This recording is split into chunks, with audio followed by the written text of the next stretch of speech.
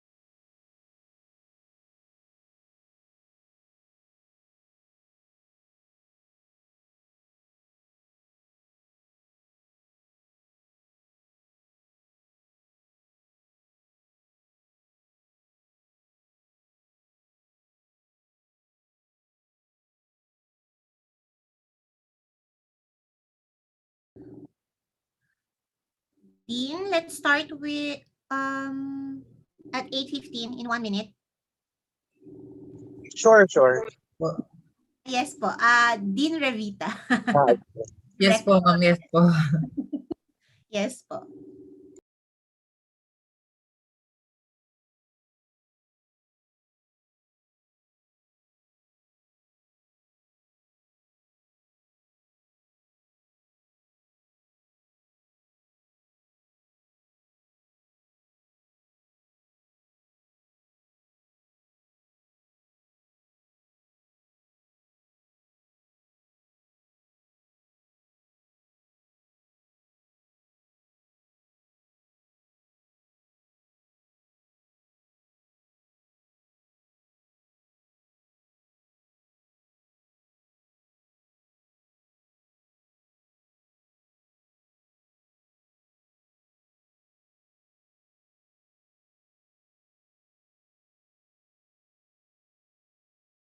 na si Sir Julius. It's a prank. Ganon. It's a prank na naman. It's a prank. Tapos na yung Hanggang ngayon, masakit-sakit ng mata ko, kaya masakit pa ulo ko. Of course, ayoko talaga. Ganyan, Tinanong na niya talaga kung kailan yung defense. Ikaw daw OIC. Bakit naman may OIC eh? Meron na ano yan? Din may OIC pa. Wala nga, di ba? Ha? Kwan, di ba? Ano ata, pag pumunta tang Manila si Madam. Sino totoo, yun totoo lang. Hindi ko alam, tignan natin bukas. Ewan ko kung natuloy. Kasi I think pupunta sila ngayon. Kasi di ba mag-i-intern yung anak. Yun din ang narinig ko. Di ba hala, sa bagay. Siya naman mag-appoint ng OIC niya. Okay.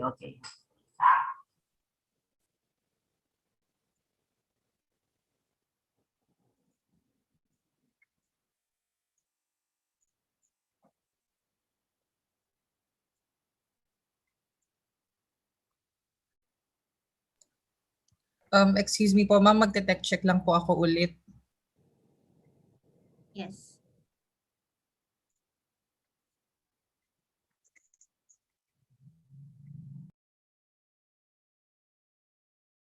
Ma'am, sorry for the inconvenience. Maglilive po muna kasi mag-enter po ako ulit. Something's wrong with my Zoom po. Okay.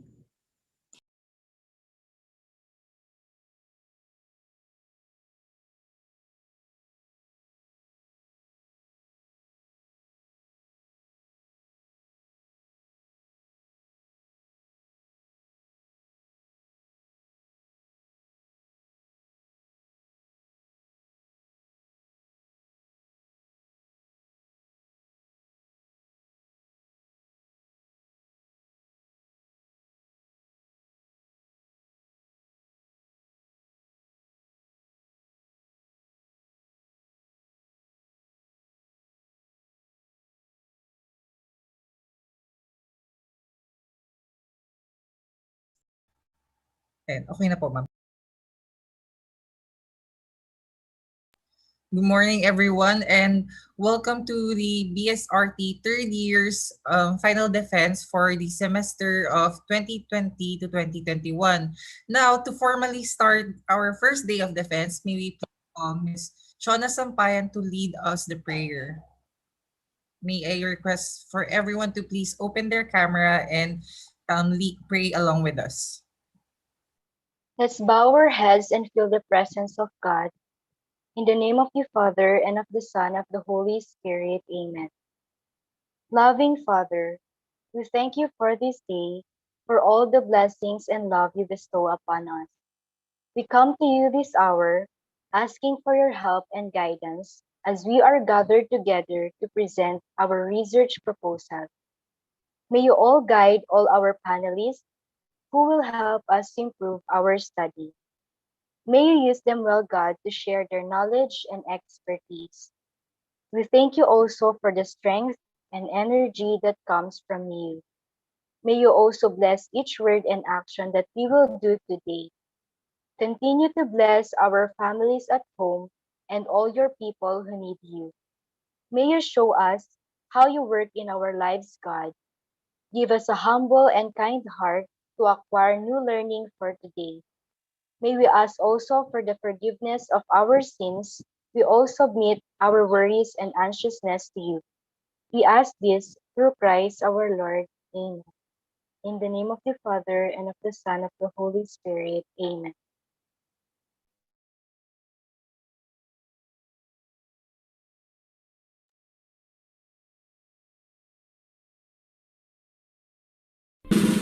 Mga kababayan, ang pambansang awit ng Pilipinas. Kayang magiliw, telos ng silanganan, alam ng puso, sa dikit mo'y buhay. Lupang hinirang, kuya ka ng magiting, sa manlulupin, di ka pasisigil, sa nagatang tunog sa simoy at sa langit mo.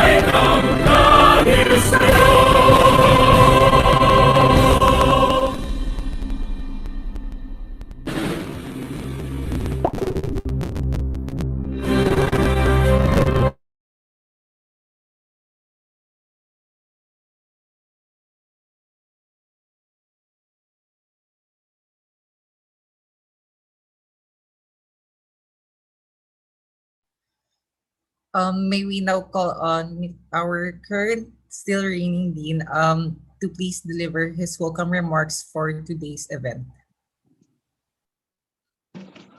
Yes, good morning, ladies and gentlemen, and I warmly welcome each and every one of you to this proposal defense. And of course, I'm actually more eager and excited hearing from whatever preparations you have today. And I would like to reiterate that the proposal defense is the most difficult undertaking in the research process on the very basis that you should be able to justify the feasibility as well as the importance of conducting the researches that you would wish. And of course, there will be exchanges of discourses coming from us. And I hope that we definitely will be able to better the quality of the research. And I've always been reiterating that it's not talking about how complicated, no, your research is in order that you get a good grade. What matters much is that the stakeholders that you were able to identify in your research study will make use of the research results. And well, that will have to complete the research cycle. And of which case, I would like to definitely ask later, where will this research go? What is it for? And blatantly, I'm referring to the outputs that you will be having. Considering that the lists of what I expect would be a publication, I hope that there will be patents, there will be products, there will be people services, there will be policies or whatever that definitely will be derived from your research outputs. Consider this as the first book that you will be writing. And as authors, ladies and gentlemen, find time to enrich, no, this book in such a way that you will be very proud, no, of yourself. Remember that what you are pursuing is a Bachelor of Science career, and whatever you will become in the offing, they'd always ask about what was your first book, or probably they would say what, no, was the title of your thesis. And of course, as respiratory therapists, no, it should be anchored to your specialization. Now, in several of occasions where my thoughts were asked about the importance of research, remember that this is not only an academic undertaking. This is not only an academic requirement, which is actually a requirement for your fulfillment of the degree. Neither it is just one thing that we have to do because we like it, or probably we have to actually bring the products or delivers the expected deliverable to the communities or expected stakeholders. But I would want to take it from the point that research develops critical thinking, and scientifically, those individuals who conduct researches are well off, no, in terms of maturity as compared to those individuals who did not, no, conduct any type of research or who did not engage themselves in any research undertaking.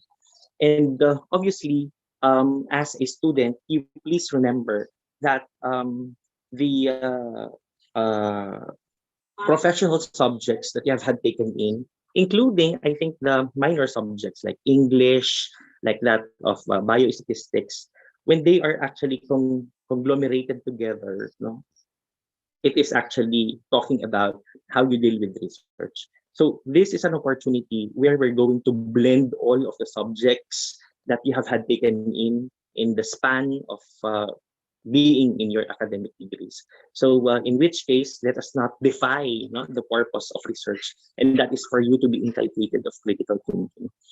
The world needs critical thinkers more than just but professionals. No? We need thinking people.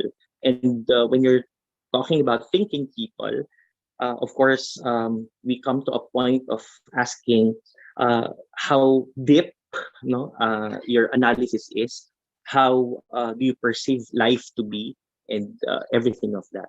So I hope that you value this research undertaking, you value the opportunity of being with, no, expert researchers in your field, and then you value whatever assistance that will be brought to you by stakeholders, by institutions, by laboratories, by experts, no? Okay, that are actually required for you to be able to finish the research. In ending, I know the research process is quite tedious and tiring. Sometimes it's going to be frustrating.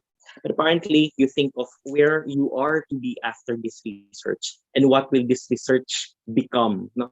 Will it be able to improve lives of people? Because that is where we truly are anchoring ourselves now. And let it be your inspiration in order to battle against strife, against anxiety, against depression, against frustrations. No? I wish you well and good morning, everyone. Thank you, Dean, for that very inspiring and insightful welcome remark. May we now call on Ms. Jinky Chua to present us the current panel for this day and the presentation of the mechanics and rubrics that will be used for this defense. Good morning, my dear students. Today we will still be joined by our research panelist, Ma'am Lily Ann Malabo. She's here now. Hi, Ma'am Lily. Ma'am J. Andrea Vea Israel. She just joined in. Sir Nico Morning po. Alexander Packing. He's Morning early po. today. Yes po. Ma'am Nancy Martinez. Myself and our panel chair, the Director for Research, Julius T. Capili. I don't know when I will get used to not calling him Dean Julius, no? For the presentation mechanics, the time allotted to present the proposal itself will be a maximum of 10 minutes lang. I suggest only one or two in the group will present, but for the question and answer portion, it would be 20 minutes. So there will be only a maximum of 10 slides. The first slide will show the title and the proponents of the study. The second slide would be the background of the study. The third would be the statement of the objectives or statement of the problem. Fourth would show the research paradigm. Fifth will be the research design and locale of the study. Six would be the sampling design. Seventh would be data collection procedure. Eight would be your Gantt chart. Nine is showing your questionnaire if you will be using a questionnaire or your research instruments. And 10 is snapshots of your plagiarism and grammar report and your ethics or IACUC application. For the rubrics, will still be the same for same as your topic defense last time. Dean, Revita. Yes, thank you po, ma'am. Now, to actually start the presentation, may we call the first group that would be presenting for us today, Group 1A.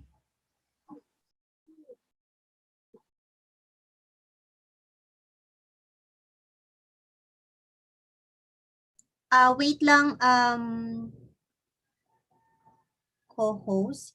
Wala pa si Sir Erwin? He entered na po, ma'am. Okay. Hi, Sir Erwin. Is Sir Erwin in already? Yes po, I accepted him earlier. Let me just check if he didn't leave yet. Yes, yes. He Others entered po, may ma'am. view. He is in. Yes, ma'am, he's in po. Okay. Hi, Sir Erwin. Good morning, ma'am.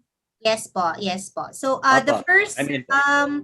two groups would be the advices of Sir Erwin Rimban. Others who are not Sir Erwin's advices can watch the presentations live on YouTube in our channel. Or they may stay also if they want to. Okay, Dean? Okay, may we now call on the presenters for this first research study.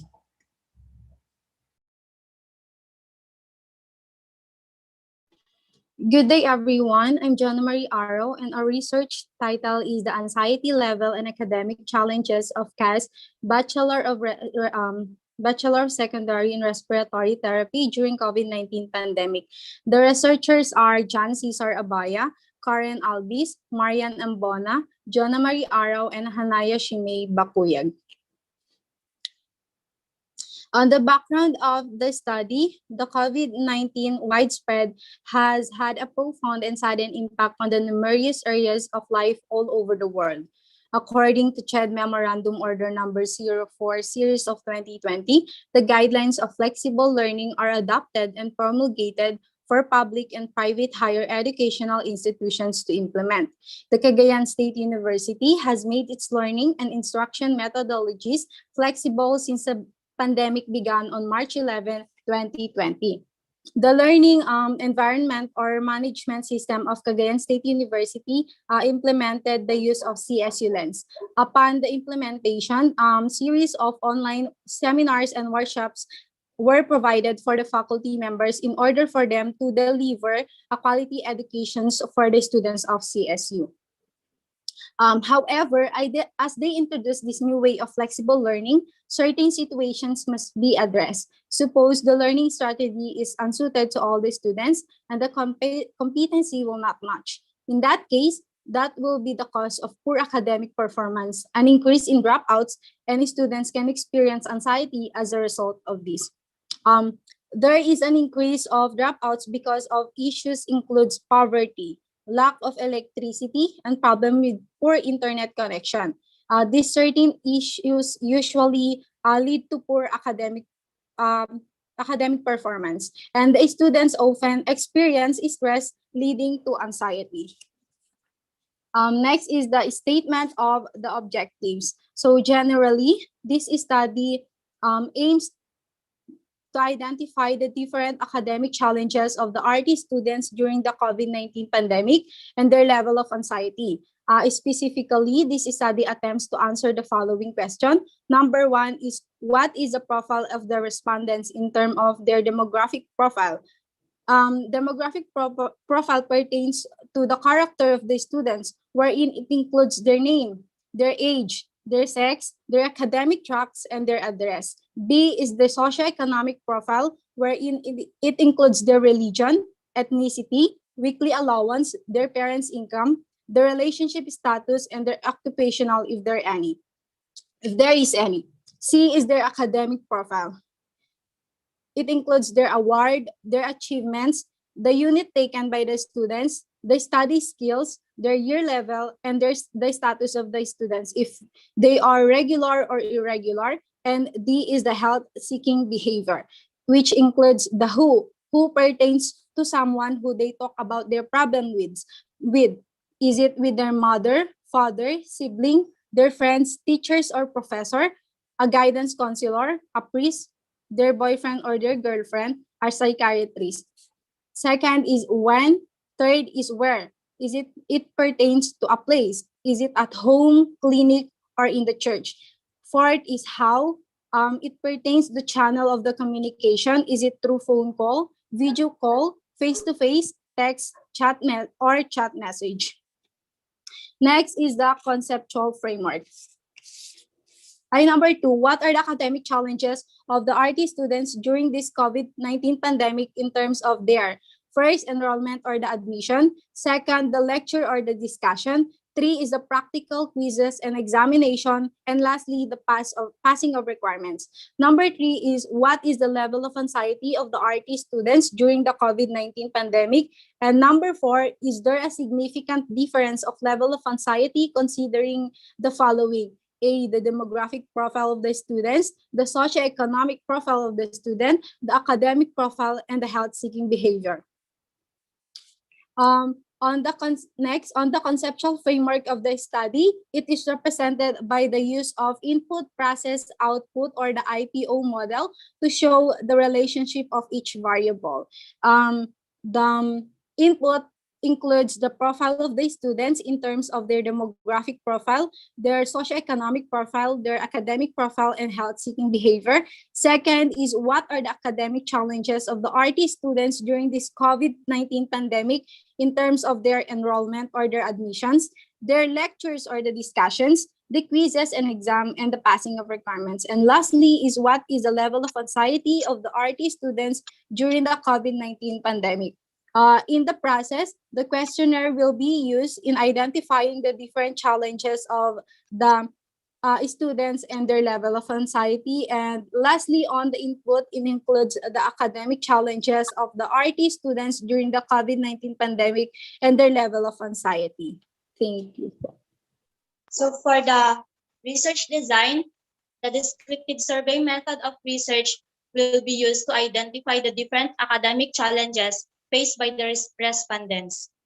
We use this type of research because we need to gather information from our respondents about their current existing situation.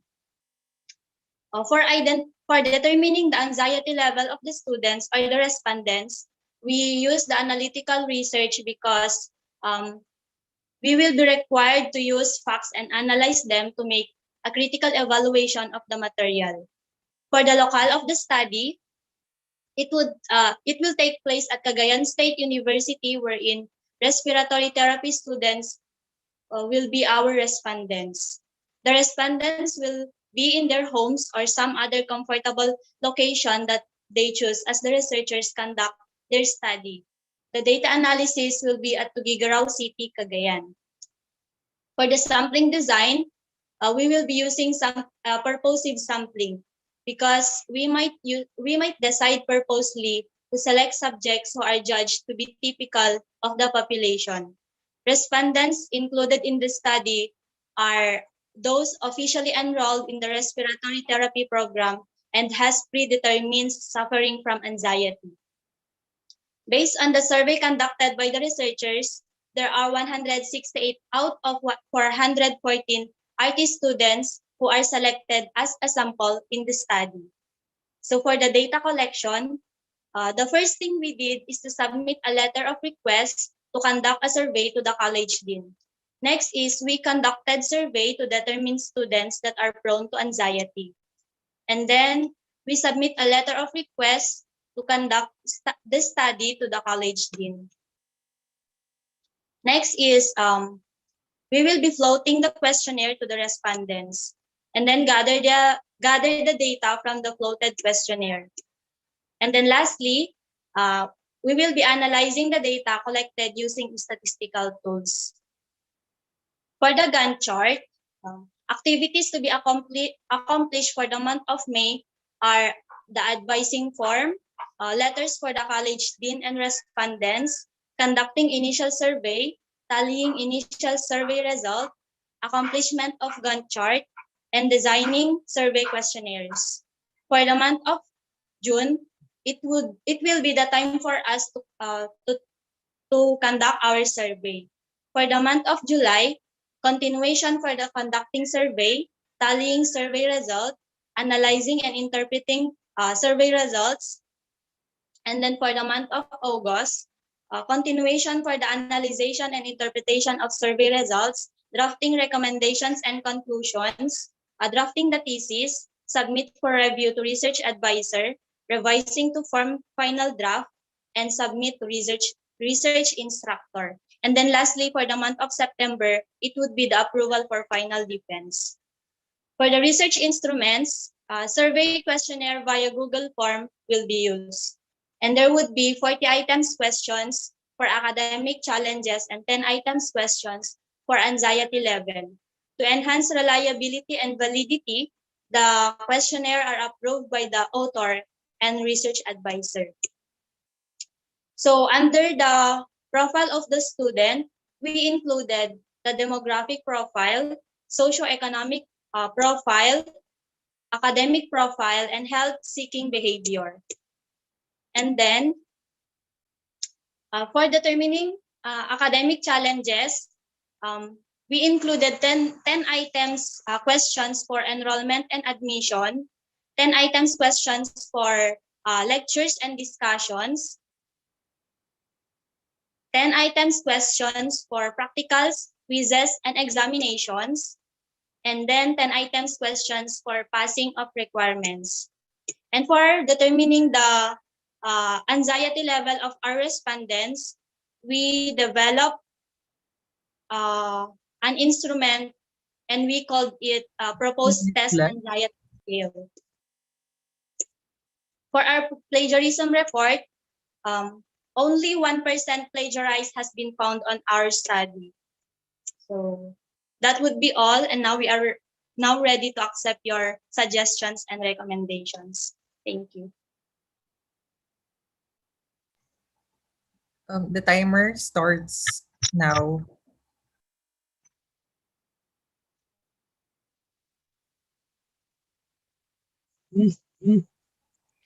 Hello Okay, po. so let me first do the giving of comments. Now, in your introduction, please remember that you are lacking on the second element. No, that is presentation of the unknown. What are yet those which are unknown in the conduct of this study? So if you go back to your title, may please be referred back to your title. That's yeah, anxiety level and academic challenges of caused BSRT during the COVID-19 pandemic. So unknown will be, are there researchers, no, that have measured the academic, no, the anxiety level and the academic performance among allied health students, in particular RT students, no, in the Philippines or in the local setup. And of course, I would want also to place, no, in your unknown that despite, no, the fact that there are remediation measures that are instigated by administrators, in particular those who are academic, no, administrators for that matter, then were they engaged, no, whether or not. Kumaya, ma'am, nasa Ma'am Shelly, tawag ako. Opo. Nasa panel kasi ako, ma'am. Opo.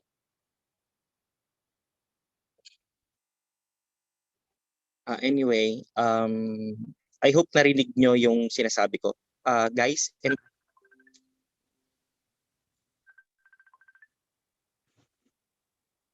Ma'am Shelly, nasa panel kasi ako. Nasa panel. Nagpa-panel ako, ma'am. Ma'am? Hello, Ma'am Shelly, nasa panel. Nagpa-panel ako. Nagpa-panel ako. May research.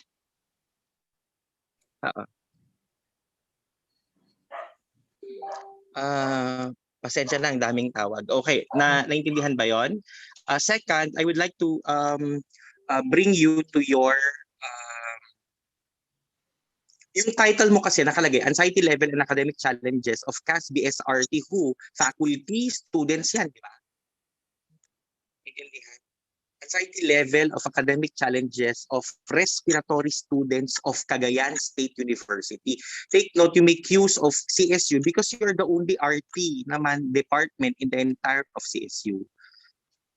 Kaya, so ang inyong new title would be Anxiety Level and Academic Challenges of Respiratory Therapy Students of Cagayan State University during the COVID-19 pandemic. No? Sige, naayos na yung introduction. Let's go to the objectives. No? I find some problems in the objectives, in particular, the profile variables. No? When you talk about profile variables, which are those that are really required? No? For example, in your demographic profile, where is your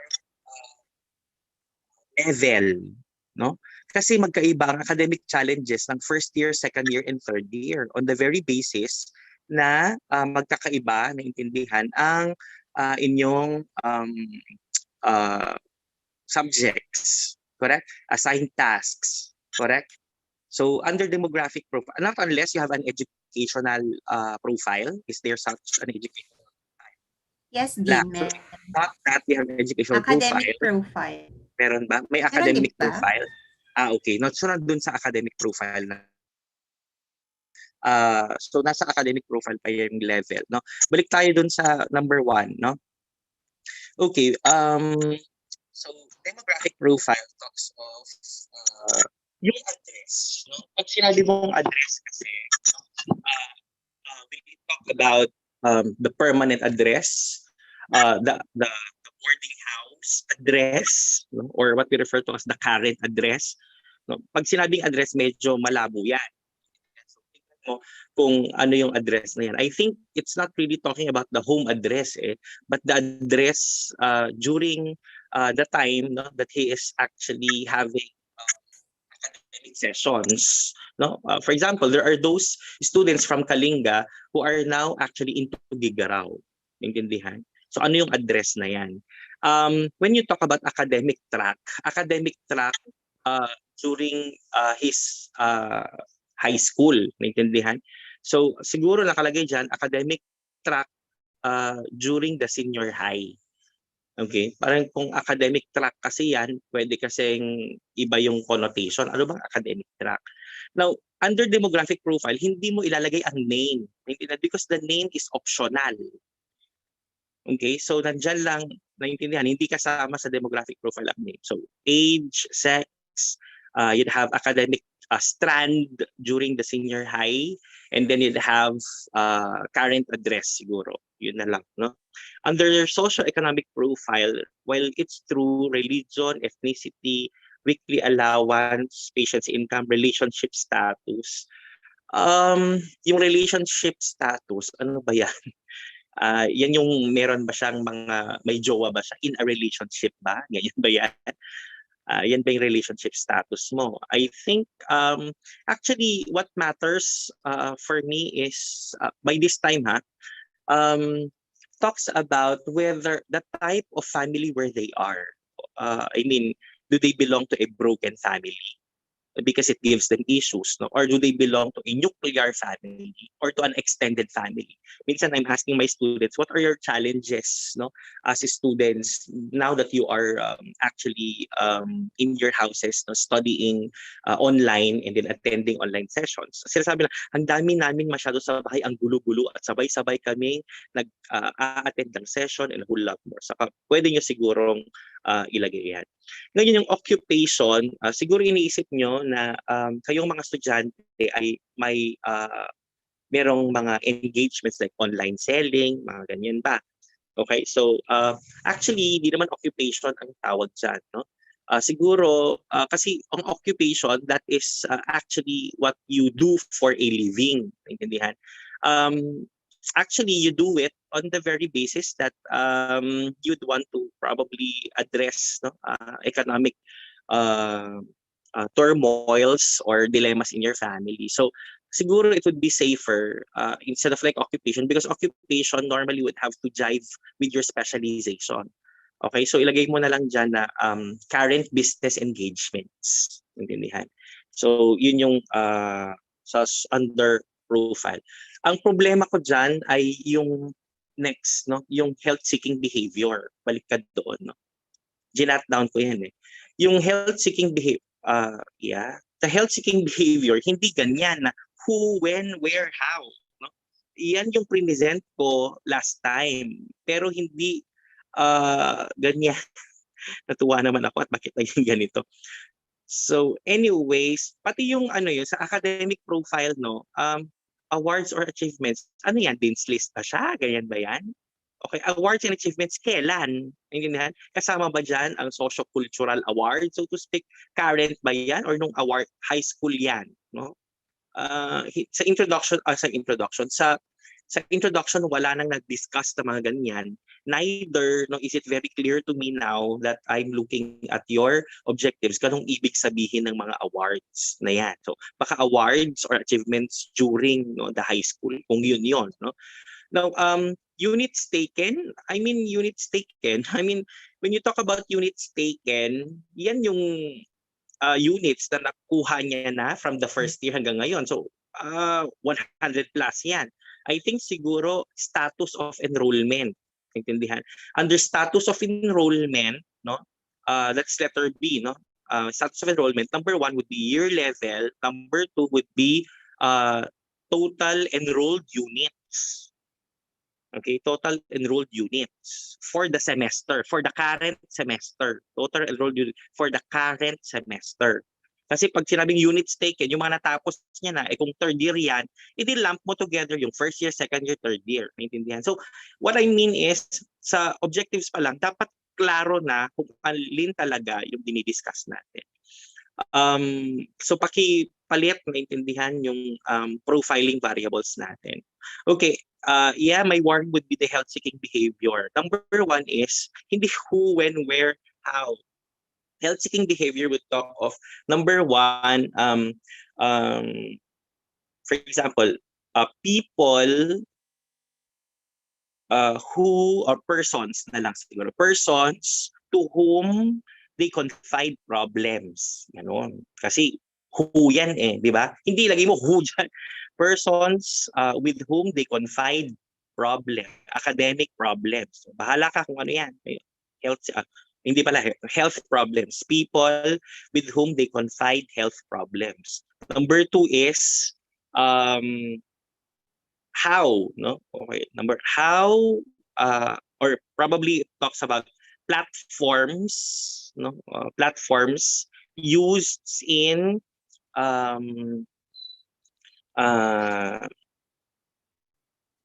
platforms used in communicating problems. Intindihan? Okay. Tapos, yung where mo naman, institutions, no? They opt to confide, institutions where they opt to confide their health problems. Parang ganon. Okay na? And then, when talks about, parang siguro ang when is time. You talk about time, when, or I don't know, frequency. Bahala ka na dyan. Basta hindi yan who, when, where, and how. Wrong yan. Is it clear? Naintindihan? Naririnig ba ako? Yes, Yes, sir. sir. Yes Yes po. po. Okay, so pakipalit yung health-seeking behavior. So institutions, tapos people with whom they confide their health problems, institutions, they opt to confide their problems, ganyan. Strategies or mechanisms or platform. Platform siguro would be the better way, no? Of communicating their problems, no? Tapos time, no? They would have time issue kasi when. Basta ayusin mo yan. Okay, next slide. Come on. I would like, I hope that, sige, yan, yung, ito, yung input process. Sabi ko before, this is just but a descriptive survey. Don't make use of the IPO model here. This is not an analytical research. Is it clear? So, what you have here would be the IVDV. Intindihan? Now, what are your independent variables? No? Of course, the profile. Intindihan? Okay, of your students. Meron ba kayo profile? Intindihan?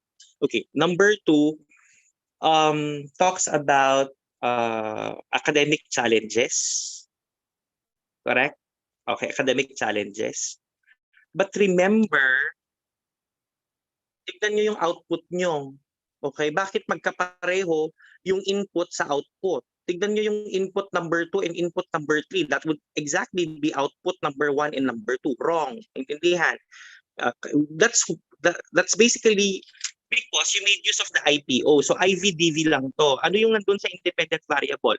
Profile of students. Number 2 would be academic challenges. Naintindihan of the RT students, no? Along areas na in-specify natin. Tapos yung output mo would be level of anxiety. Yun yung output mo. Dahil ito ang profile niya, ito rin yung academic challenges niya, ma-analyze mo kung ano yung level of anxiety niya. Do you understand? Okay na? So pakipalit yung research paradigm kasi wrong yan. Okay, next. Okay, so your research design is just but a descriptive. So akma na ngayon naiintindihan sa research paradigm mo, which is your IVDV, because it's a descriptive survey. What will be surveyed? Naiintindihan? So what will be surveyed? Number 1 would be the demographic profile. Number 2 would be the challenges. And number 3, no, your anxiety level. Yun yung isa survey. Yan yung the way that the research design should be justified. No? The subject will just merely Naintindihan? Asks about the status of ganyan-ganyan. Naintindihan? Yun yung way kung paano justify yung descriptive survey design. Now, in your locale of the study, I have told you before that what you need to place in the locale will exactly be where the students are. So, for example, I haven't seen Cagayan State University there, intindihan, in your locale of the study. What I saw is that analysis is in Tuguegarao City. Remember, you will be endorsing the questionnaire for approval by the dean, and then apparently that would be the time that you can be allowed to gather the data. Okay, so in other words, local would be your CSU. Next, please. For your sampling design, we just go. At balik kayo sa objectives natin. Please, kasi mali yung sampling design. Doon sa objectives, tignan niyo yung pinakahuling objectives nyo. Objectives number, I think, 5. No? Is there a significant difference? Nandiyan, di ba? Objective number 4 is significant difference. Next. Is there such thing as objective number 5? Wala. So, alamin nyo ha, meron tayong objective number 4, which is inferential research. Pumunta na kayo ngayon sa respondents. Okay. Please take note that if your respondents, sa sampling design, if you have an inferential question, you cannot make use of a purposive sampling, because purposive sampling talks about a non-parametric design, and pag non-parametric or non-probability design, hindi ka magko-compute ng valid sample size, and therefore wala kang karapatan na mag-inferential question. Hindi nag-match. Kaya lagi kong sinasabi sa mga estudyante, your objectives is the steering wheel of the research paper. When you craft all other parts of the research, anchor it back to your objectives. So mali yung purposive sampling dyan. If I were you, the sampling design would be a proportional allocation.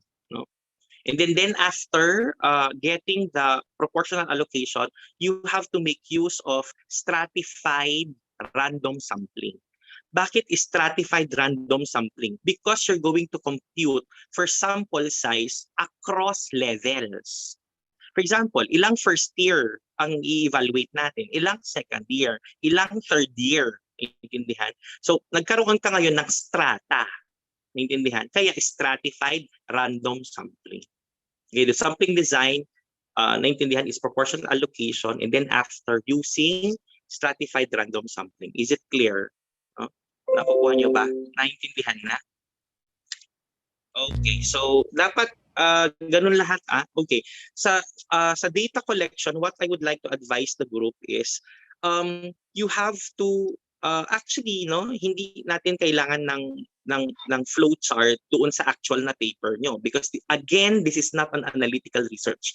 This is a descriptive survey, of which case all will be narrated. But for the purpose of having it presented lang sa PowerPoint, kaya nagkaroon ng ganyan. Pero wala tayong makikita na flow chart later o sa thesis nyo.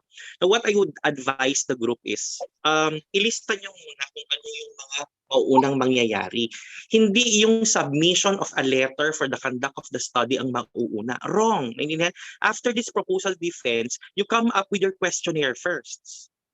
What is the point of asking permission from the dean for you to start it, but in fact you don't have the validated questionnaire? You start with the questionnaire construction, and then you have validation of the questionnaire. So what are ways by which you will have to validate the questionnaire? Will it be in a form of coming up with validity and precision analysis? Will you have what we refer to as piloting of the questionnaire? So yun ang mga mauuna. Pag ready ka na sa questionnaire, then that's the time, naiintindihan na kunin mo na yung blessing ni Dean para i-grant na yung permission para mag-start kayo. Second is, I didn't see such thing as an inception activity. An inception activity is required. What is an inception or leveling of activity? When you gather together, pwedeng virtual or pwedeng face-to-face, kailangan.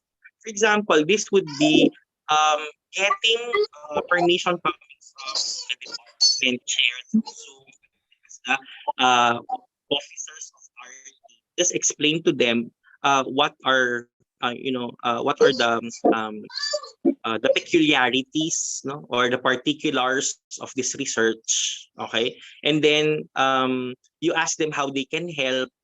Parang ganon, i-discuss nyo ito with them. Kasi baka may agam-agam o baka ayaw naman talaga nila, naintindihan. So kailangan may leveling off sa inception activity. From there, naintindihan, because whether you like it or not, your department chair will be able to be to influence others, naintindihan, to how do you call it, answer your questionnaire, naintindihan. So she can summon the faculty members, she can probably instruct students to participate in your survey, parang ganun, naintindihan. So kailangan mo ng leveling off, and then after that would be your data gathering, collation, and then obviously it does not end with analysis of the data. Take note, I told you in my introduction, in my opening remarks, you have to have feedback, feedbacking. In other words, you would have presentation, naintindihan, of the findings. Laging ganon. It should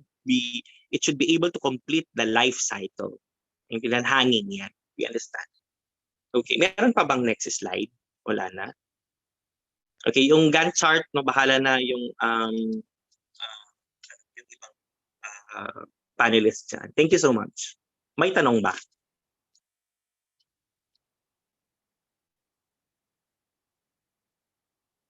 I think, sir, so far none. Okay, may I turn over the floor to the rest of the panelists. Thank you.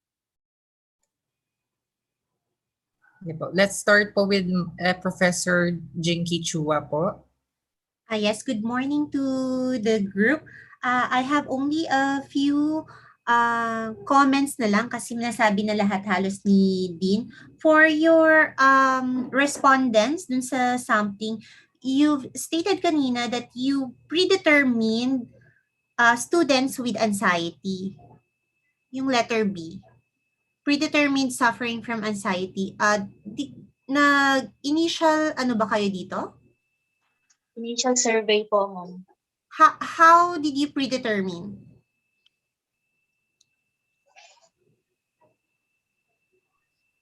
Ma'am, nag-initial po survey po kami, ma'am, by using po yung BEX, the anxiety inventory po. Anxiety inventory. Let's ask Ma'am Nancy nga as background ng if this is valid or si advisor nila si Sir Erwin. Yes, nga, that supposedly I'll be asking on that yung anxiety level kasi they were telling that they will be measuring anxiety level. Since na they don't have any tool yet, as was mentioned by the dean, dun ako medyo nag-off. And now you have may parang nagkaroon kayo ng pre-test. Tama ba ako? To identify those students who have anxiety already. How? Not unless na you were advised by Sir Rimban or there was a tool that was given to you by Sir Rimban to be used on this test. Can you elaborate? Pwede? Good morning po, Dean. Yes. Ma'am Director and Ma'am Department Chair. Di pala ako din. English panel. Opo. Ma'am, naka-video off lang po ako. Ma'am, I have given them permission to do the pre-test. Yung ginamit po nila is a standardized questionnaire. Kaya okay naman po. Opo. Okay. Opo. Sir Rimban, that was used already, yung pre-test na yon? Valid na yon? Yes, ma'am. Validated questionnaire po siya, ma'am. Okay. So, okay naman. Is that the questionnaire common to evaluate anxiety? Anxiety. Yes, ma'am. Yes? Yan yung standardized question. Yung DAS questionnaire on anxiety po. Okay. Where did you administer this questionnaire? To your supposedly respondents? Yes po, ma'am. So, once na you have used it, hindi nyo na gagamitin yung mga respondents who have answered it already? Alisin nyo na yon? Di-disqualify nyo na yon during the actual testing? That's the plan po, ma'am. Ano no, hindi ko na That's the plan po, ma'am. Bale, Or- yung mga na predetermined lang po namin na suffering from anxiety po yung magiging respondents po ng study po. Oh. So, how many students were you able to determine? 168 po, ma'am. Talaga? 168 are suffering from anxiety? Talaga? So dito sa 168 na to, how many are first year, second years, and third years? As Director Julius said a while ago that you will do proportional allocations using stratified sampling for this one. And then some academic profile. I don't know if other panelists would agree to include also the grades of the students before and after the pandemic. Kasi we will look at their anxiety levels and their challenges during the pandemic. So I think it's also nice to put or see if there are changes dun sa grades nila. Because this is a reflection of their achievement before and after. That's all for my comments. Ma'am Nancy, do you have other comments? None so far. Awaiting lang ako doon sa tool. Yes. Ma'am Lee. Ma'am, Ay, sige, Ma'am Bea. Ma'am, follow up lang po ako doon sa 413 RT students. Are this the whole population of RT? Were they able to get all the population of RT? Yes po. Ay, wow, wala kayong na-exclude, isang hindi nag-answer, mga ganun. Kasi it should be reflected on your paper also. Kung ilan ang nag-refuse, ilan ang nakuha ninyo, ganyan. Meron pong mga hindi nakasagot doon sa research namin, ma'am. Hindi ko lang po alam kung nag-refuse lang po sila nasagutan po yung survey po namin, ma'am. Ayun, kasi sa akin, ina-assume ko na yung 413 students are all RT, are the whole population of RT students. So it would be good siguro kung i-reflect ninyo the total population and then how many responded to your questionnaire, and this is the total na nakuha nyo na with predetermined anxiety.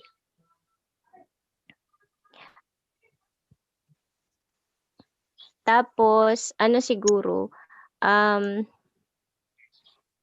tawag dito? Will you be getting another level of anxiety test after netong predetermined anxiety or wala na? Ito na yung anxiety test. No po, ma'am. As per advice po ng advisor namin is They still have another anxiety scale in their questionnaire, ma'am.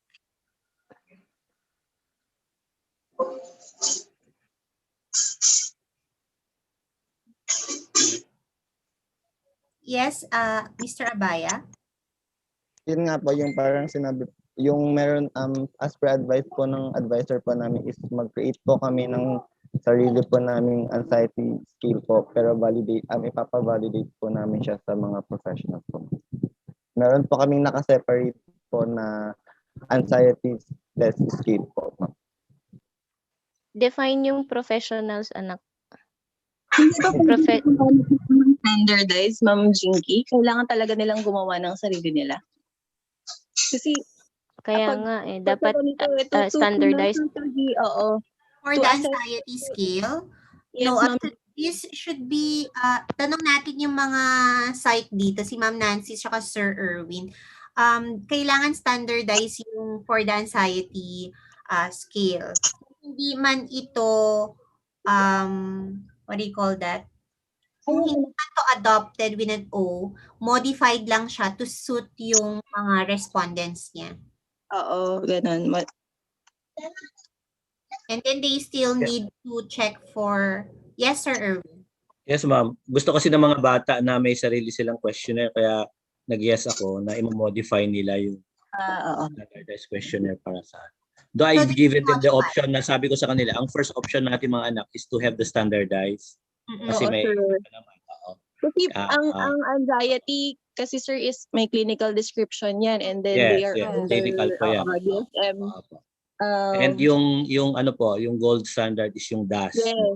I'm also waiting for merong bibigay yung friend ko na na official DAS questionnaire from US po. Niintay ko po siya para ibigay sa mga bata. Wow. Kaya they have that option po. Opo, option 1. Pero Mas gusto kasi maganda nila yun, ma'am sir. nila na mag-effort sila. Kung sakali, I've already given suggestions sa mga professionals who could do the validation. Beloved din Julius, so Ma'am Jinky, of course si Ma'am Nancy kasi psych din po siya, then myself, mga ganun po. Professionals who could do the validation. Pero sabi ko sa kanila na medyo matrabaho po yun.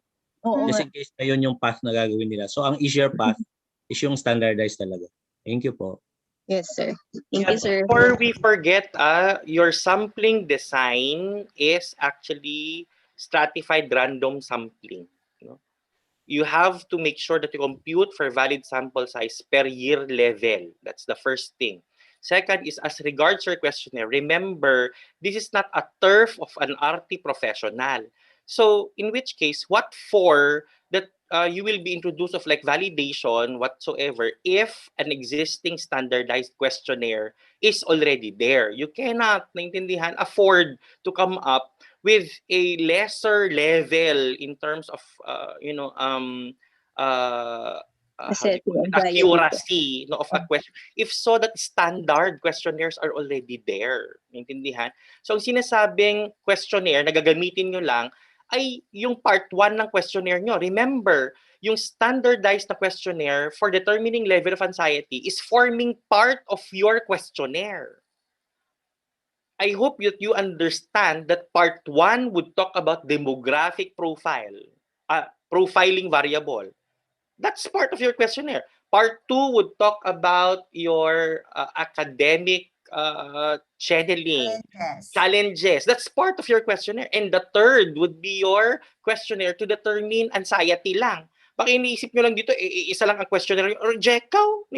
You have a complete set of a questionnaire. Yung pinagtatalunan natin na questionnaire na yan ay isa lang na component. So ang tanong, will you validate the questionnaire? Yes, because the questionnaire is from profiling until level of anxiety. You will not change anything as regards the anxiety tool. Naintindihan? But what you're going to validate is exactly the entire questionnaire for the 3 parts. Yun ang sinasabi ko. Naintindihan? Okay na? So I think we have closed the issue there. Okay, and lastly from Sir Nico, meron bang comment si Sir Nico? Yes, ma'am. Gusto ko lang sana itanong doon sa yung predetermined nila. If yung survey na ginamit nila, ma'am, is, intended ba siya for students lang ba yun?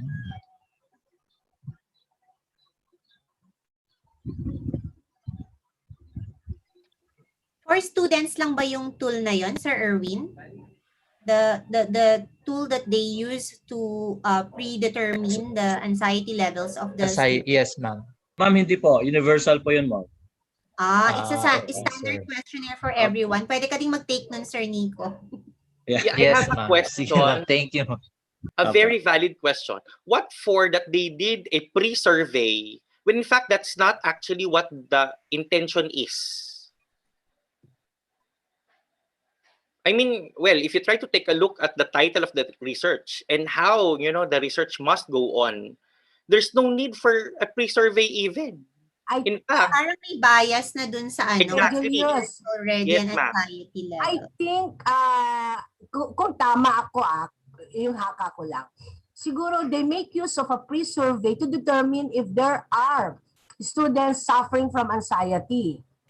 But Tama that ba? is the outcome of the paper eh. You Yun, look at the kasi yung variable. anxiety level tama. Correct. So ngayon, nakita mo na may so what for are you working on in this thesis kung lalabas na meron tayong pre-survey? Okay, Sir Julius, ang titingnan, I think nila doon sa next na tool nila is the level of anxiety. Tama ba ako, researchers? Yes po, ma'am. Parang ganun. Kaya siguro, hindi ko... kasi levels din. May anxiety na sila. Let us ask them, no, what did you find out no in your pre-survey? What did you find out in your pre-survey? What was the result? Who's the group leader? What exactly did you do? What did you find out in the pre-survey? Sir, bali yung survey po kasi nag-conduct na po kami ng survey to find out po kung meron po bang nakakaranas ng anxiety po doon sa mga students, sir. So, nung nakakonduct na po kami ng survey, sir, yun po, nalaman po namin na meron po mga students na suffering from anxiety po. Then, nakalagay doon sa survey nyo ay, kasi meron kayong inadapt na survey tool, kunam naintindihan na that is how do you call it, a globally accepted survey tool. Naintindihan? Just be careful. Naintindihan? Na yung survey tool na yan, ang inassess niya lang ay anxious ka ba o hindi, period. Yun lang ba? Or you went in determining ano yung naging output niya doon? For example, you got mean? May mean ba? Do you have the questionnaire with you? Kindly flash it. Because if it is, how do you call it, detrimental, that for you as researchers to place such thing as like we did the pre-data collection, tapos ang lumabas din ay nag-attempt na tayong malaman ang kanilang level of anxiety, i-scrap out mo na lang yan. It will be redundant. Okay? Naintindihan? So, meron ba kayo ng questionnaire? Paano ba yung tanungan? Tapos paano ba yung analysis? Sige nga. Tinanong mo lang ba na nahihirapan ka ba? Ganun? Yes or no? Ganun lang ba yon? Or gumamit ka ng Likert? may Likert scale po. Oh, yan yung sinasabi ko. If there's Likerts, there is a quantitative variable. And the quantitative variable will be interpreted. Now, for example, anak, there is a quantitative variable. For example, 3.78. Did you analyze that? No po. How was analysis done? Kasi sabi mo may Likert. So in other words, you took digits, correct? 3, 4, 5, 1, 2, 3, 4, right? Tapos kinuha mo yung mean. Anong ginawa nyo sa mean?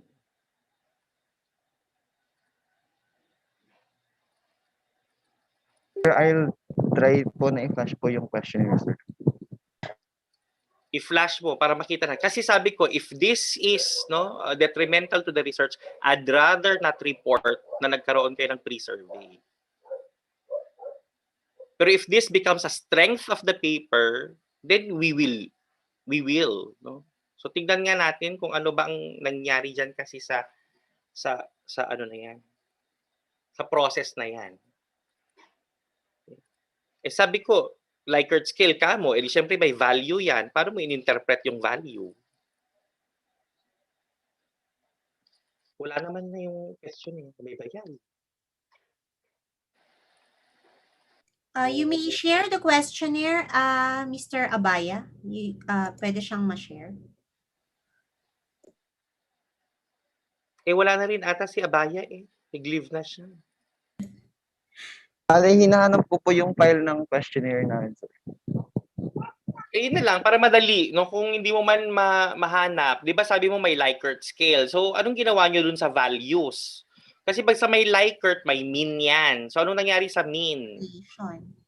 How did you interpret the values? Yun lang yun.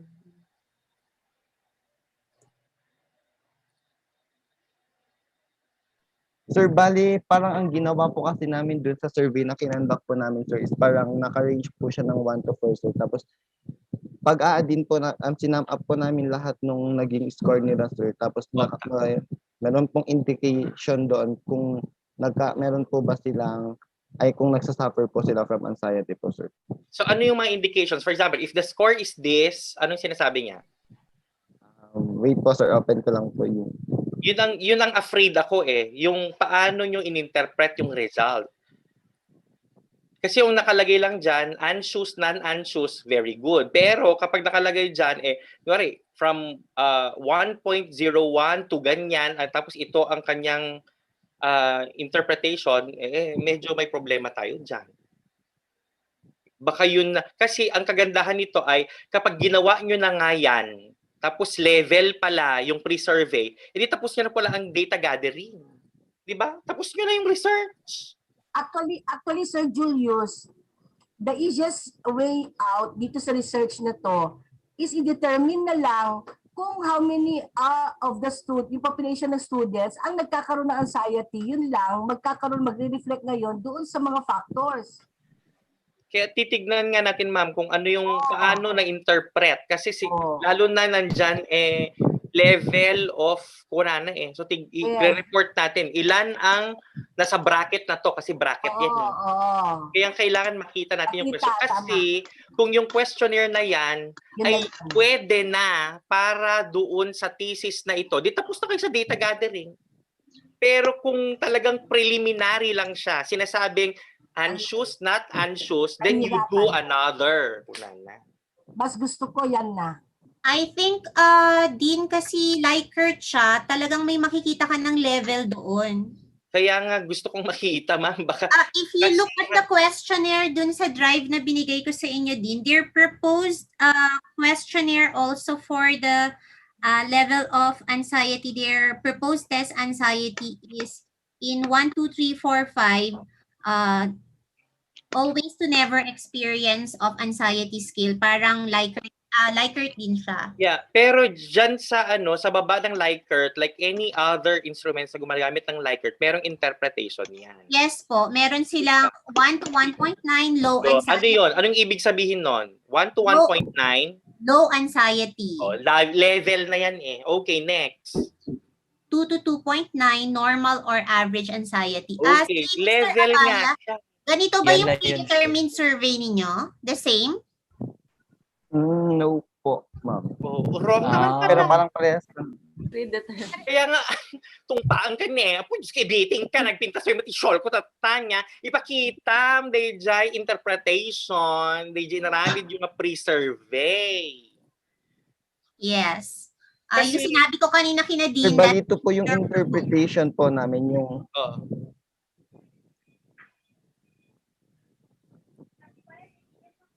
ano na yung interpretation? For the other... namin, ma'am, 0 to 10 po is these ups and downs are considered normal po. Tapos 11 to 20 po, there are mild mood disturbances and borderline clinical anxiety po. Bakit may 11 to 20? Di ba mean yan? Saan ka na makakuha ng mean sa 11 to 20? Abaya, can we have the questionnaire na? Imagine ko na 1 to 10, tapos 11 to 20. Baka items yan, hindi kaya? Kaya nga, sir. Items yun, the number of items na 11 to 20. Parang factors din is talking about mood something. May parameter kasi yung per item. Yeah, 1 to 10. Meron pang factor or yung ways of interpretation dapat. Kasi point, kung naladeta pero yun na, 5-point Likert. 5-point Likerts kasi yan. So, ang interpretation niya, 0 to 5. Diba? Yun lang yung range. Bakit nakakarinig ako ng 1 to 10, 11 to 20? 5-point lang yung Likerts niya. Ay, wrong Mean nga Rodeta. Inad niya lahat yan. Score. Anak, basahin mo lang yung interpretation. Yun ang gusto ni Dean. Doon sa baba, yun, nak. Diba anak, may interpretation sa baba? Yes, yung nasa baba lang, yung pinakababa. Yun po yung interpretation po, yung 1 to 10, these ups and downs are considered normal po. Hindi siya mean po. Alam ko na to, Dean. Oo, by ano siya, ma'am? Kasi po, di ba po yung question po is parang naka-score po. parang sum lang po yung kinuha po namin, hindi So po kami scores umor. siya. Scores Yes siya, po. hindi siya mean. Okay. Tapos, sige, 11 to 20 would talk about. So, hindi siya mean. Sum ito, Yes po, total sir. score. Kumbaga, ito tests. For example, di ba, nag-test ka ng 1 to 100. Ang nakuha mo ay 94. Kuna na. Yes. So, yes. Di ba? 94 over 100. Tapos i-interpret natin yun, correct? Yes po, sir. Yes. Okay. Paano yung interpretation niya ng 11 to 20? 11 to 20 po, sir, is mild mood disturbances and borderline clinical anxiety po. Tapos 21 to 30 is moderate anxiety po. Sabi ko na meron siyang level. Yun yung problema natin. Di ba? Kasi sana naintindihan nating lahat na bigla siya nag-pre-survey, nakuha niya ng level eh. What for that he has to take another test for them, it defies the purpose kasi nakuha niya na yung level. Yun na yung Not level. unless, ganito, you ask your advisor, parang mangyayari anak is, good enough kinuha niyo yung level, pero baka yung tool na gagamitin mo, na pinopropose yung gamitin ay mas maganda. So, gagawin nyo ba ulit ang mag-data gathering na bago yung tool nyo? In other words, we remove in the picture pre-analysis. Naintindihan? So, parang nangyari anak ay wrong. Walang pre-analysis na nangyari kasi may level. 2 ways to kill the chicken. No? Number 1, Mr. Abaya, Miss Araw, and the rest. So, you can have your data for the pre-survey as your data now. Parang actual na siya. I-scrap nyo na yung proposed nyo na tool. Pwedeng ganyan. Or, the second way is, scrap your pre-survey thing and let it be, naintindihan, your actual survey. The result becomes your actual survey. Para hindi na kayo banbanog. No? Ewan ko. So anyway, pag-usapan nyo ng advisor nyo yan, kung gano'n. Sir Erwin, naintindihan naman siguro, sir, di ba? When din. So, kasi level din yung pre-survey niya eh. Apo. So, tignan nyo na lang, rationalize kung which one is a better tool. Yung ginamit nila or yung Or itong bago. When din. bago. Second is, well, kung gusto nyong gamitin yung bago, scrap nyo yung idea na nag-pre-survey kayo. Or kung gusto nyo nang gamitin yung pre-survey result, still scrap nyo yung idea, nag-pre-survey kayo, ipasok mo siya as the tool na result. Yes, ma'am. I'll go with this kasi ang ginamit nilang tool was standardized. Kaysa doon sa create pa lang nila na paano yung validity noon. Hindi ma'am, standardized din yung na-create na. Ang hindi lang standardized doon ay yung profiling variable. Okay. Okay? Naintindihan. Gets? Okay Thank na. you sa comments din, panel. Thank you po. Okay, thank you to the group. Let's go ahead po. Kung wala ng other questions, suggestions. Okay na sila. No? Okay ba sila? Or okay ba kayo? nabwisit na sila? Or baka anxious, yung anxiety level nila dahil sa sabi ni Nancy, kaya naging extreme anxiety. Okay lang kayo? Sir Julius, ay Ma'am Ikay, natatakot naman ako mag-comment kasi naka-live tayo sa YouTube. Don't worry ma'am, sila lang ang nanonood niyan. Okay, very good. Naka-live tayo eh. Ko sabi ni Ma'am Nancy, we record for the purposes of, alam nila na nag-proposal defense tayo and hindi kaya ng computer ko ang 8 hours na recording. Dito kasi sa YouTube, pag sa YouTube siya ma'am, 12 hours ay nasi-save siya. So I can put it in unlisted, tayo lang ang pwedeng manood dito. And automatic share na lang for those who will question it. Yep. Yes. Yes po, pwedeng yung link ng kung kanino mo lang i-share, sila lang makakapanood. Diba, Sir Julius, it's a prank. Sabi ko, hindi pa naman ako kagandahan ngayon, tapos biglang sa YouTube. Ayoko nang laging mga ganyan. Napakuha ng scarf bigla si exposure lang. Kaya ng scarf? Ako wala akong scarf pa man din. Hello. O siya, next. Okay. Yung group. Thank you po, Dean. Thank you po. Thank you po. Thank you po. Revita, hindi na kita tatawaging Dean at naguguluhan si Dean. Okay lang po, ma'am. Okay. So, may we now call on for the next presenter, which is Group 5C.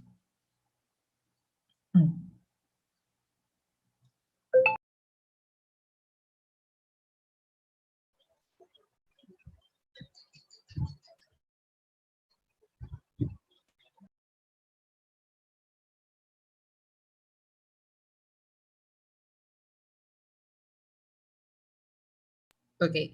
So our study is entitled as the Perceived Effectiveness, Knowledge Acquisition, Learning Behavior, and Study Practices of CFUCAS students in distance learning mode, with the researchers as Hannah Jamilet Respicio, me, Dean Carlo M. Revita, Marie Faye Lizette Rigos, and Chona Sampayan and Princess Ramelin Sabiniano. Me and Marie Faye Lizette Rigos will be the presenters today. So thank you for listening. Um, so for the background of the study, next slide please. So physical classes and traditional style of learning has to be put on hold based on the status quo, which currently the country is facing. So the status quo that we are currently facing is, of course, the COVID-19 pandemic. So distance learning became a new practice. It became a safer alternative, which is presented by CHED and DepEd throughout the entire country. And Tuguegarao City, being in the area of the country, is not exempted in practice of this. So the paradigm that we have currently shifted, which is online learning, is safer, but it's still not concrete nor effective since it's still new. And as I've said earlier, it's still serve as a safer alternative. So for the students who are currently studying in this platform right now, in this paradigm right now, learning experiences for them becomes evidently more varied in ways of negative and positively impacted by to the students. So next slide, please. For the statement of the objectives, generally, the study aims to determine the perceived effectiveness, knowledge acquisition, learning behavior, and study practices of CSUCAS students in distance learning mode. Specifically, the study seeks to answer the following questions. Number one is, what is the profile of the respondents in terms of personal determinants, including demographic profile? We have here age, sex, course and year level, their location. B is socioeconomic profiles, including their parent source of income, whether they are government employed or company employed or self-employed. Then followed by the household monthly income. Letter C is the educational profile, including their current subjects. B is status, if they are regular or irregular. C is their learning platforms, what if they're using cell phones or laptop or both. Next slide, please. Next slide, please. D is the internet access. Is whether if it is in home, neighbor, or barangay. Then we have we're going to determine their environmental determinants, whether A is living situation, whether they living with their family, with friends, or living alone. B is internet connectivity, whether it's Wi-Fi or cellular services. Then we're going to determine also their behavioral determinants, including learning behavior, learning modalities practice. Number two of RSOB is, how do the respondents perceive the effectiveness of distance learning? The parameters of effectiveness of online tour was adopted in the study conducted by Mohammad Arshan Kad et al. 2021, entitled Students' Perceptions Toward E-Learning During COVID-19 Pandemic in India. So these are the four parameters we're going to use to assess the effectiveness of online tool. We have perceived usefulness of distance learning, perceived self-efficacy of using distance learning, perceived ease of use of distance learning, and lastly, behavior intention of using distance learning. Number three is, what is the perceived effectiveness of distance learning on students on learning attitude, acquisition of knowledge under it is with teachers, class delivery, and study practices. Next slide, please. Number 4 and 5 is our inferential questions. First inferential is there a significant difference in the respondents' perceived effectiveness of distance learning with their profile variables? Number 5 is, Is there a significant difference in the effect of distance learning on the CSU class students' acquisition of knowledge, learning behavior, and practice when they are grouped according to their profile variables? Number 6 is there an association between distance learning and learning attitudes, acquisition of knowledge, and study practices of CSU class students? Number 7 is what is the students' recommendation of the college instructional enhancements program considering the effect of distance learning on learning attitude, acquisition of knowledge, and study practices of students of CSU class? Next slide. So for the conceptual framework, the study uses an IPO model and an IVDV model. So for the independent variables, we have the personal determinants, which consists the profile of the students, particularly their demographic profile, socioeconomic profile, educational profile, and their personal internet access. And another one is that they have their environmental determinants, which includes their living situation and their internet connectivity, and behavioral determinants, which includes the learning behavior of the students, the learning modality practice, and their motivations. So for the process in order to gather these data is that we will be using an online questionnaire followed by a descriptive survey. And for the output, which now leads to the perceived effectiveness, knowledge acquisition, learning behavior, and study practice of CSUCA students in distance learning mode. So next slide, please. Research design. Since our study is somehow related to COP, we choose descriptive correlational research design to determine, analyze, and interpret our data because we're going to determine the variables and the relationships that occur naturally between and among them. In addition, it is also completely non-experimental in nature, and the variables are dependent on each other. Furthermore, the researcher will use quantitative and qualitative research.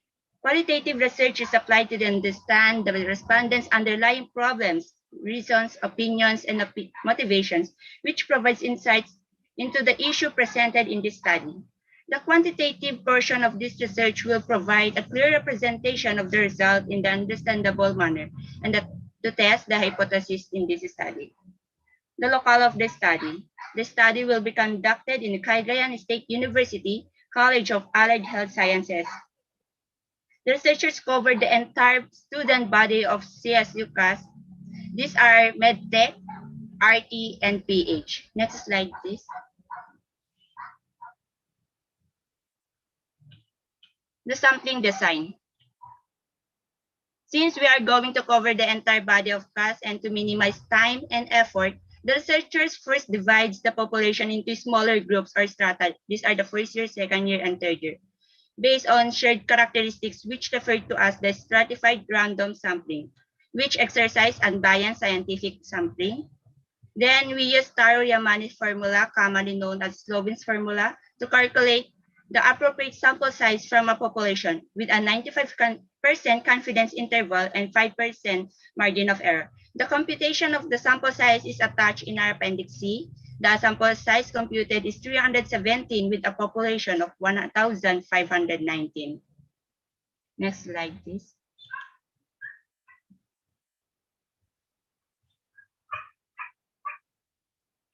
For the process of data collection is first and foremost, in order to conduct the study, we need to submit a request letter for the approval of the college dean in order to properly conduct the study without question.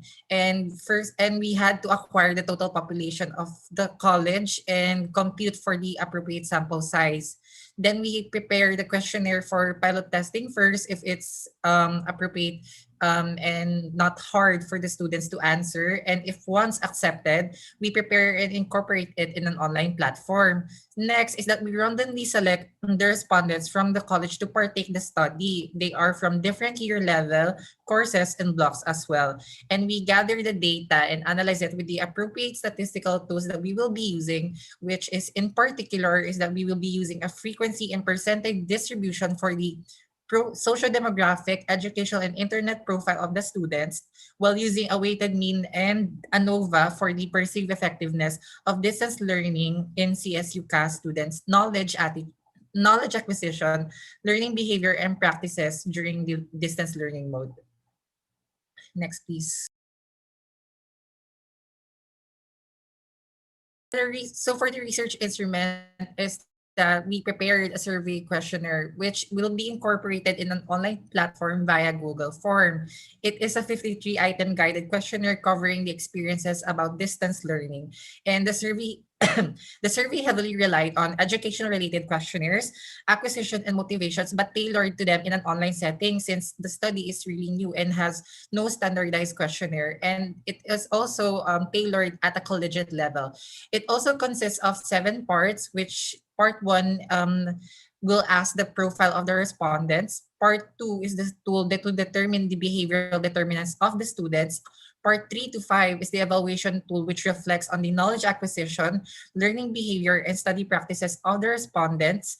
Part 6 is a tool to assess the perception of the student, which is adopted in the study conducted by Mohammed Arshan Khan. And the last part is to assess the comparison between face-to-face learning and distance learning. So lastly is to further enhance and the validity of the survey questionnaire, the questionnaires were approved by the original author of the questionnaires themselves and our research advisor as well. So next slide, please. So this is our Gantt chart. We started at the start of the semester, which is in February. And to further elaborate is that currently we think we will be finishing the paper sooner. So next slide, please. So here are the important files, letters, and report needed in our study. The picture in the left side shows the review checklist found in the Appendix F in the paper. And on the other side is the plagiarism and grammar report. It shows that 1% plagiarism is identified, which is found in our SOB. Here. In our SOB, and which is the study seeks to answer the following questions.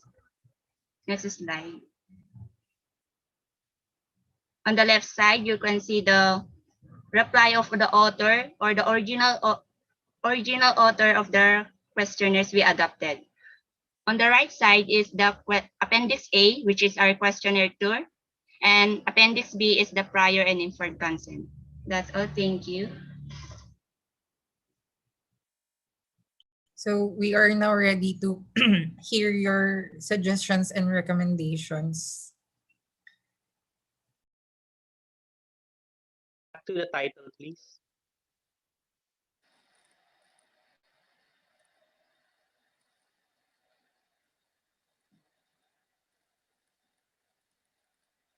Perceive effectiveness, knowledge acquisition, learning behavior, and study practices of CSU CASI students in distance learning mode. Now, I would like to ask our educational specialists, how can we roll all of these concepts together? There should just be one thing that encapsulates everything. Intindihan? Correct? Naintindihan. Perceived effectiveness, knowledge. Kasi, tignan nyo yan, wrong. Perceived effectiveness of, mali siya. Pag himay-himayin mo, din revita, mali. Perceived effectiveness of CSU CASI students in distance learning mode. That's number 1. Tama ba? Yun ba yung gusto mong malaman? Perceived effectiveness of CSU. Wala na eh. Then wrong. Naintindihan? Wrong na. O, tanggal. Now, set aside natin yung second. Knowledge acquisition of CSU CASI students in distance learning mode. Pasok. Third, learning behavior of CSU CASI. Pasok. Naintindihan? Study practices of CSU CASI students. Pasok. Yung number 1 ang mali. Naintindihan? It is not actually making a sense. Correct? So, kaya nga yung ating mga si Ma'am Jinky, mga science education. Ano ba ang tawag natin sa 4 na yan kasi na lang? Hindi ba yan ay ano ba ito? Assessment study to, di ba? Yes po, sir. Assessment. Siguro gano'n na lang. Assessment of the effectiveness. Learning behavior, sir. Hindi, ma'am. I think as effectiveness of blank ito eh. Assessment of the perceived effectiveness. Assessment of the effectiveness. Ganun lang. Perception. Later na yan. Naintindihan? Yes, sir. Assessment. Pwedeng effectiveness of distance learning mode. Correct. Ganun lang Pwede siya. naman po. Assessment And then of the effectiveness of nabuo distance learning mode, no, among students of Cagayan State University College of Allied Health. So forming part, no, of what you're going to assess, no, in terms of effectiveness would be lahat yun, na knowledge acquisition, learning behavior, study practices, ganun. Correct? Naintindihan? So your new title is Assessment of the Effectiveness of Distance Learning Mode.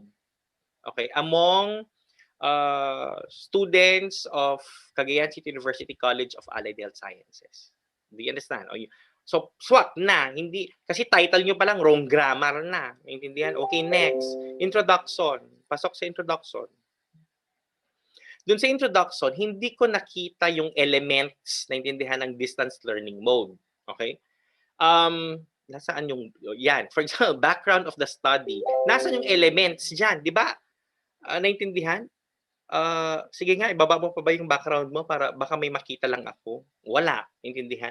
So what I would want to see there is, no, like this. Ang ina-assess kasi natin ay distance learning mode or distance education, distance learning mode. Okay. So, building from that, you determine what is being told by distance, what is being told about, what do researchers and researches tell us about distance learning mode.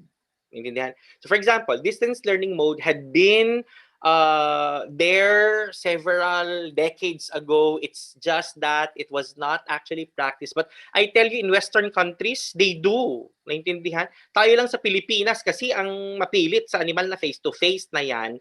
Pero sa England, mga ganyan, ganito yung mga study methods namin. Kasi syempre, ako ay anak ni Queen Elizabeth. Nag-study ako doon sa England. Ganun naman talaga. May mga distance talaga na hindi lang ina-apply dito, parang gano'n. And what were effectiveness, what were advantages, no, as this was applied in other countries. Naintindihan? Okay, so yun yung sinasabi kong known, no?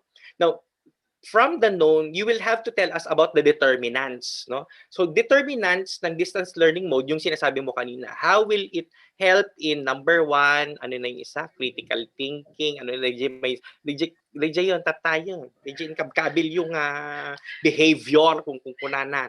Naintindihan? The second din is, I did not see much power of the unknown. Naintindihan? For example, unknown. We haven't done a study like this in the context of allied health students. Because basically, in the allied health students, we are more of skills acquisition. Hence, it's a mass that face-to-face needs to be done. Kung na naintindihan? Yun yung unknown. Walang na-capture na ganun doon. Kasi kung sana may statement na ganun, parang, oo nga, no, wala pang na-study. Unique ang study na to. Maganda ito. Parang ganun. Okay? Now, third, would talk about, well, yung gaps. Kulang lang ng konti yung gaps. Na? For example, bakit kulang yung gaps? Kasi, again, please anchor it on the premise that the best way, as I perceive, no, in my bias as a health educator, the best way to teach our allied health students, no, still will be face-to-face. Because nga of the competencies. Naintindihan?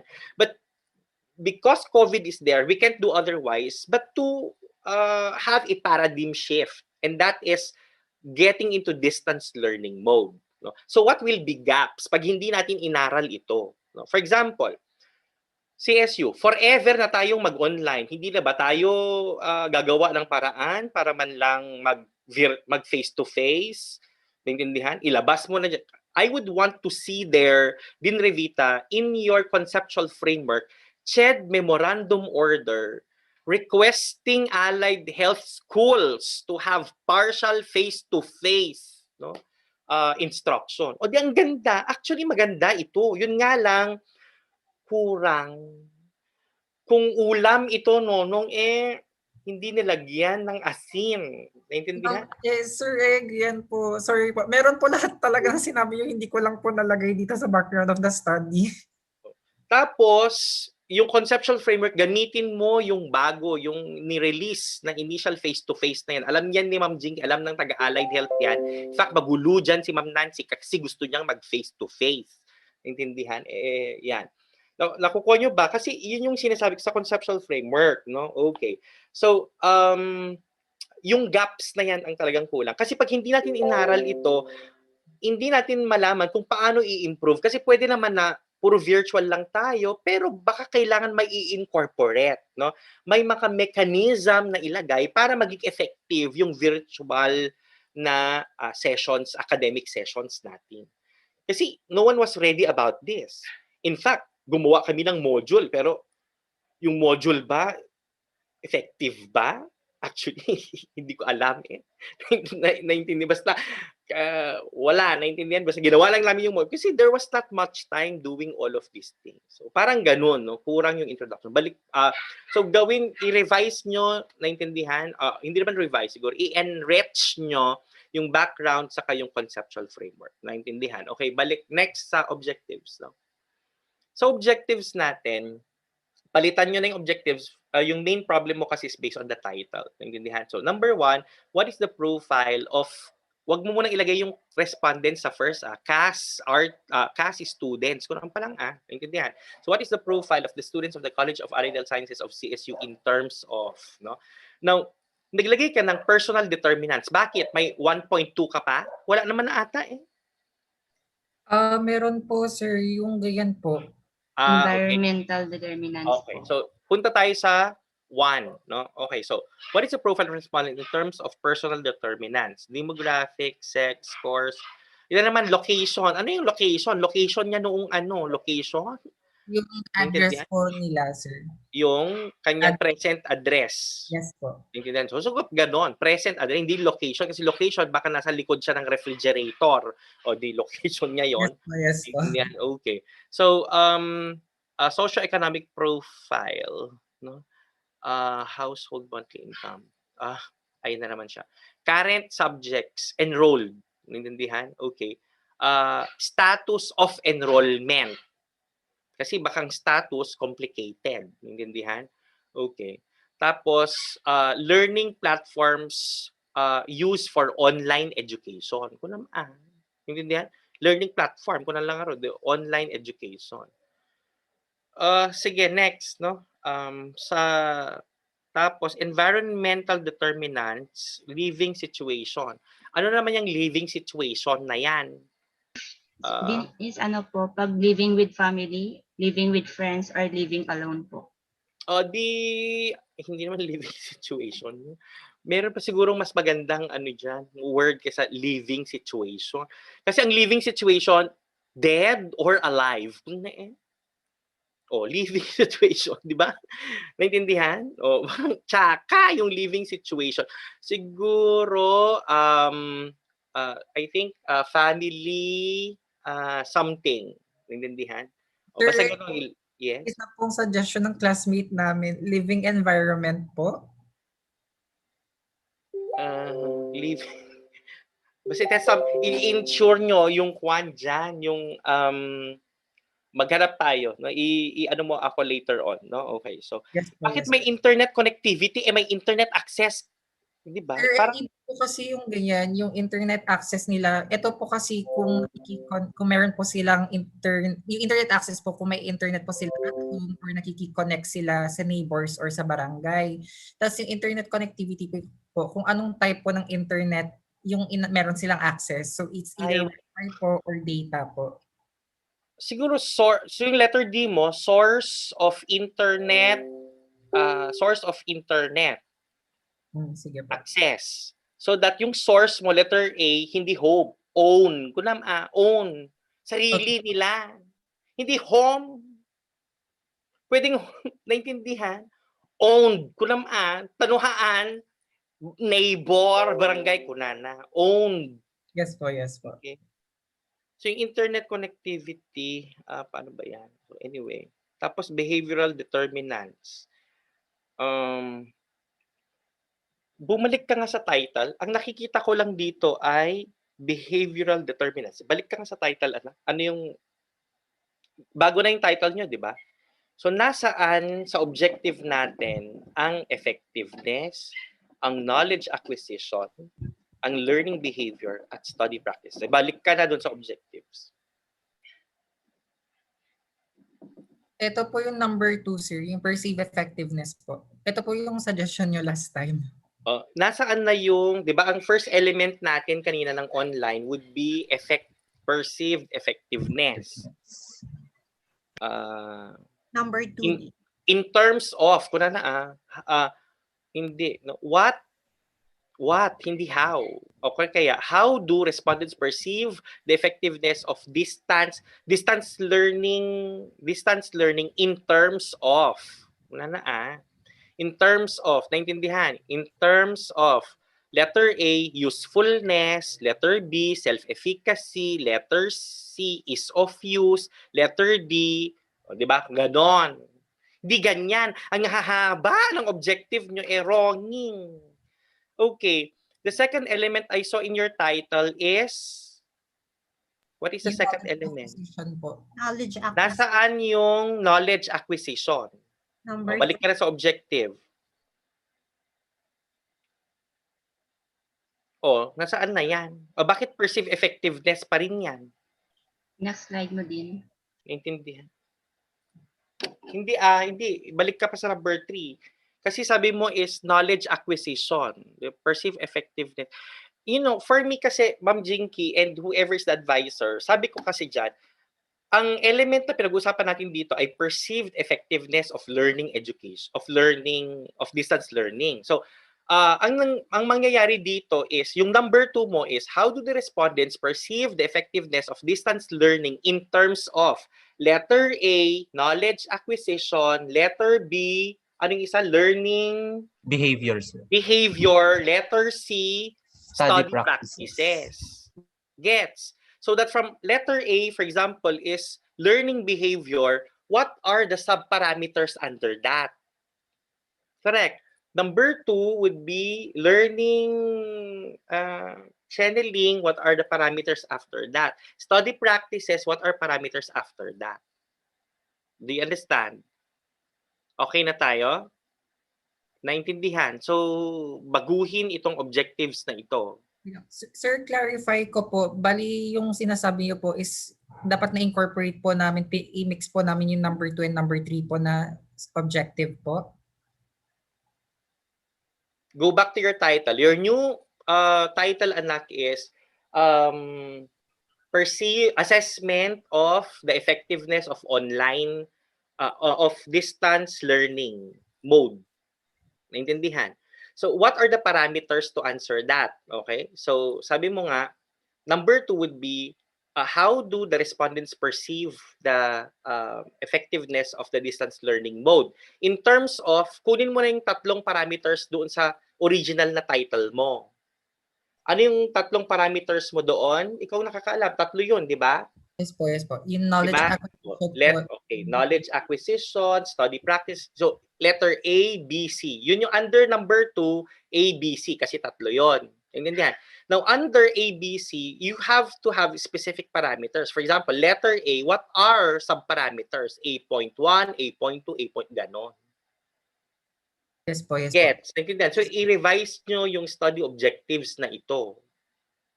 Lalo na yung number 2. Naintindihan? So, yung number 2 mo should be exactly your title.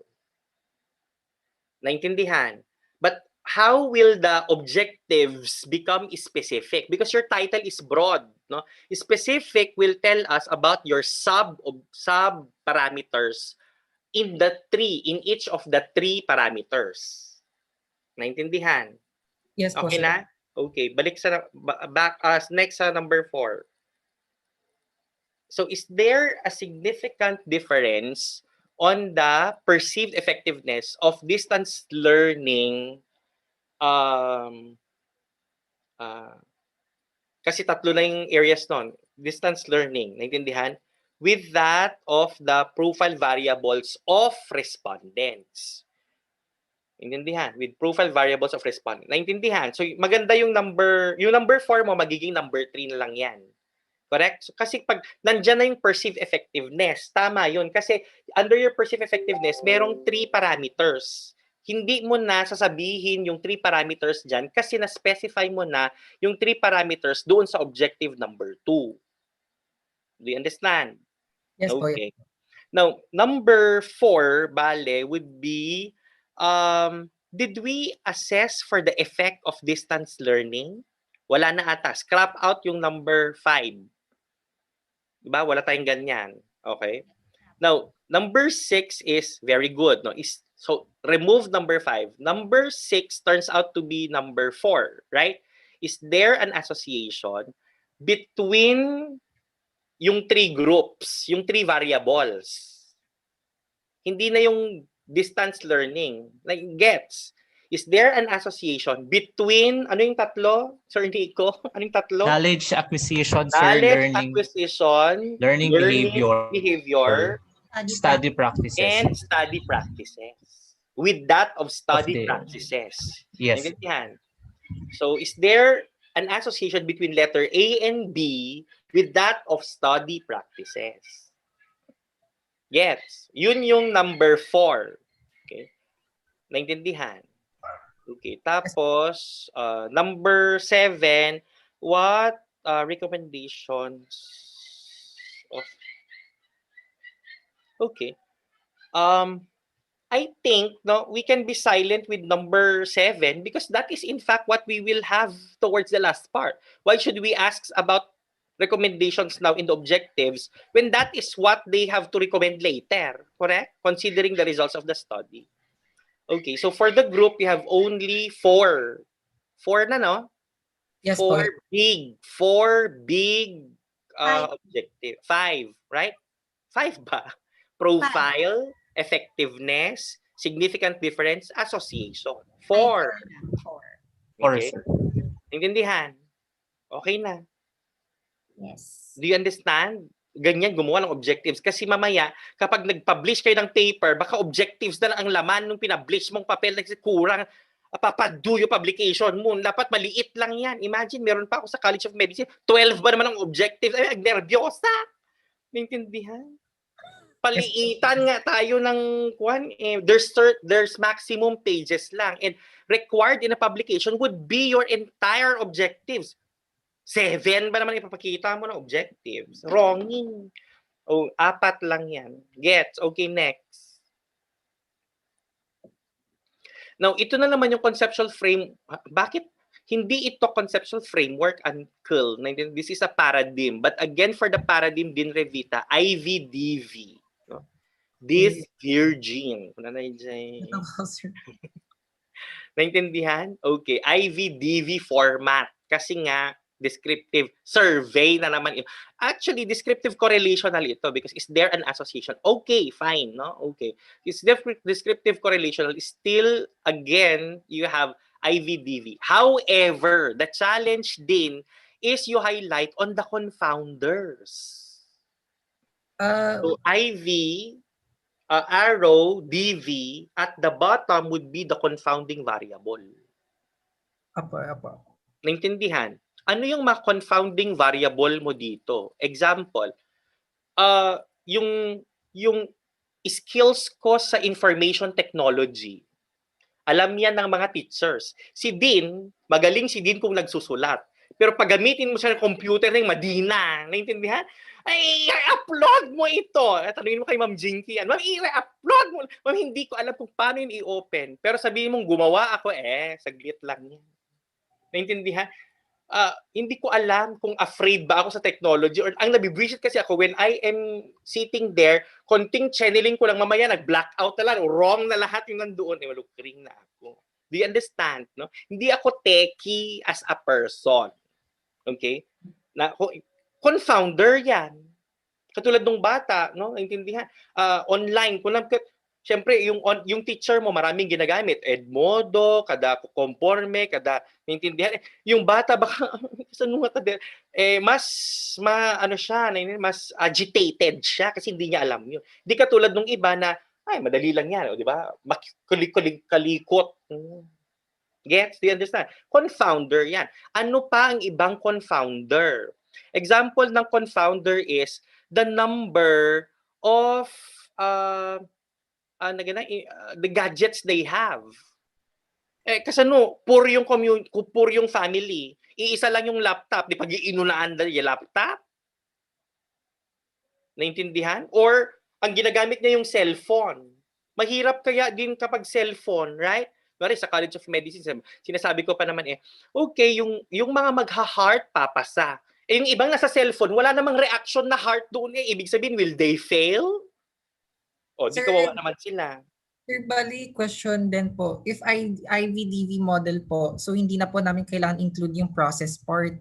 Hindi mo ilalagay yung process part because the process part is forming part of chapter 3. Okay po. Data gathering procedure. Kung so redundant yan. Sige po, sir. Naintindihan? In fact, what you are placing there are not the processes. They are the data gathering tools. Online questionnaire. Tools yan. Yan process.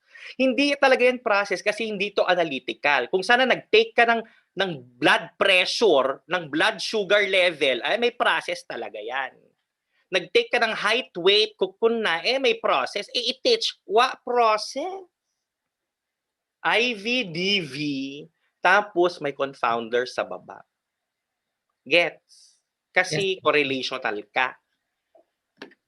Okay, naintindihan. Next. Nervyosa. Dito mamiss ko, nene. I want to lectura. Kanyibangin nga building. Naintindihan? Okay. Grabe ito atsara. Yesterday I was looking at, Diyos ko, ang mga researchers pa naman nila small ruminants, bees, aquaculture, Lord have mercy. So I will become a farmer?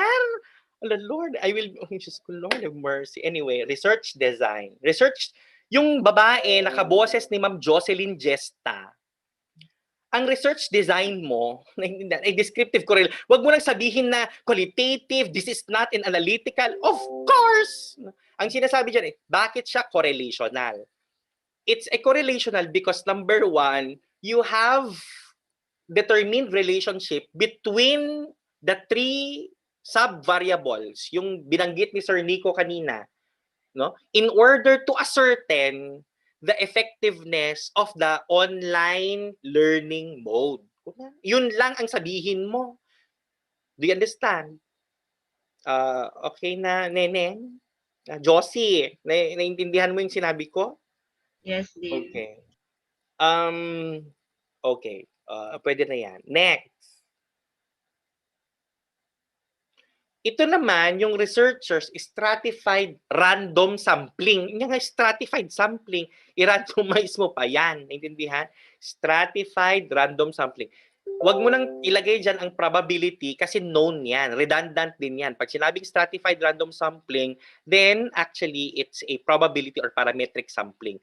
But one thing that I did not appreciate in your research is sinabi mong stratified, pero ang binabanggit mo kanina is the total population. Wrong. It should be total population per strata. And how many is the computed, naintindihan? Valid sample size per strata. Kasi pag hindi mo sinabi yan, for example, ang sinabi kanina ni Dean, there are 300 something from 1,000 something, alam mong ginamit mo? Hindi stratified, simple random. Do you understand? Ganun ang stratified. I-break mo muna siya per strata. Ang discussions mo ng valid sample size per strata. Hindi meron. Ang strata mo dito ay departments Yes po, sir. Per year level po, tas per course pa po. Wrong ka dyan. If that's the case, multi-stage yun. Do you understand? So there are two ways to kill the chicken here, Ma'am Jinky. I don't know whether they have truly realized. Naintindihan. Now, first is you can do cluster sampling. When I say cluster, you cluster medtech, you cluster RT, you cluster PH. Cluster sampling. Is it clear? Or it is actually multi-stage. Why? Multi-stage talks of RT, year level, tapos anong next mo? Per block po. sections. O, Yes. di multi-stage siya, ma'am. Naintindihan? Hindi siya stratified. Kasi pag stratified, isang strata lang yan. Nakukuha nyo ba? So, dalawa lang pagpipilian mo. Mag-cluster ka ba or multi-stage ka? Magkaiba ang sampling design na cluster. Kasi pag cluster ang gagawin mo, gagamit ka ng interval. K equals N over N. Big letter N over N. Interval. I think statistics. Okay na. So for example, ang interval mo ay 3. So sino ang magiging respondents mo? Respondent 3, respondent 6, respondent 9, respondent 12. Kasi babalik ka ulit sa lottery yan eh. Okay na, pero naintindihan, hindi mo na mano-mano na ipipik, no? Gumawa ka ng population lists o population frame, i-number mo lang sila 1 hanggang sa last number, i-compute mo ang tinatawag nating K, naintindihan, interval. So kung ang interval mo, big letter N, that's total population, over the valid sample size, which is a small n, and for example, ang nakuha mo ay 3, then ang magiging respondents mo ay 3, 6, 9, 12, ganon. Okay na? Okay. That would be for cluster sampling. That is not what you do for the multi-stage sampling. For multi-stage sampling, you compute for valid sample size. From the very smallest of the strata, you proceed with simple random sampling using the lottery technique. Yun ang pagkakaiba. Nagle-lecture na naman agad. I-miss mo yan din, yung pagle-lecture. But I think ang mas bagay sa kanila din is the multi-stage stratified random sampling kasi they already took the sample size from the whole population and then they have the... Bumababa. Yes, they just will compute for... Pero ginawa niyo yun, di ba? Yes, ma'am, nasa appendix C po. So stratified random, multi-stage sampling design, kunam. O i-discuss mo na naman yung multi-stage, paano mo siya ginawa, kunana. Lahat kasi anak, dapat nag-aakma doon sa objectives natin. No? Huwag kayong, kapag, katulad mo din, pag nakatingin ka lang dyan sa jowa mo, yung jowa mo lang talaga ang focus. Kasi kung biglang lilingon ka sa iba, mawawala ka talaga. Naintindihan? Para mag-focus, doon lang, sa kanya lang, huwag ka nang titingin sa iba, ganun. Okay, next. Awahan nun. O yung data collection, similar as number 1, you start with the questionnaire, you end with research utilization. Correct? Dissemination of research results. Okay, next. Yung research instrument, again, yung research instrument mo din, di ba questionnaires the main tool? Correct? You have to tell us about, sabi mo 7 parts. Siguro babaguhin mo na to kasi hindi na 7 parts yan. There are only 2 parts of your questionnaires. In fact, 2 parts. Number 1, profile, part 1. Across 1.1 to 1.3. Di ba?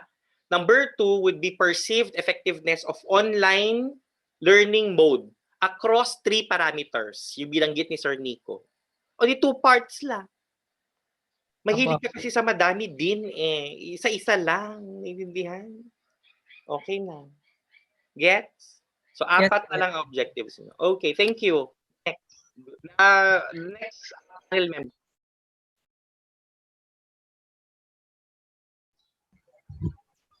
Yeah, okay.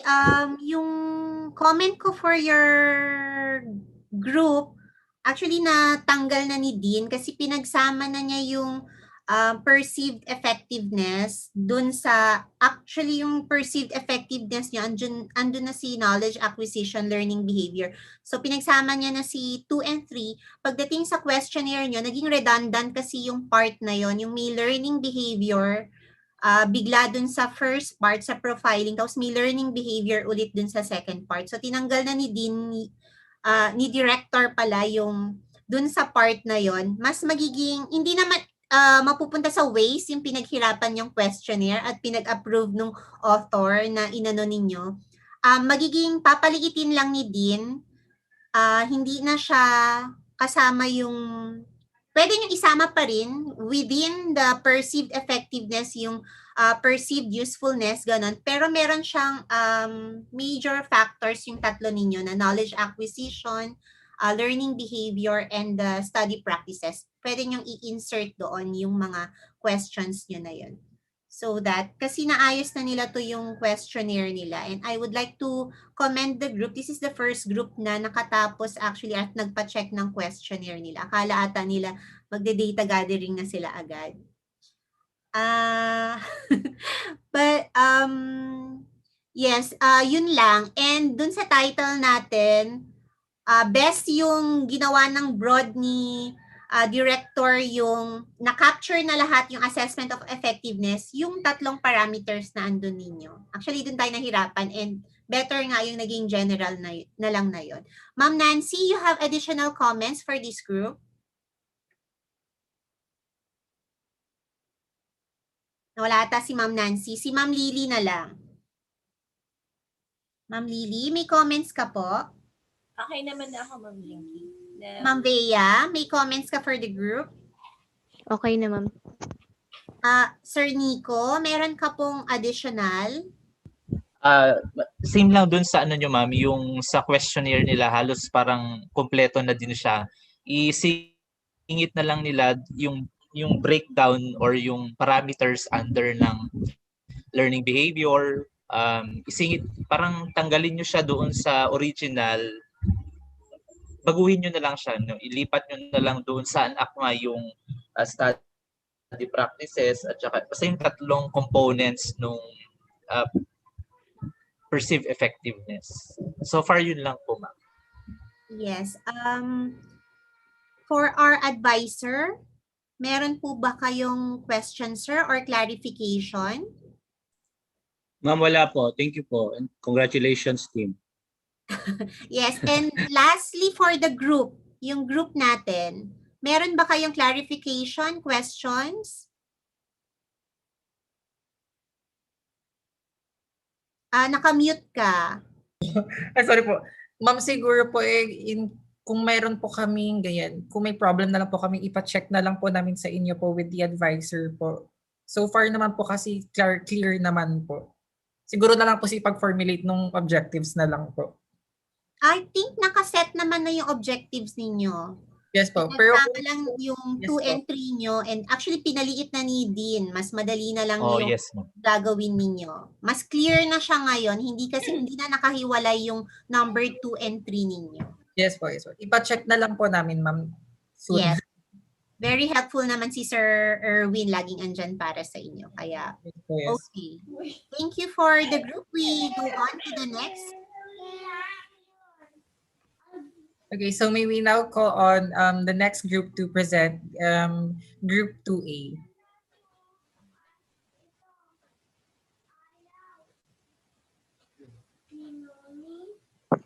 Good day, panelists. I am Erica Sibaligod, and I would discuss today a research proposal. But before we proceed, I would want to introduce to you my co-researchers responsible for this study, Mr. Romel Balahibo, Ms. Arian Barbosa, Ms. Joyce Pena, which is also my co-presenter for the day, and Ms. Jamari Bautista. Our research is entitled Prevalence and Associated Factors of Vaccination Hesitancy in Namagbalan Sur, Tuguegarao City. Next slide. Next slide is the background of study. Vaccination hesitancy, also called immunization apprehension, is a complicated public health issue that can range from a lack of trust in health institutions to a failure in public communication and can lead to refusal to receive the vaccination. In many instances, due to the low perceived value of vaccines and minimal danger of catching illnesses, immunization rates remain below aspirational targets in many cases. Without effective interventions to mitigate these associated factors of vaccination hesitancy, the community will remain susceptible to vaccine-preventable diseases.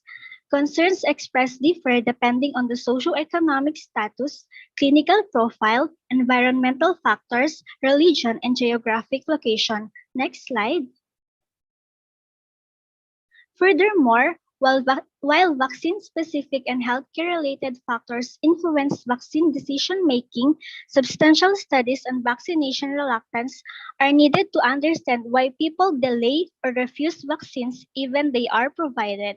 Moreover, to develop effective COVID-19 vaccine promotion strategies, it is crucial to understand what factors would contribute to the decision making of COVID-19 vaccination and whether these factors would differ between individuals who intend to take the vaccine and those who do not.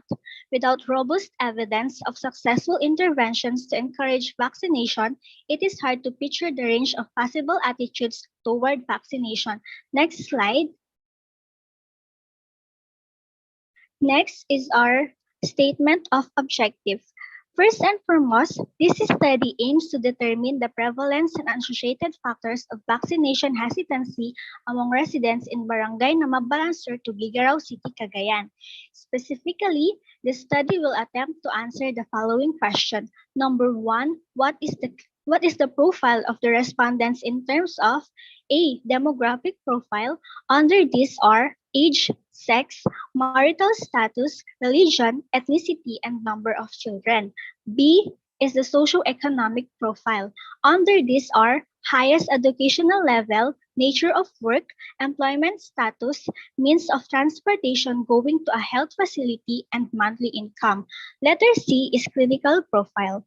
Under these are sickness, comorbidity, primary ailment, maintenance medications, vitamins or essential drugs. Letter D is the health seeking behavior. E is lifestyle, and under these are vices and previous experiences. Number two, what is the prevalence of vaccination hesitancy? Number three, what are the factors associated with vaccination hesitancy? And under these are environmental factors, peer factors, and religion. Number four, what are the behavioral responses of the respondents regarding vaccination hesitancy? Under these are perceived vaccine susceptibility, perceived vaccine severity, perceived disease benefits, perceived barriers, and self-efficacy. Next po. Number five are the differences between the prevalence, associated factors, and behavioral responses in vaccination hesitancy when respondents are grouped according to profile variables. Number six, is there an association between the prevalence and associated factors in vaccination hesitancy? Lastly, number seven, is there an association between the associated factors in vaccination hesitancy to behavioral responses of the respondents? So next po. Next is we have our paradigm and we use the IPO model.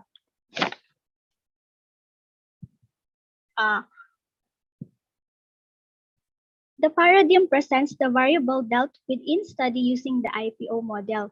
The inputs include profile of residents, prevalence and associated factors of vaccination hesitancy, and behavioral responses of the respondents on vaccination hesitancy. Processing of inputs would be the use of survey, questionnaire, and checklist. The expected output will be the prevalence and associated factors on vaccination hesitancy and behavioral responses. And next, it would be discussed by Ms. Tena. Good morning once again to our dear panelists. I am Christine Joyce Ben and I'm going to present the methodology of our study. So moving on to the methods of this study will utilize a mixed design, which is the qualitative and quantitative methods.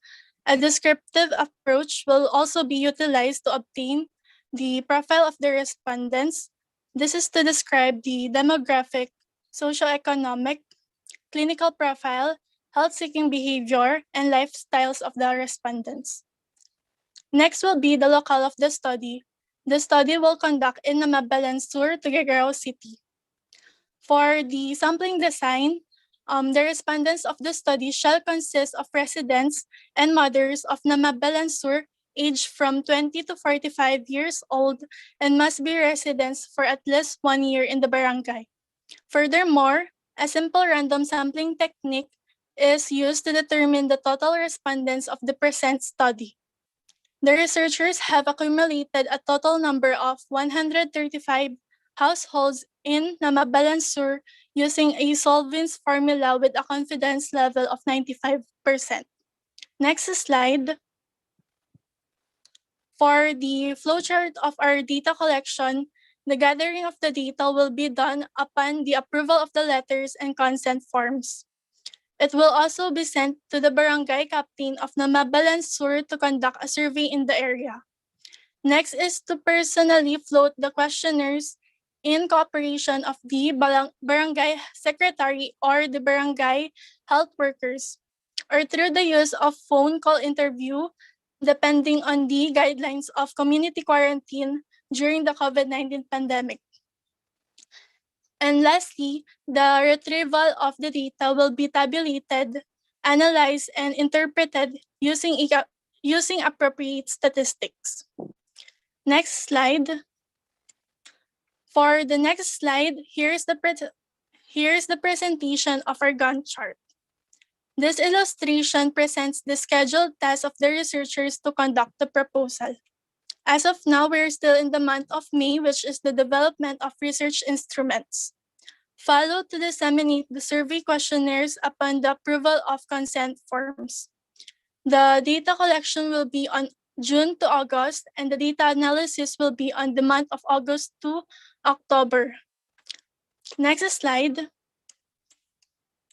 For the research instruments, for the first part, a survey in a form of checklist is used to determine the demographic, socioeconomic, and clinical profile of the respondents in Namabalan Sur.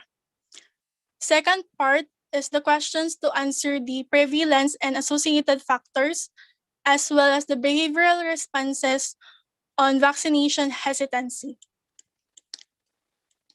Overall, the questionnaires consist of 4 parts. Factors associated in vaccination hesitancy will be answerable by the respondents from strongly agree, which is the highest point of 5, and strongly disagree, lowest point of 1. So the questionnaires and interview guide questions will be analyzed quantitatively and qualitatively respectively, and will undergo validation. Using Cranbach Alpha, the pilot study will achieve its goal of increasing its scale of reliability. Next slide. So here is the report of our plagiarism and grammar report, garnering a total score of 99% and 17% for the plagiarism. Next slide. This will be presented by Ms. Balikod. Under appendices, we have our curriculum vitae and the questionnaire po.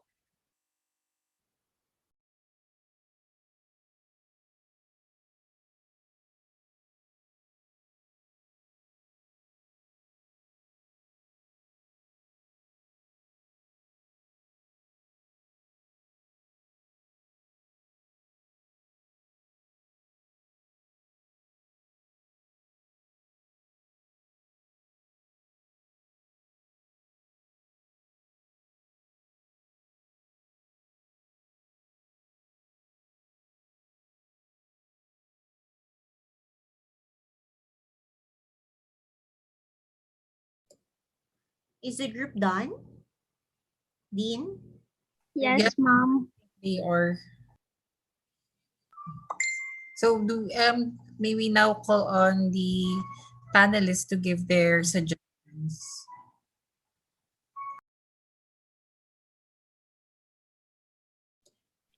Yeah, title please. Siguro mamaya Ekwan, yung mga ibang panelists mauna. Ha?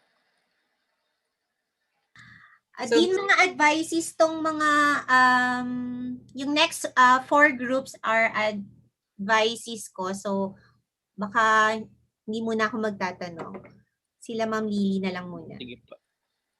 Okay, so prevalence and associated factors of vaccination hesitancy blank. Among who?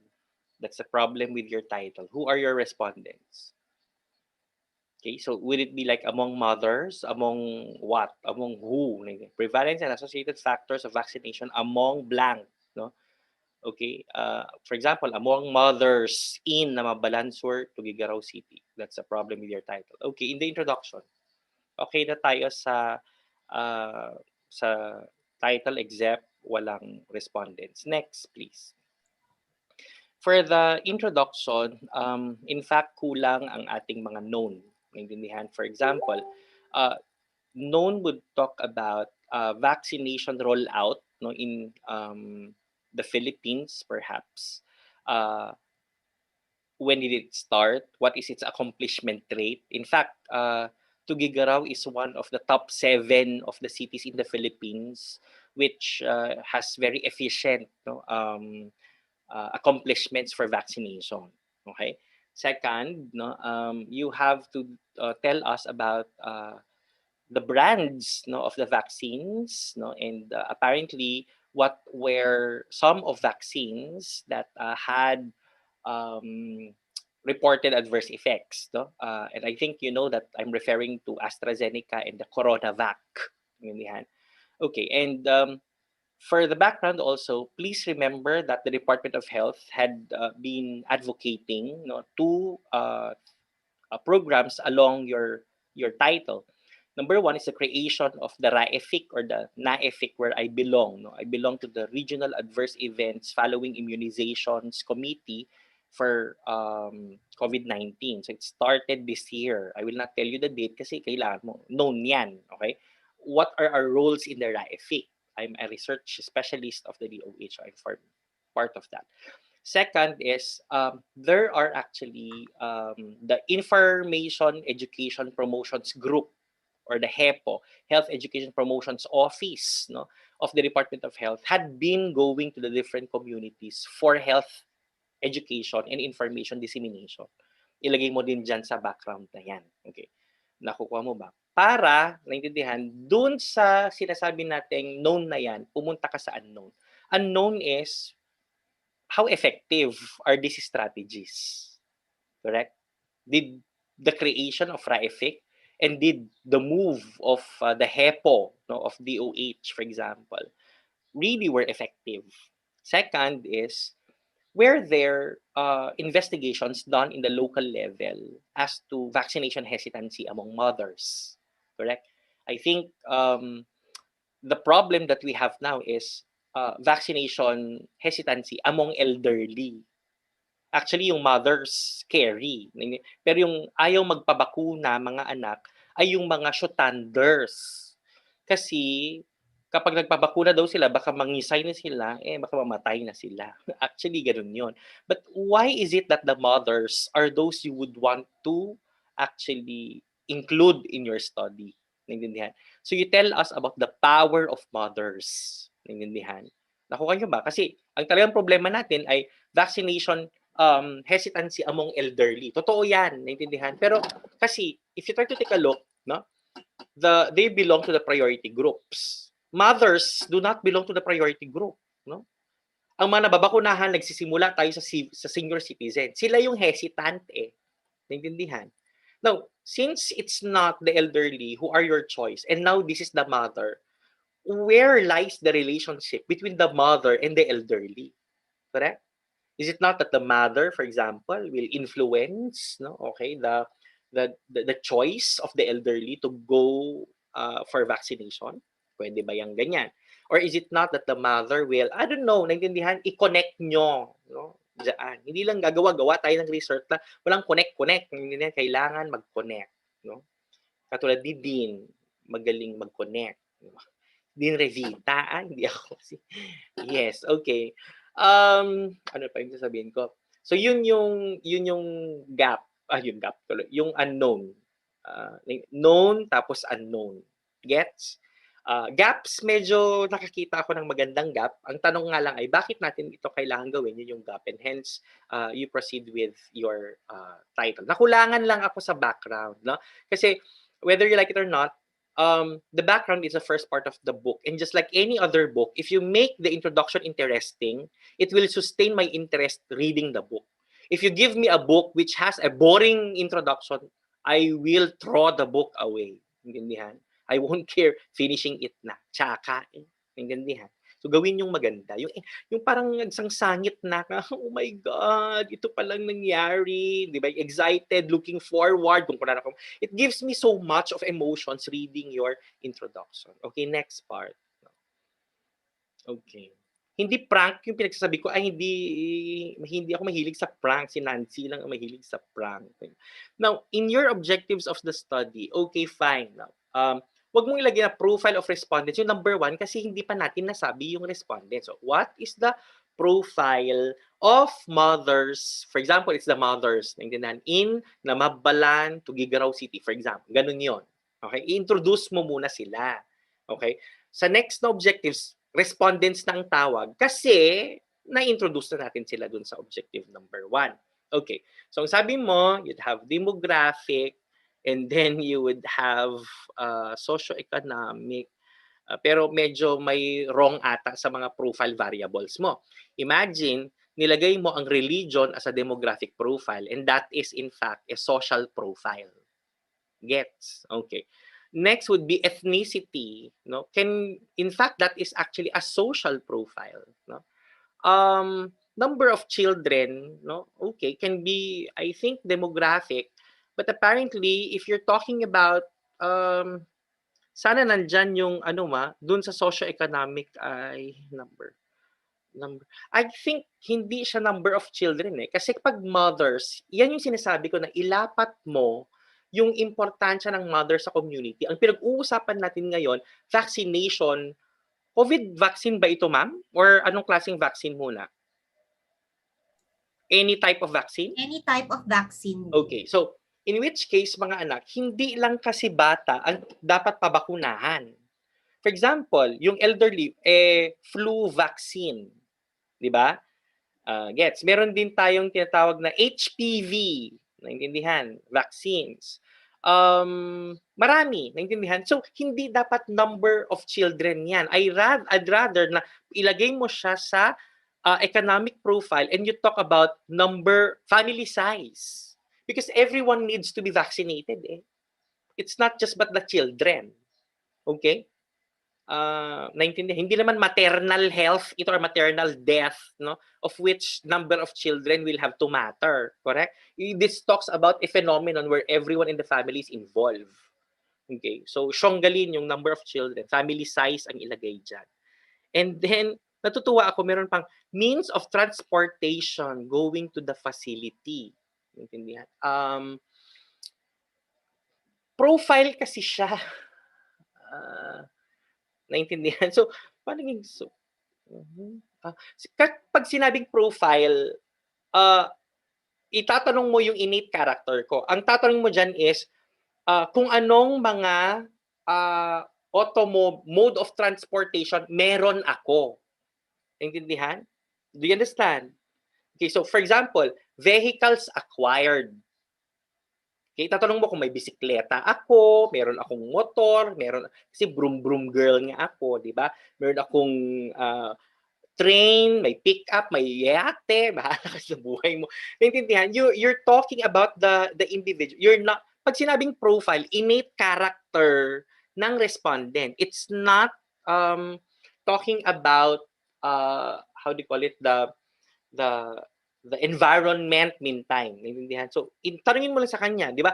Ano ang educational attainment mo? Ano ang trabaho mo? Anong mga modes of transportation meron ka, no? So, means of transport, going to the health facility, iba yan.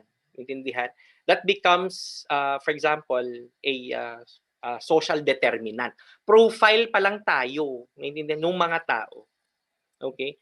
So, paki-verify at paki-add up doon sa mga profile natin. Doon sa clinical profile, pag sinabing illness, sickness, naintindihan, you consult for a nurse. Sickness kasi, for example, headache. So, tama na yung primary ailment. Hindi kasi naging mo sickness, yung comorbidity at saka primary ailment, sickness yan. Sakit yan eh. So before mo tanungin yung comorbidity, tanungin mo din muna yung primary ailment. Ano ba talaga ang sakit mo? At dahil sa sakit na yan, ano pa ang mga naging sakit mo? Kung na. Intindihan? Before you ask na pwede mo akong ligawan, tanungin mo muna kung may boyfriend ako. Naintindihan? Ganun yun. No? Hindi biglang bira-bira na. Okay? Gets? So, yung transition ng ating statement. So, primary ailment, comorbidity, tapos kung may comorbidity sa maintenance, tapos intake, naintindihan? Vitamins, intake of vitamins and essential drugs. Naintindihan? Okay. Tapos, ang health-seeking behavior should be, yan. Yun na naman yung katulad ng yung first group kanina, yung health-seeking behavior niya. Tapos, yung lifestyle, vices, tapos biglang previous experiences. Ano yan? Sex? Kunwari, pervert siya, no? Lifestyle, kunwari, puro sex ang ginagawa niya every day, every meal, every after meal. Kunwari, wrong! Hindi. So, siguro sa lifestyle, no, you would have vices and ano pa. And therefore, pag sinabing vices, I think you talk about alcohol consumption, cigarette smoking, ganun yon. Drug, no, blah, blah, drug abuse or substance abuse, yata. Yung mga ganyan. Okay? Kasi pwede mong pagsamahin ang vices and, for example, food preferences. Pwede yan. No? Kasi lifestyle yan. Correct? But limited to vices and food preferences. Parang ganon. Okay? Pwede rin kasing habits. For example, in my dissertation in schistosoma, ginamit ko yung lifestyle, pero ang sa akin, vices and habits. Kasi ang habits ay, do they swim in infected water resources? Naka-akla kasi yan doon sa research mo. Okay? So, katulad ng ibang demographic profile, wag mong pagpabayaan na ang letter D and E mo ay self-explanatory or independent. No? Kaya nga tinawag yan na specific objectives. Statement of the sub-problems. You give me exactly what you wanted to know. Bias yan na A, B, C, very specific. D, E, generic. Kung na wrong. Intindihan? Okay. Number 2, what is the prevalence of vaccination hesitancy among the respondents? Okay na. Okay. And I think you know how to compute for vaccination hesitancy, prevalence. Naintindihan? Okay. Number of those who do not who do not accept, naintindihan, vaccination all over number of vulnerable groups. Yung number of vulnerable groups po ay ilan ang tao doon sa community. Okay? Times 1,000. That is the corrective factor. Okay. Number 3, what are factors associated with vaccination hesitancy as perceived? Perception yan. Ha? Okay. Just so ilagay natin na safe kayo. Kasi it's jumping into conclusions kung ganyan. No? What are factors associated with vaccination hesitancy as perceived by? Hindi. As perceived by mothers. Kuna na. As perceived by mothers, di ba? Respondents. In terms of, letter A, environmental factors. Letter B, peer factors. Letter C, may factors ka din doon. Hindi religious factors. Kuna by the as naintindihan, in terms of the following factors, para hindi pa ulit-ulit yung factors. Letter A, environmental. Letter B, peer. Letter C, religion. Okay? Number 4, what are behavioral responses of respondents regarding vaccination? Number 4 is wrong. How do respondents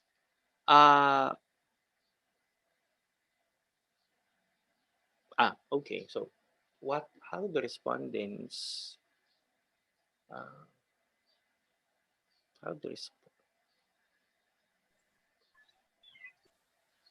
okay. How do respondents perceive, no? How do respondents perceive behavioral responses in terms of, kuna naman nun, in terms of vaccine susceptibility, vaccine severity, disease benefits, barriers, self-efficacy. Tanggalin mo yung basta bawal kasi sa introduction yung kung common yung term na yan, ilagay mo dun sa root, naintindihan, root or stem, naintindihan na statement. Okay. Number 5. Sige, number 5. What are differences? Bakit ganyan? Saan nyo nakuha yan? What are differences between prevalence? When is there? Kung na data, no? Hindi are there differences? Is there? Naintindihan? Okay na? Is there a significant difference on the prevalence, associated factors, and perceived, di ba? Okay. Are there significant differences on the prevalence, associated factors, and perceived behavioral responses? Di ba? Yung word na perceived, behavioral responses, in vaccination hesitancy when respondents are grouped according to, now, tignan niyo yung profile variable mo, masyadong madami. Bumalik ka sa objective number 1. Kawawa ka naman kung hanggang sa vices, no? Siguro, in terms of their, hanggang ano ka na lang, letter C, demographic, socioeconomic, and clinical profile. Gets? Naintindihan? ABC lang. Gets? Nice. O, balik ka na. Sana naiintindihan ng mga estudyanteng ito ang sinasabi ko, hindi ibiting ko kayo J-building. Okay, naintindihan. So, prevalence, associated factors, and perceived behavioral responses in vaccination hesitancy when respondents are grouped according to their demographic, socioeconomic, and clinical profiles. Okay, tatlo lang.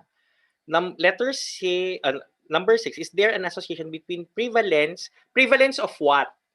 Is there an association between the prevalence of vaccination hesitancy with that of the perceived, no? Perceived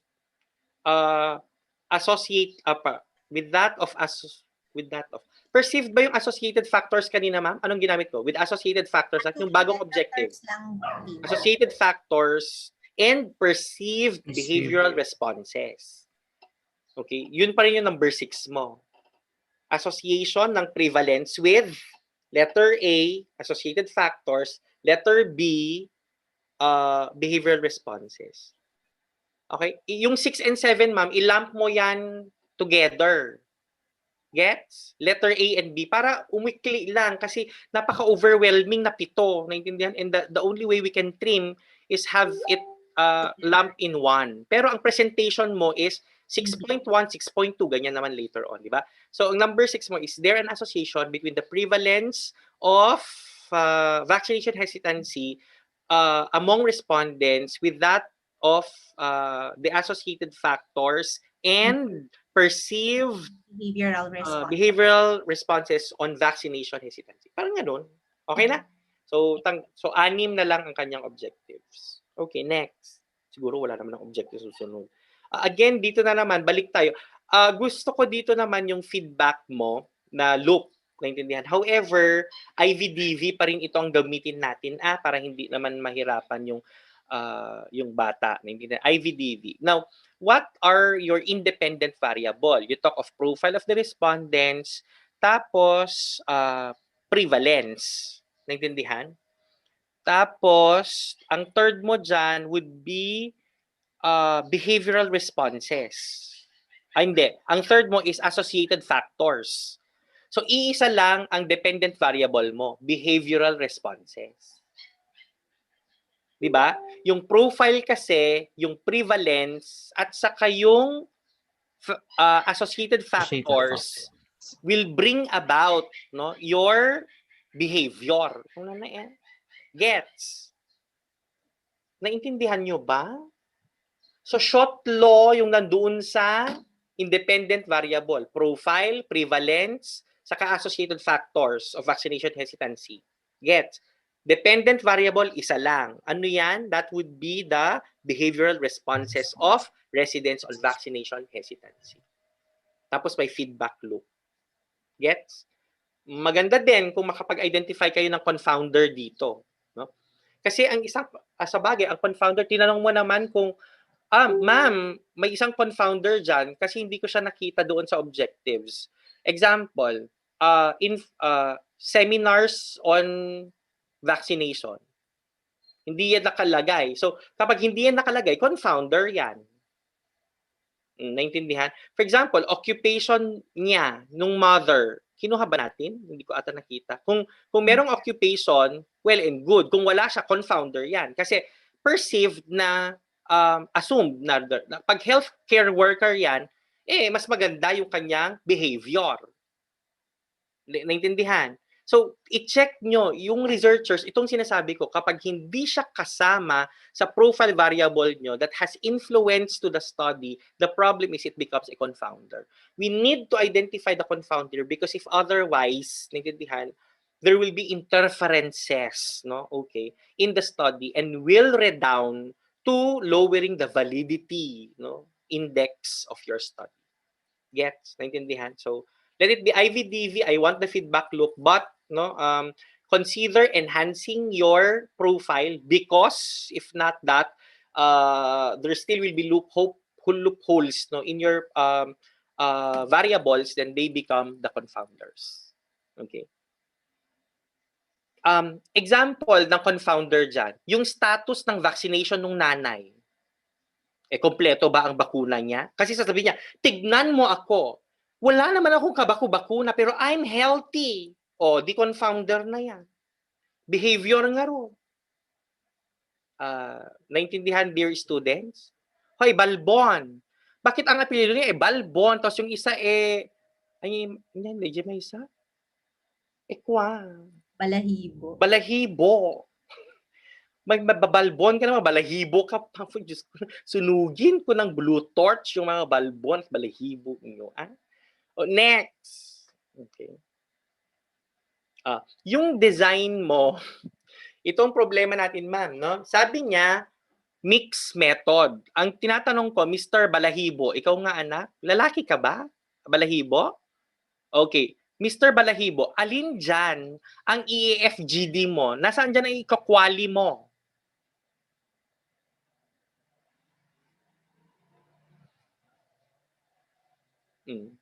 Ano dyan ikakwali? Sino nagsabi na may kwali kasi ito? Kasi ang problema ko kung bakit tinatanong ko ang quali, look at your objectives. May inferential questions ka eh. Is there a significant difference? Tapos is there an association? Meaning, quantified ang mga variables mo. So, hindi pwedeng mag-quali dito. Not unless yung there is what are recommendations kung na sinonggal ko ng recommendation na ikwakwali mo, meaning, wala na. Okay na? So it becomes a descriptive correlational research. Okay na? So design is no longer mix. Hoy, Balbon, alam mo ang mix? Nagkatakatawa kayo. Sakit ni heart. Ay, okay. Next, no? Okay na tayo. Yung lokal mo, please include CSU. Finalization of the research results will be conducted in CSU College of Allied Health Sciences. Huwag yung kalimutan yon, naintindihan? Yung affiliation nyo, ilagay nyo sa lokal. Okay? Ang sampling design mo, simple random sampling considering that you have only mothers in one barangay. Naintindihan? Thumbs up naman ako dyan sa simple random. Okay, next. Meron pa. Tansi, mabisina ko. Yung data gathering procedure. Similar with data gathering procedure, yung kanina, yung group 1 and 2, no? From questionnaire construction until research utilization, dissemination and utilization. Okay? Kulang yan. Okay? Now, I think, Ma'am Jinky, apparently there's a need more than the two groups here for inception and leveling off. Naintindihan? to brief the barangay captains and whoever will be taken as enumerators. With the advent of COVID, I don't know whether they will be needing enumerators. So in which case, they should be training of the BHWs if they are considered like enumerators. Kasama yan. So what I would want the group to do is to revisit your method. No? Make a flowchart, yes, but apparently, determine ano bang mauuna nating gagawin? Ano ba yung mga huli? Naintindihan? Okay, kasi katulad niyan, wala namang statistical analysis, tabulation, analyzed, and yun, parang ganun lang, no? Okay, tapos wala na siyang finalization of the research manuscript, wala nang dissemination, naintindihan. So, kulang, no? So, half-baked itong collection procedure. Naintindihan? Next. Ay, ayoko na yan, yung Gantt chart. Trabaho na ni Ma'am Nancy mag-check ng Gantt chart. Naintindihan? Okay. Ma'am Jinky, sige na. The rest can actually give their impressions.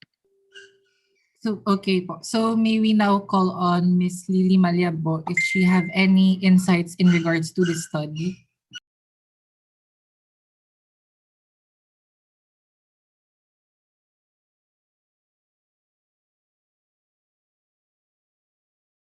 Hello po, Professor Lily. Professor Maliabo po. Si Ma'am Nancy na lang, parang ready siya sa tanong niya. Sige po. Sorry ha. Pero Yes. antayin ko na lang siguro yung Gantt chart. Si Ma'am Bea. Ma'am Bea. Sige. Initially, ang gusto kong malaman is bakit na mabalansur?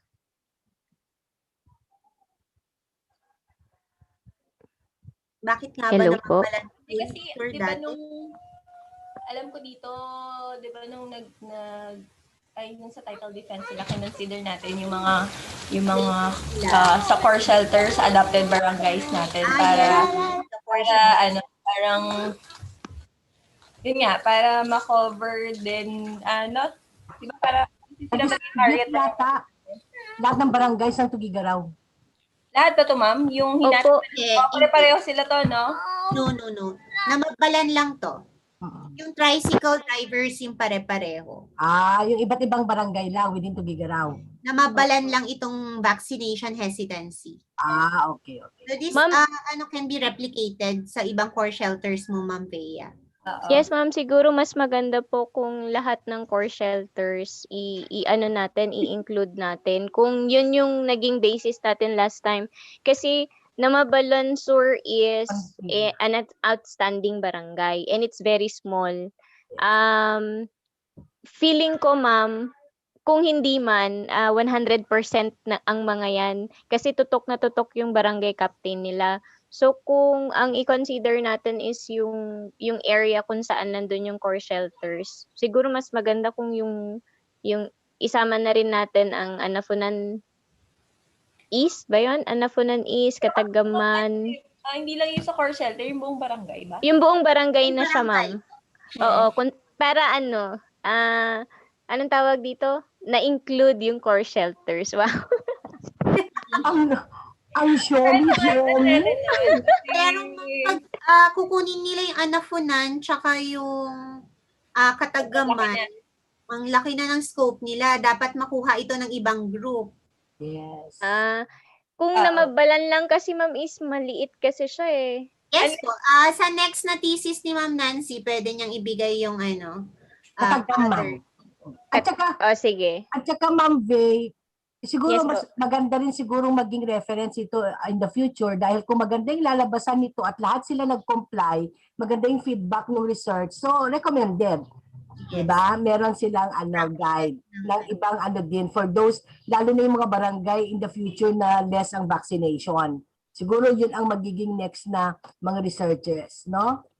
So per barangay na lang po tayo. Tapos, pwede nating pagsamasamahin yung research nila later on para comparative. Yes. Wow. Maganda, yes. Oo, bakit hindi? Tama. Yes, Ma'am Bea. Ganun yung sa kabilang group, yung tricycle drivers, yes. Ma'am. Lahat. Apat na groups yon pero iba-iba sila ng lokal.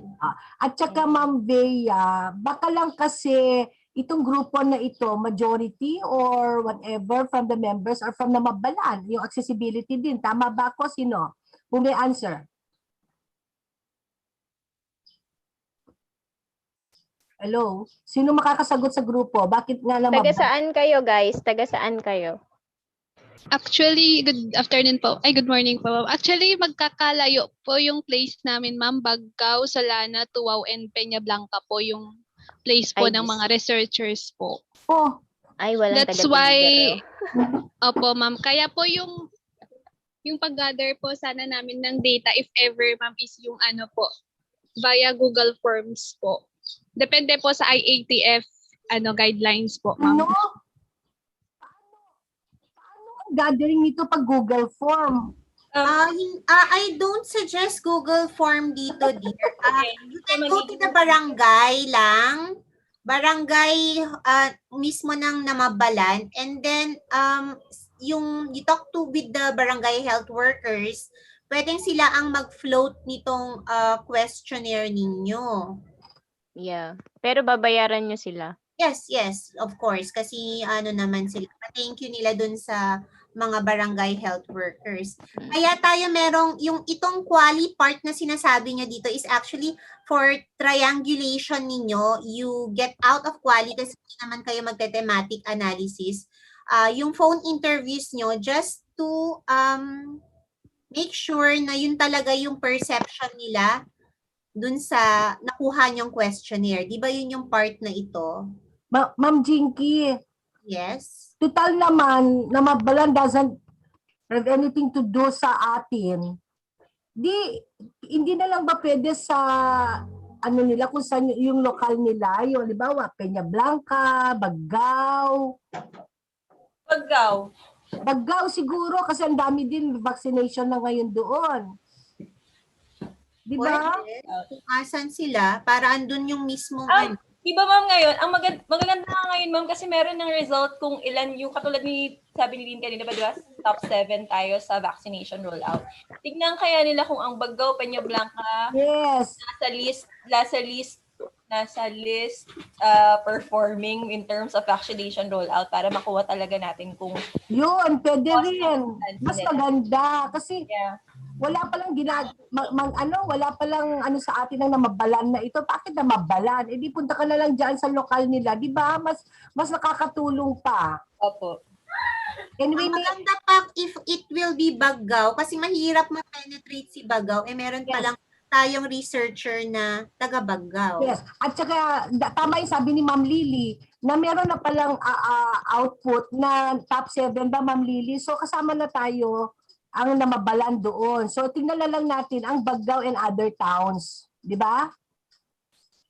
Tama ba? Yes. Oh, yun na lang, tama, yun na lang. Jinky, wag na yung Peñablanca kasi di ba ko-cover natin ito sa vaccination hesitancy din. Oh, yun na lang, Baggao na lang. Pero Baggao. IP groups tayo dyan eh. Sa bagay IP kasi. Sa kanila is yung general population. Sige. Yun na lang. Ganun na lang, mag-consider nila yung nasa list community in or this municipality dun sa in terms of their performance in the vaccination rollout. So bahala na si advisor dyan kung saan ang sakop nila. Kung buong Baggao, buong Peñablanca. Kaya lang nang namabalan para shooting two birds tayo kasi adapt yung sa core shelter tapos ni-start kasi natin yung extension natin sa... pero ang problem kasi dito is wala sa kanilang taga doon. It would be hard. Oo, ma'am. Hindi siya magiging mahirap para sa kanila. Ngayon pa nga lang yung isang researcher nandito sa lokal tamad na How much more kapag wala ka sa lokal, di super tamad ka na, di ba Ma'am Jinky? Yes. Kung sino pa yung researcher na nasa mismong lokal, mas matutulungan sila ng mga barangay health workers. Yes. Dala na taga dun sila. Tama. Accessibility talaga. Yes. Okay. Okay, meron pa po. Ay, Sir Nico. Hindi pa nakapagtanong si Sir Nico. Yes, ma'am. Doon sa sabi kanina ni Arian, yung yung paano yung method ng data collection nilang Google Form. Kaya isa din yun sa problema ko kung paano nila ma-accomplish yung through Google Form. Kaya Sunsok the sa best buwan nila. talaga, So, ang yes Google ma'am. form for the barangay, Sir Nico. Yes ma'am. This Ang will be the best done talaga sa is first two groups natin. Yes ma'am. Kaya kung ako sa kanila, other towns na lang yung advantage nila na mapupuntahan nila ma'am. Agree ako doon, Sir Nico. For the group, meron ba kayong clarification? Or we jump to the next group? Erica, Romel, meron ba kayong comments, clarification na kailangan ma-address? Yung nila ma'am, yung questionnaire nila, ayusin nila as based sa objectives. Baka wag sobrang dami. Tulad ng Yes sa ma'am. akin, Oo. Sabog yung questionnaire nila. dami nilang nilagay sa objectives nila na kailangan nilang sagutin. Siyempre marami rin yung ilalagay nila sa questionnaire. So dapat mahimay. Kasi lalo na yan, pagka kunwari mga mothers busy din yung mga yan. Lalo ngayon. So baka mamaya maging ang tawag ito, hindi rin sila mag-participate kasi yung time din. Pag nakuha lang nila yung factors, mag-aaralin na lang nila ma'am kung paano. Yes. Ma'am, isasabihin ko lang po yung first plan po sana namin if ever po na sana mabalan po kami, ma'am. Yes.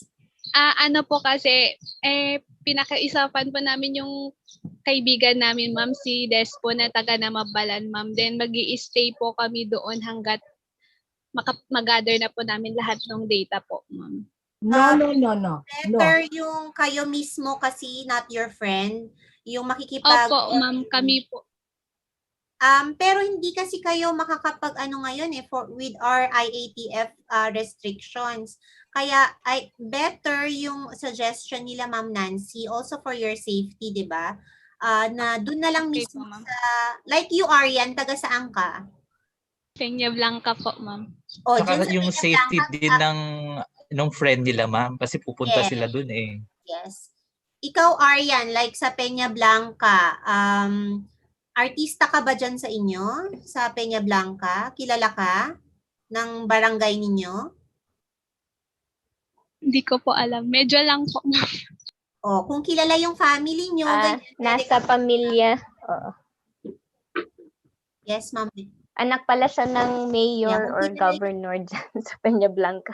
Yes. Kung kilala yung family mo, di ba kapag may listahan kayo sa mga DSWD, ayuda, mga ganon, kilala nila kayo, meron kayong connection sa kanila, may number ng barangay health worker, it would be easier for the group already to communicate with the barangay. Sayang nag-start. Opo, ma'am. Thank you po. Nag-abang dun ka sa... Yes, we will talk later sa group ninyo kung saan natin, looking at the list ng vaccination rollout, tapos kung sinong mas kilala sa inyo sa merong connection sa barangay, we will take into consideration yung mga yan. Kung anong lokal ang... Isang barangay lang naman yan, ma'am. Isang barangay lang, yes. Hindi naman Baggaw buong Baggaw na. Yes. Ma'am Jinky. Yes, Ma'am Nancy. Ako na ang magsasabi siguro, Baggaw, madaling ma-access ang Baggaw. Madaling mapakiusapan ang barangay. Saan barangay siya residente, ma'am? Yung Balahibo, saan ka? Ma'am, both po kami ni Balahibo sa San Jose. Dalawa pa kayo. Dalawa pala kayo. Ano pa yan? Center? Parang gano'n. Yes, ma'am. Yung San Jose. Sentro nila yan. Okay, kunin ni Balahibo yung barangay niya. Kunin mo yung isa na barangay mo. Yes po, ma'am. Yun, tapos. Okay na yun. Nandyan pala, dalawa pala sa members ang Yan na, okay na yun. Balahibo. Okay na yun. Okay. Okay, now we go to the next group. At Thank you po. Thank you, ma'am. Thank you po. Thank you po. Okay, so let's proceed to the next group. We have group 4C po.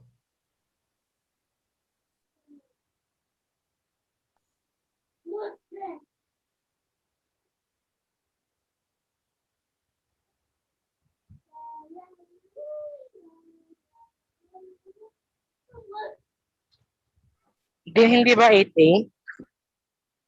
4C po raw muna. Okay.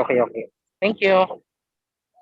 Good morning po. Good morning, panel of judges. So allow me to present to you our proposal study entitled A Comparative Study on the Knowledge, Attitude, and Practices of Mothers Towards Children Immunization in Barangay Poblacion West and Malubibit Sur, Flora Apayao. So I am Yasmin Ramos and my co-researchers are Judel Quintos, Dean Clarice Ramos, and together with me to present is Larissa Ravello and Rosme Anrelon. Next slide, please. So for the background of the study, childhood immunization is perhaps the most critical public health intervention available for preventing childhood morbidity and mortality, and it plays a crucial role on health benefit that protects vulnerable people from infections that can be prevented from vaccine-preventable diseases. So in 1976, the World Health Organization established the so-called Expanded Program on Immunization to ensure that infants, teenagers, and mothers had access to regularly administered infant or childhood vaccine. Also, however, the UNICEF reported last April 23, 2020 that vaccination coverage here in the Philippines has dropped dramatically from 87% in the year of 2014 to 68% in the year of 2019. A similar in time, a report also has been conducted that saying that latest measles outbreak in the Philippines saw a surprising 130% rise in the patients. Furthermore, polio resurfaced in 2019 with 17 reported cases and health experts. Ma'am? Oh, I thought yung number 4, yung alugbati, ano to? Ma'am, nagbaliktad po kami ng time nila alugbati, ma'am. Why? Nandun po sa binigay na time schedule ni Ma'am Jinky, ma'am. Okay, sige, thank you. Also, according to DOH, vaccination program here in the Philippines has come under spotlight due to the Denvaxia controversy. Hence, the World Health Organization Agenda 2030 lays out a bold, overreaching global vision and plan for vaccinations and immunizations for the year 2021 up to 2030 to maintain and expand on hard-won progress by leaving no one behind in any circumstances or at any stage of existence. Also, currently, the Department of Health, regarding the immunization, has launched its immunization program against measles, rubella, polio, last February 1, 2021, covering the regions in both Luzon and Visayas, and is scheduled also to run in February 28, 2021. However, concerning to this, the Global Immunization Divisions for Centers of Disease Control Prevention have reported that parental attitude and knowledge regarding immunization services were low, and parents have negative beliefs about measles and vaccination program. Also, a study conducted by Kaingles of 2011, parents here in the Philippines still lack knowledge about their concerns to their children's vaccination. And a study also conducted by Mahalingam et al. Of 2014 found out that there is a significant difference in mothers from rural and urban areas in terms of their knowledge, attitude, and practices regarding vaccination. Hence, with the researchers aims to study in this study to provide a comparative data on the knowledge, attitudes, and practices towards children immunization in urban and rural barangays of Poblacion West and Malubibit Sur, Flora Apayao. Next slide, please. For the statement of objectives, generally, this study aims to determine and compare the following level of knowledge, attitudes, and practices of mothers towards children immunization in the both two barangays. Specifically, this study will attempt to answer the following questions. First is, what is the profile of mothers in terms of demographic profile, socioeconomic profile, clinical health profile, health-seeking behavior, and immunization, and source of vaccine information. Like number 2 is what is the level of knowledge of mothers about children's immunization in terms of vaccine schedule, the benefits of vaccination, vaccine contraindications, and the effects of delayed vaccination. Number 3, what is the attitude of mothers towards children immunization? Number 4, what are the practices of mothers about children immunization in terms of allowing their child to be vaccinated and completing their child vaccination? Number 5, how do the two barangays differ in terms of the profile of the mother, the level of knowledge, attitudes, and practices of the mothers on immunization, and lastly, the prevalence of non-fully immunized children. Number 6, is there a relationship between the profiles of mothers on vaccination with that of their knowledge, attitudes, and practices? Number 7, is there a relationship between the profiles of mothers on vaccination with that of the prevalence of non-fully immunized children? Number 8, is there a significant relationship between the knowledge, attitudes, and practices of mothers on vaccination? And then number 9, is there an association between the level of knowledge, attitudes, and practices with that of the prevalence of non-fully immunized children? Next slide, please. Good morning, everyone. I'm Larissa Ravelo, and I will present to you our research paradigm. This study will use the IPO, or the Input Process Output System approach, to describe the study's conceptual framework and determine the level of knowledge, attitudes, and practices of mothers towards childhood immunization in the Barangays Poblacion West and Malibibit Sur of Flora, Apayao. This study will use CAP, or the Knowledge, Attitudes, and Practices Theory, to quantitatively describe the level of knowledge and practices of mothers towards children immunization in the Barangay Poblacion West and Malibibit Sur, Flora, Apayao, as these constructs show that there is a significant correlation between mothers' education with that of their knowledge and practices, where the majority of the mothers who has a higher university education is associated with the high level of expertise and approach. Of no doubt, the higher educational level helps the parents understand the educational messages by Khalil et al. 2020. Interviews and questionnaires would be crucial in gathering this information to elicit a more detailed explanation of their attitudes toward childhood vaccination. So under yung sa input is we included here the profile of mothers in the said barangays, their knowledge, attitudes, and also their practices.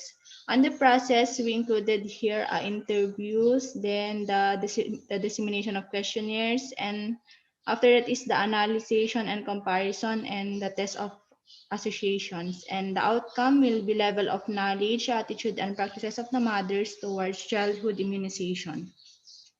Next slide, please.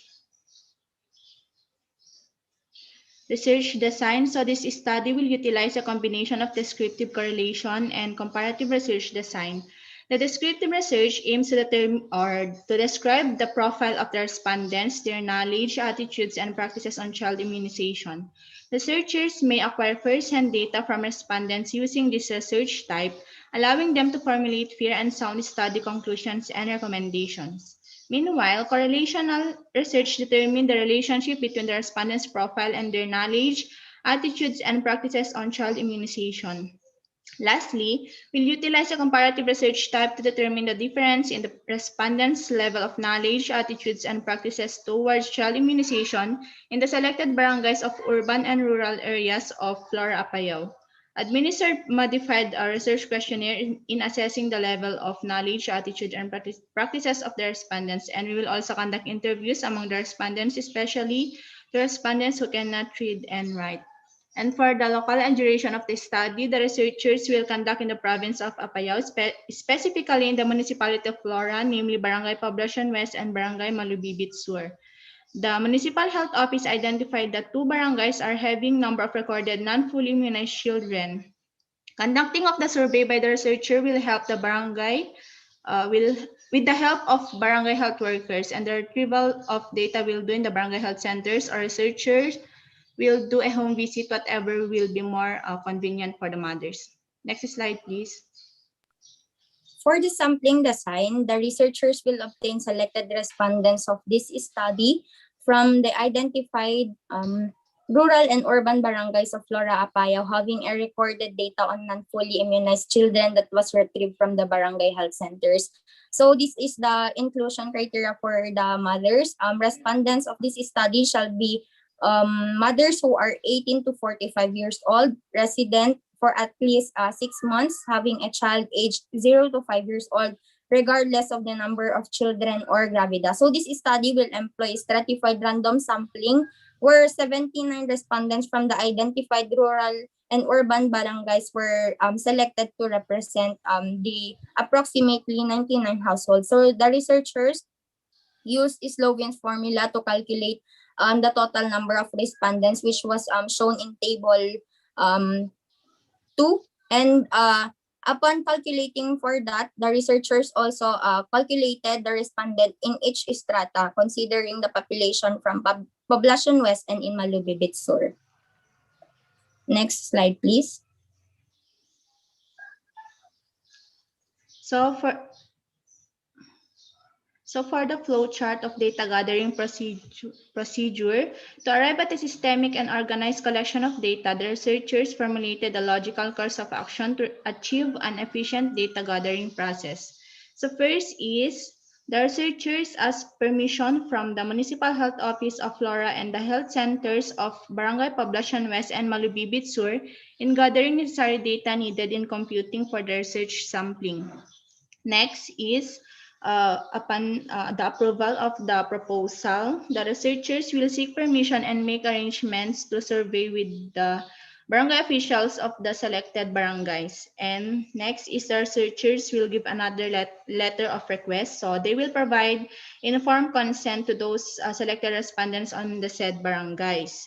And then researchers will explain to the respondents the purpose of the study and their rights to withdraw at any stage.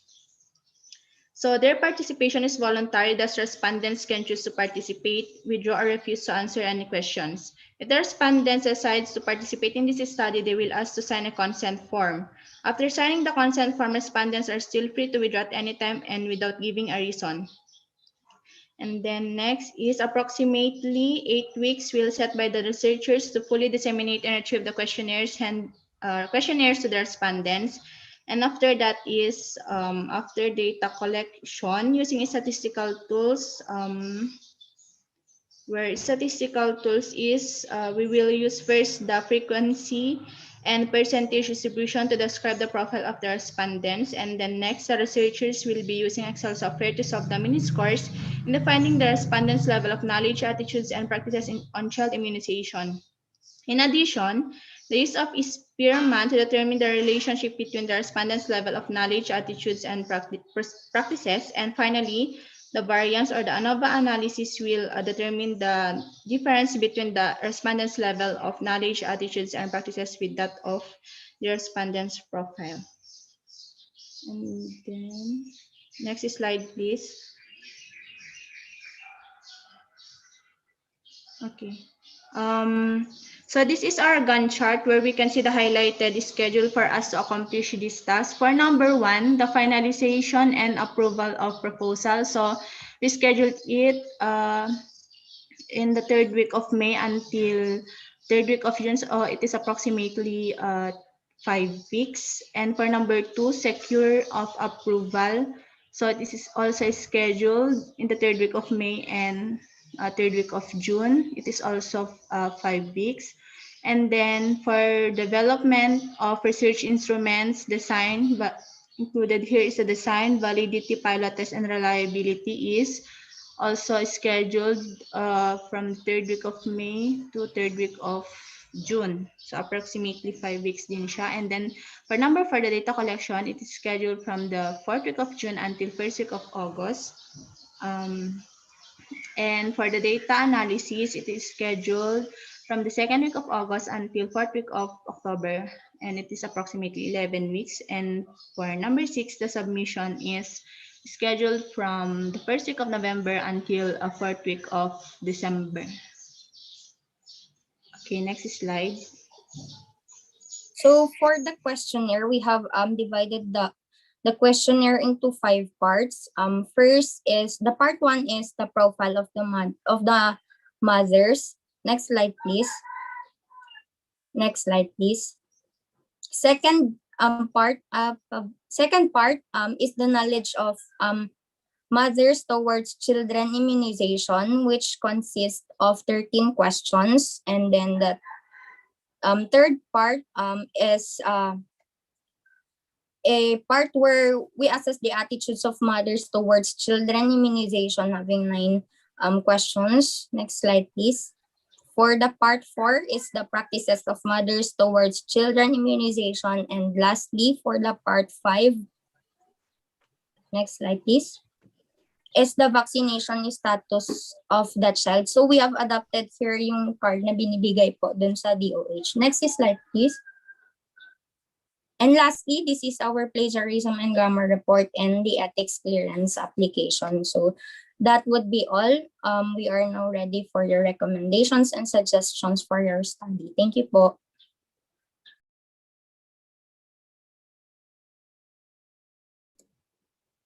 Okay, can you go back to your title? Maloloka si Dean sa haba ng objectives natin, ano? Yes, Ma'am 9. Let's wait for his comments. Hi, Dean. Ay, director na pala. Nantay ko kasi si Ma'am Josie magde-deliver ng karne. Andiyan na ata. Tapa niya. Ayan na ata. Sabay. Ay, hindi pa. Okay. So anyway, a comparative study on the cap of mothers of words. Okay.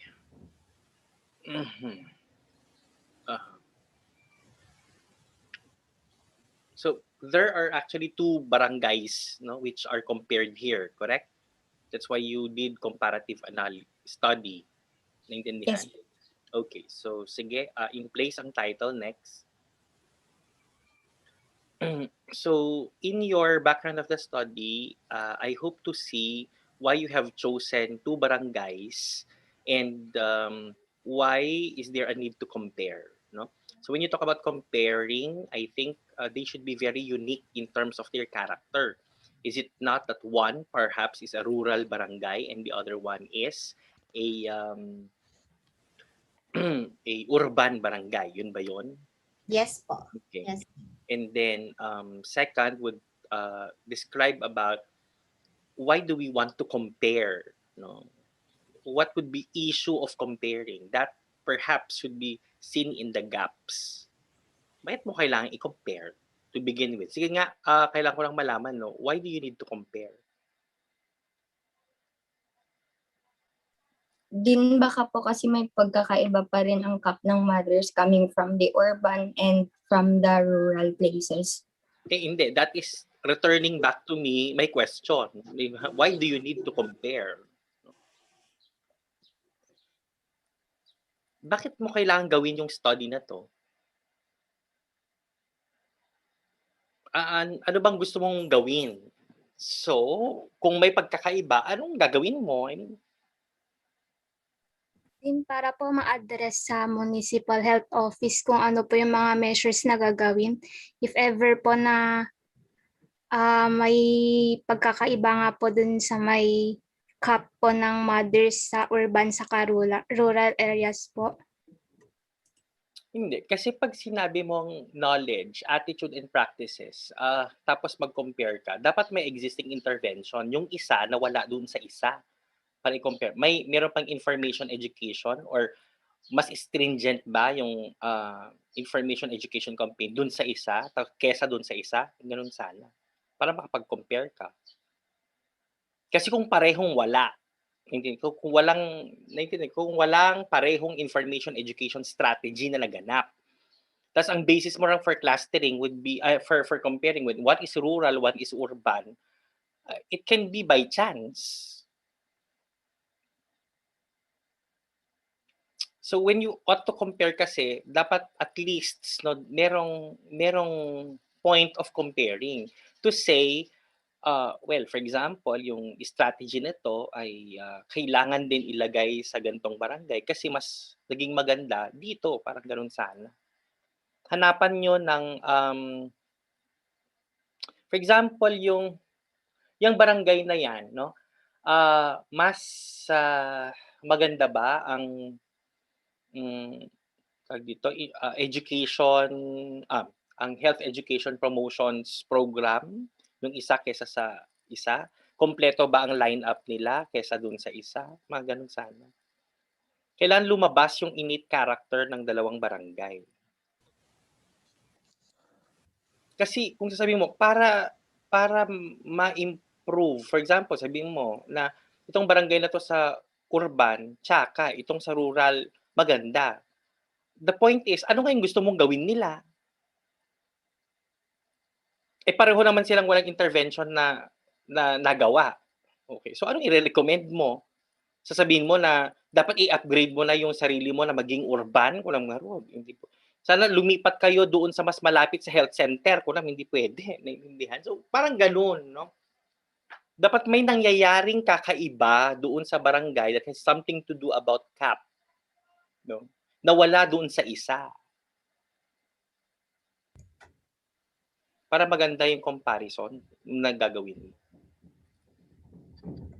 Hanapin nyo yan kasi I don't see it in your introduction. Next, please. Doon sa statement of the objectives naman, yung profile ng yan, yung mothers natin.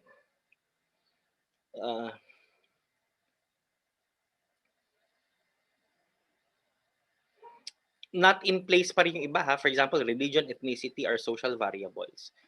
And then, health-seeking behavior. Palitan nyo rin health-seeking behavior, mali din. Naintindihan? Tapos, source of vaccine information. Very good. No? Maganda yung, pangit lang yung pagkaka-state, but I think you can improve more on that. Hearing me out with the first three groups. Tapos, actually, yung number 2, what is the level of knowledge of mothers about immunization, about immunization.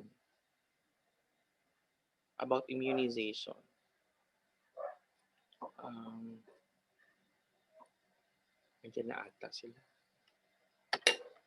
How do barangays differ? Hindi. Ma'am, ang number, silipin ko lang ha. No.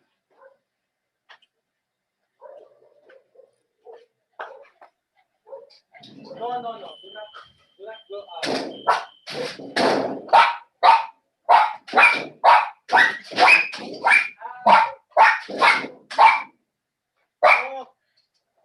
Si Mami.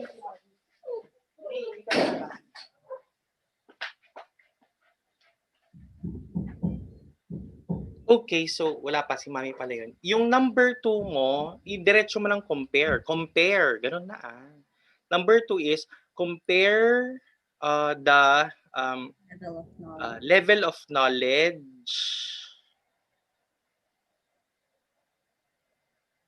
Compare the two barangays, ganun na lang. Compare. Now, number 2 mo is there, hindi, how? Kasi question pala tayo, no? How do the two barangays in the study differ in terms of? Okay na tayo? That will be number 2. How do the two barangays in the study differ in terms of? Letter A, level of knowledge of mothers on childhood vaccination. Okay na? Okay, dun sa letter A na yan, ilagay mo letter 1, 2, 3, 4. Schedule, etc. Letter B would be attitude. Okay, letter C would be practices. Okay na? So that would be objective number 2. So yung objective number 2 mo dyan hanggang number 5, iisang objective na lang. Okay na? So para lumiit kasi yung problema nyo kanina, no? Tapos, ang number 6 mo,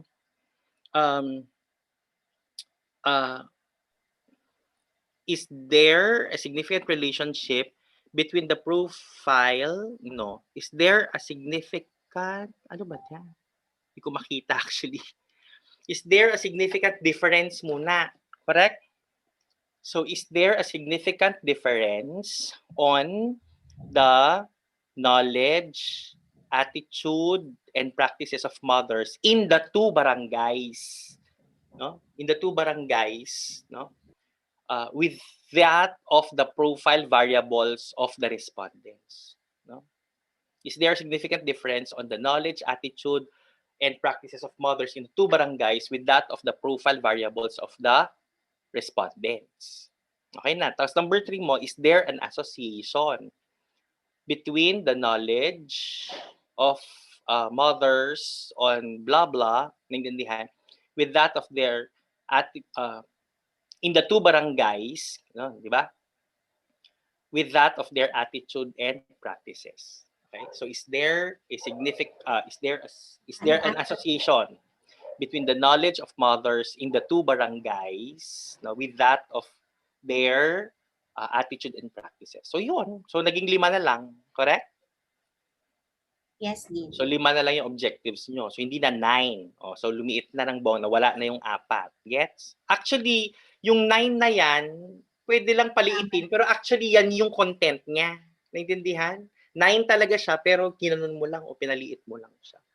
Now, doon sa process nyo, sa questionnaire, baliktad, no? Sa objectives, mauuna ang knowledge, next ang attitude, next ang practices. Pero baliktad, pagdating sa questionnaire, maunang tanungin ang practices, attitude before the knowledge because asking the knowledge will be able to influence the responses for the practices, attitude and practices. Okay? Sige, meantime, yun muna lang kasi nandiyan nasa si Ma'am Jos. Thank you.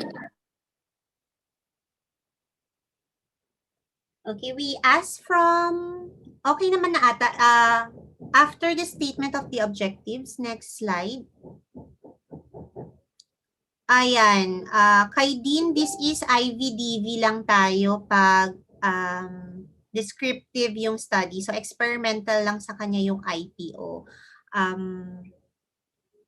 And then, next one. Research design is descriptive correlation. When you do correlation na to, Ma'am Lily, no, you don't say comparative na. Ma'am Lily? So, di say... Ano ulit, Ma'am Jinky? Sa research design nila is descriptive correlation and comparative. But when you say correlation na, that is comparative na din. Descriptive comparative na to. Descriptive compare to, di ba? O compare nila yung two barangays as to best practices, as to knowledge and attitude. So, comparative ito instead of correlation. Descriptive comparative na tayo dito. And then, local. Dito sa local natin, you highlighted here why you chose the two barangays, di ba? Pero ang gusto ni Dean, actually andun na siya sa profile in terms of kung saan nila nakukuha yung knowledge nila for the vaccination. Pero dito, anong sinabi nyo dito, Yasmin, kung bakit sila yung sila yung pinili ninyo? Ma'am, sila po yung may record nung non-fully immunized. Ma'am, yung pinag-define na lang po kasi namin ng non-fully immunized. Included po doon yung mga ongoing pa lang po yung vaccination. So, incomplete pa po sila. Kasi kung non-fully immunized po yung kukunin namin, ma'am, compliant daw po lahat ng barangays dito sa Apayong. Ay, wait lang ata, intermission number. Saan pang bahay ni Ma'am Vea? Kasi mag-deliver si Ma'am Josie doon. Si Ma'am Vea ay taga-Bagay na. Kaya nga, saan siya sa Bagay, Ma'am? Ma'am Vea, are you here? Ayan. Sir, sa ano po, sa malapit po kami sa Bagay Chapel. Bagay Chapel. Ma'am, anong number mo, cellphone? 0935 817 0785. Sige, ma'am. Papunta na siya dyan. Thank you.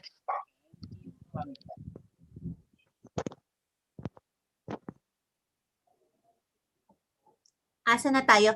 Oo nga pala, hindi ako magtatanong kasi. Ito yung tinatanong din kasi kanina, yung local ng study nila. So, dapat ma-compare yung best practices sa dalawa. Ang concern ko dito, kasi both of these barangays that they consider have high number of reported non-fully immunized children. So, both of them are problematic. So, diba? So, sana kuha sila ng isang barangay na maganda ang record, tsaka yun nga, yung high ang performance with regards to fully immunized children. Tapos ito, kunin nila isa sa barangay na ito. Yes, I agree doon. Para they can compare. Yun yung, yan. Ipo-profile din nila yung mga barangays? Like, isasama nila yung best practice nung barangay? Ano Hindi, yung ma'am. difference? Ang first na gawin nila is kunin nila yung barangay sa Apayao na may maganda ay na mataas ang rate, ang prevalence na mataas ang rate of immunization. Oo. Full na FIC. Mataas ang FIC. Tapos eto, mamili na lang sila sa dalawang to na kasi mababa ang kanilang. Yun nga ma'am, I mean, kukunin nila yung i-state nila kung ano yung best practice ng barangay na to, tapos i-compare din nila dito sa barangay na to, parang ganun. Yun. Kung ano kaya yung best practices nila. Ganun. Tapos yung, pwede din kasi di ba, as to profile, so baka sa barangay na to, since nasa urban barangay sila, mas may nakapag-aral na mothers or nagtatrabaho na, kaya mas, di ba? Parang ganun. Yun yung mga makikita natin para ma-compare nila yung mga variables na gusto nilang tingnan. Lalo sa, actually nga, may baka pwedeng on practices na lang. Ma'am, yung anong tawag dito, ang ibig kong sabihin dun sa profile ng barangay is like for example, kagaya nung sabi ni Dean, na ano ba yung ginagawa nila baka mamaya dun sa non-fully immunized children, kaya pala hindi sila nag-i-immunize kasi hindi nakakarating yung vaccines. Accessibility, yun din, tama. Oo, yung mga ganun ma'am, kasi ang isang experience ko dito, meron akong kasabayan na mother, ang sinasabi niya sa akin, ay bakit meron na kayo, pareho kami ng edad ng anak. Bakit meron na kayong vaccine na ganyan dito? Sinasabi nila wala. Sabi ko, hindi pwede yon. Dapat, lahat ng, di ba ma'am, lahat ng barangay, kasi meron silang immunization program per barangay. Oo, hindi pwedeng walang vaccine na makarating sa inyo. Parang ganon. So parang isang factor siguro yon na i-consider na makita sa ano na to. Ano yung profile ng or practices ng barangay na to compared doon sa reference barangay. Kasi baka 'di ba ma'am, isang factor yon yung accessibility nga ng mga vaccines. Pati mga empleyado ata nila parang ganun, wala. Yung isang BHW lang, isang midwife, parang hindi niya makuha lahat, parang ganun. Ganun lang. Tama din lang. You do have open-ended questions dito, Larissa, na asking kung hindi sila fully immunized, the reasons why? Dun sa questionnaire nyo? Wala, ma'am. Dun sa, you will be asking kung fully immunized or non-fully immunized yung children nila. Yung sinasuggest ni Ma'am Bea is yung mga respondents, consider yung barangay profile, ma'am. Parang barangay profile, yes. Yeah, so sinasabi ni Ma'am Bea is look at the barangay profile. Pero if we ask kasi yung barangay mismo themselves dito, ma'am, we will put KII. Pero magiging bias din kasi sila if tatanungin namin sila kung meron o wala, on time o hindi. Ma'am, baka pwedeng itanong yan sa mga sa part ng respondents. Yes nga, sa part ng respondents kung bakit hindi sila na-fully immunized. Hindi dumating, wala namang sinabi sa kanila ng barangay, mga ganon. Sa tingin ninyo? I think meron naman sa questionnaire nila yun di ba? Yes, yun yung tanong ko kina Larissa. Training, IEC, I think naka-include naman siya. Yes, pero wala yung accessibility. Meron ba yun, Ma'am Bea? Wala yun, Yasmin, di ba? Siguro na lang, percept, kasi sa part ng knowledge. Kung pwede na lang silang maglagay ng parang open-end doon kung bakit na-immunize or hindi na-immunize ng on time or Tapos irarank na lang nila. Ranking na lang yun, Ma'am Jinky. rank response format. Identify sila ng factors or pwedeng sila, Yasmin mismo, maglagay ng factors doon. Check na lang nila. Tapos, Tama, kung bakit hindi yes, sila pwede ma'am. na-immunize. Sila na lang maglagay through preliminary survey siguro or RRL kung ano yung factors or reasons why hindi sila na-vaccine. And then i-rank nila. Oo, wag na nating i-profile yung kanilang barangay. Lalabas na lang sa questionnaires nila. Factors of non-compliance. Bakit? Oo. Ganun na lang, Ma'am Bay. Sir Nico, meron kang comment po? So yung lokal, ma'am, mapapalitan dito, ano? Yung lokal ng study nila. Yes, ma'am. Magpe-preliminary sila. Kung ano yung, tulad ng sabi ni Dean kanina, to look for kung anong differences nitong mga barangays sa ano, ang tawag in terms of their vaccination practices. And tulad ng sabi mo, Ma'am Lily, if yung isa is high number of non-fully immunized, tapos yung kabila is high number of fully immunized. Para, sabi nga ni Ma'am Bea, to check and correct kung ano yung best practices ng kabilang barangay. Tama ba yun, Kaz? Ma'am Lily? Hindi, ganun na lang, yun nga, factors affecting immunization. Doon, open-ended yun. Baka based din sa implementation ng barangay. Makikita naman doon. Or yung sa IEC, gano'n. Okay na yun, ma'am. Ay, okay na yun. Kasi andun na. Open-ended question na lang. Siguro last part yun. Yes. Yung sa questionnaire nila. Sir Nico? Ma'am Jinky, hindi na din tayo mag-a-add ng statement of the problem regarding the factors or incorporate na lang siya dun sa... Hindi na, sir. Hindi na po. Kasama na siya, Ma'am Lily, di ba? Dun sa profile, lalabas na siya doon. Okay. Sige, yung sa questionnaire na lang po nila, since nabawasan yung statement of the problem, siguro magbawas na lang sila dun sa questionnaire nila, and then may iba kasi akong nakita kanina na hindi tugma doon sa specific na, isa po sa knowledge. Parang hindi siya pasok sa knowledge, parang mas applicable siya doon sa may attitudes or pwede rin siya sa practices, no? So far yun lang yung aking dito sa questionnaire nila. And then yung sa SOP nila, ma'am, kung paano yung paayos na lang ng SOP nila, iayos na lang nila sa parts ng questionnaire po. Yun lang, ma'am. Okay. Except for yung sa CAP ninyo, yung sinuggest kanina ni Dean, to start with the practices before the attitudes and the knowledge so that it won't affect yung ilalagay nila sa attitude. Pero yung sinabi ni Sir Nico kanina, others would be Yes, ma'am. magkakasunod-sunod. Yung sinabi ni Dean doon sa SOP kanina, yung attitude and practices to that of their knowledge. Nagets nyo ba yung sa SOP nyo, Yasmin? Yes, sir. Okay. Sige. And lastly, Ma'am Bea, meron kang i-add?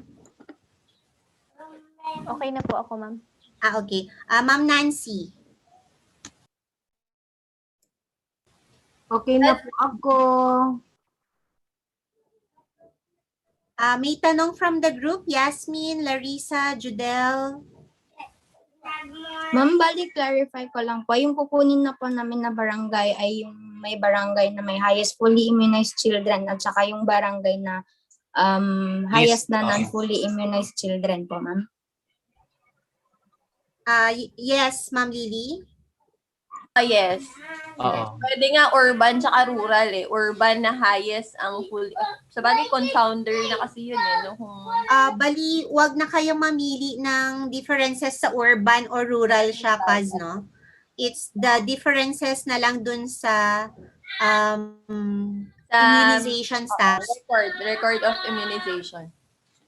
Based sa performance. Tapos, yun yung ikukwento nila, Ma'am Jinky, na iko-compare nila. Yun ang basis nila. Yes, Tapos yes. pala yung sa questionnaire nyo, ba't nilagay nyo pa yung yung sa DOH na yung immunization record? Wag natin ilalagay yon sa questionnaire. Yan. Gawa kayo ng sarili nyong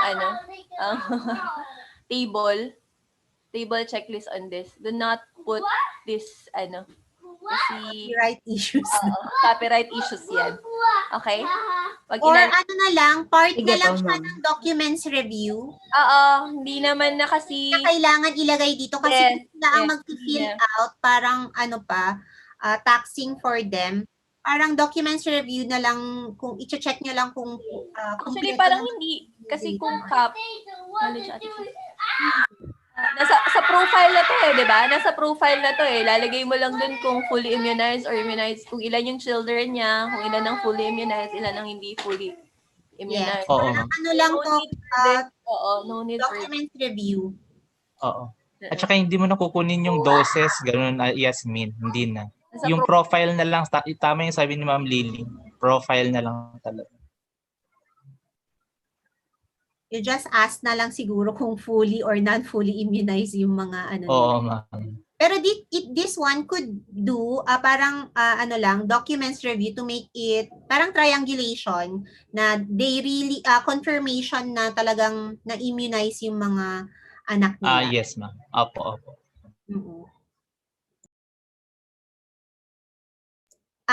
Yasmin, Larissa, Judel, sino ba bang kasama ninyo? Meron pa bang clarification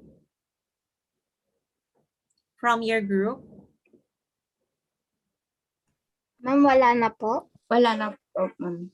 Wala na. If there are no more questions to the panelists, can we have a 1-hour lunch break and continue with the next ones at 1 o'clock?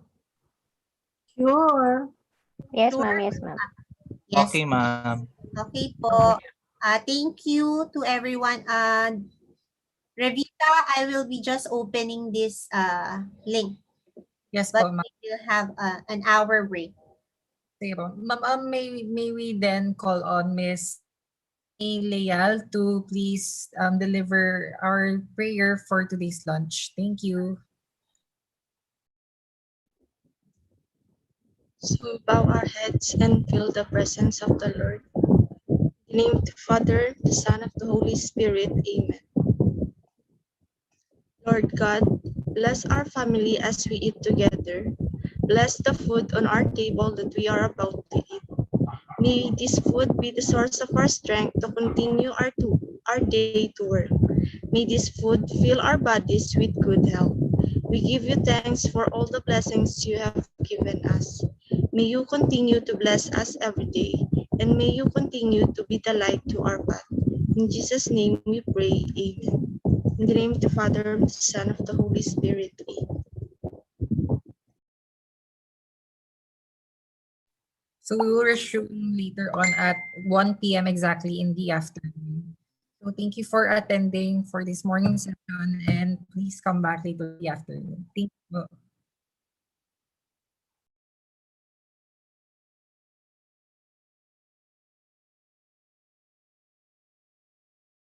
Thank you po, ma'am. Thank you po, ma'am.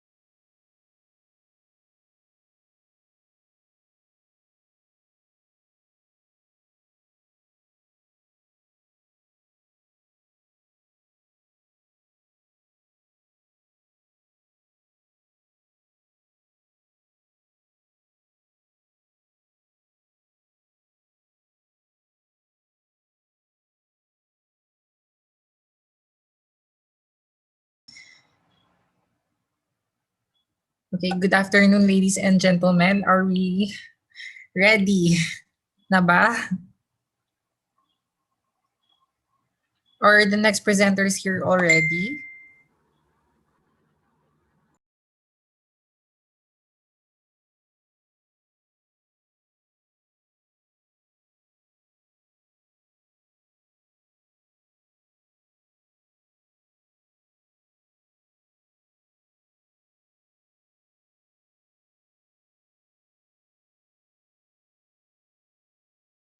Who are the next presenters? Revita? Ma'am, if I'm correct, I think it's Henry's group po. Yes, yes. Andito sila Park J naman. Yes, okay. Wait, andito na ba sila Dean? Sila Director? Yes, ma'am. Sir Pero Nico? si Ma'am Bea po, wala po siya. Sige, i-message ko lang. But you may already start if they are present already. Yes po. Athena, can you please share screen na?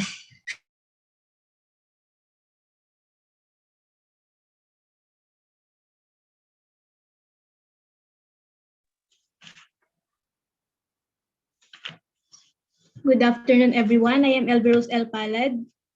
So we would like to present to you our research proposal. Excuse me, LV. Can we wait? We will wait for Ma'am Bea muna. Sorry.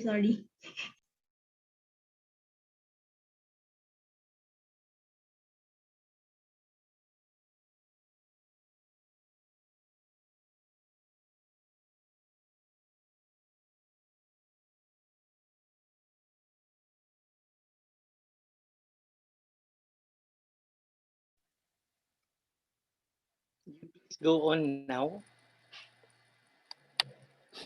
Okay po. So, to formally start, good afternoon and welcome to the afternoon session for the first day of the thesis defense of the entire third year of respiratory therapy.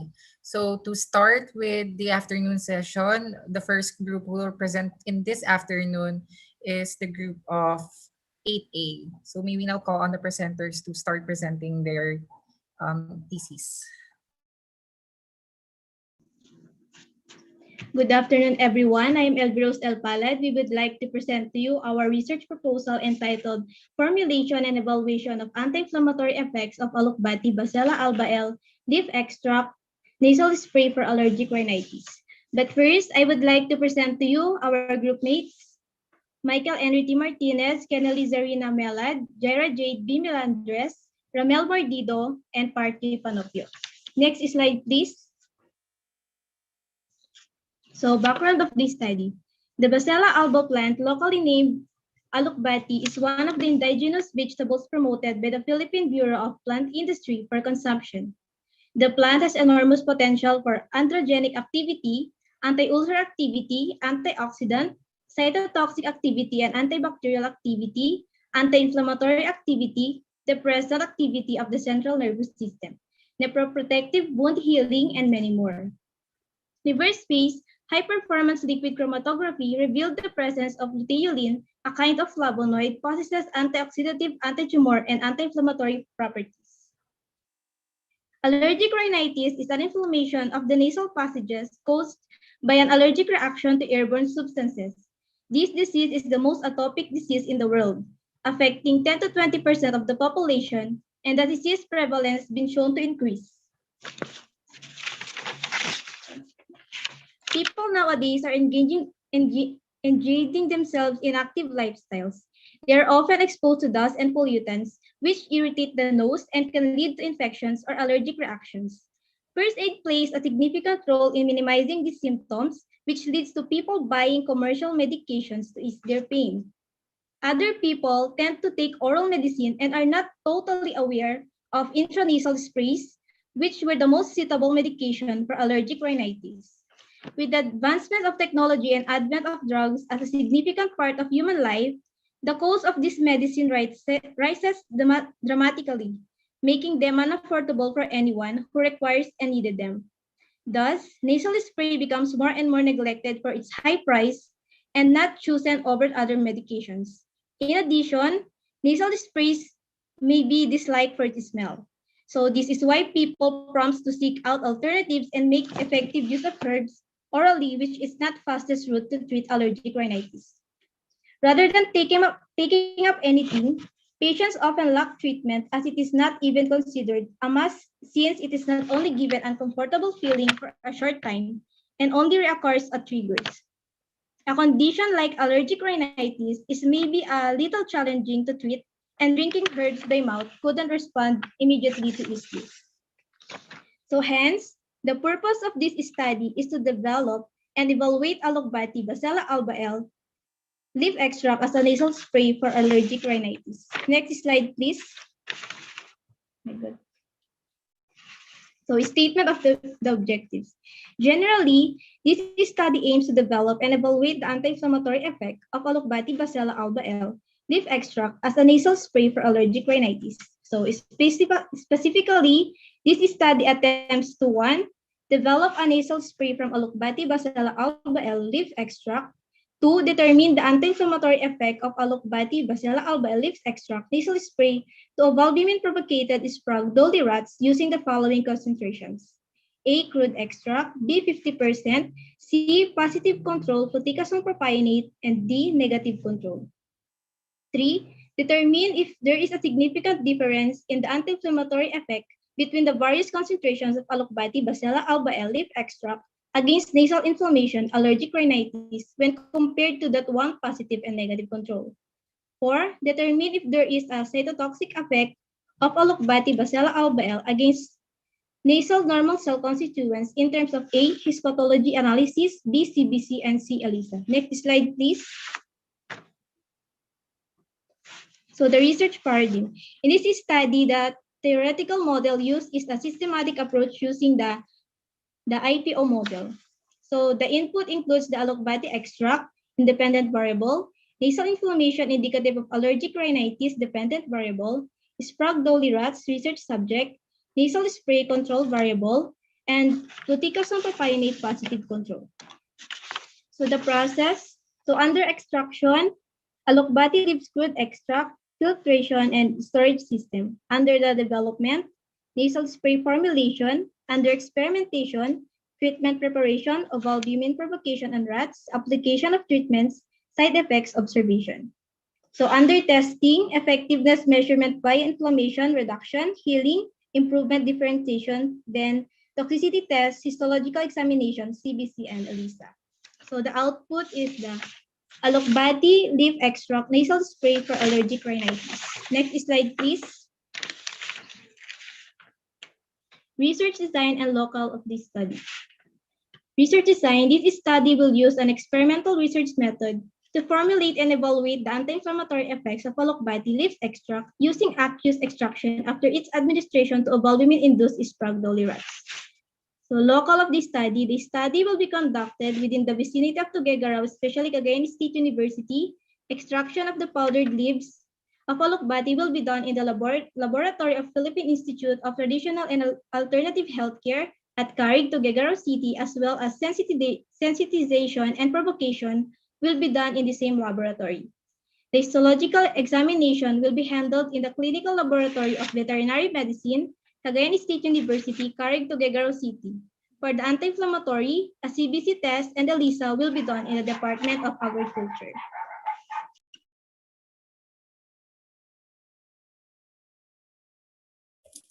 For the sampling procedure, the leaf of Alogbati Bacella alba L, also widely known as Malabar spinach plant, is the primary raw material will be used in the study.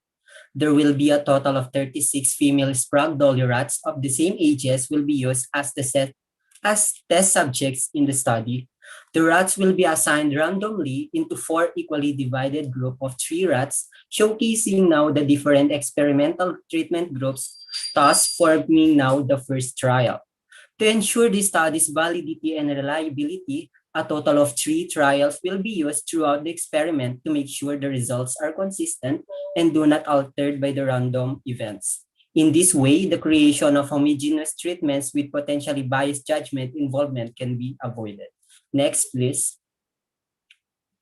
So for the flow chart, which now shows the outline of what should be done in our study, Initially, the collection of alugbati leaves will be done and will be cleaned via tap water, and afterwards, the plants will be air dried, making sure to not be exposed to the sun so that the components will not vary. Next will be the preparation of this plant by cutting it into pieces, ready now for the extraction of the aqueous solution to produce now the final product, which is the developed nasal spray. On the other hand, we will purchase the Sprague dolly rats from an authorized seller of laboratory rats, and the acclimatization process will last for a week in order for the rats to adapt on their new environment. The test animals will be inspected first, and an acute toxicity test will be made to determine whether if the developed product is toxic to the test subject before they could undergo to any experiment. Considering the above mentioned procedures are done, the rats will then undergo sensitization of albumin intraperitoneally for 2 weeks. After that, they will undergo provocation of albumin intranasally, followed by the drug treatments. The drug treatments are as followed. For the treatment 1, it will be the 100% aqueous crude extract of alugbati. For the treatment 2, it will be the 50% aqueous extract solution of alugbati. For the treatment B, it will be the positive control, a commercially made nasal spray, which is the fluticasone propionate. And lastly, the negative control. At the end of the experiment, all test subjects will be sacrificed where samples will be collected.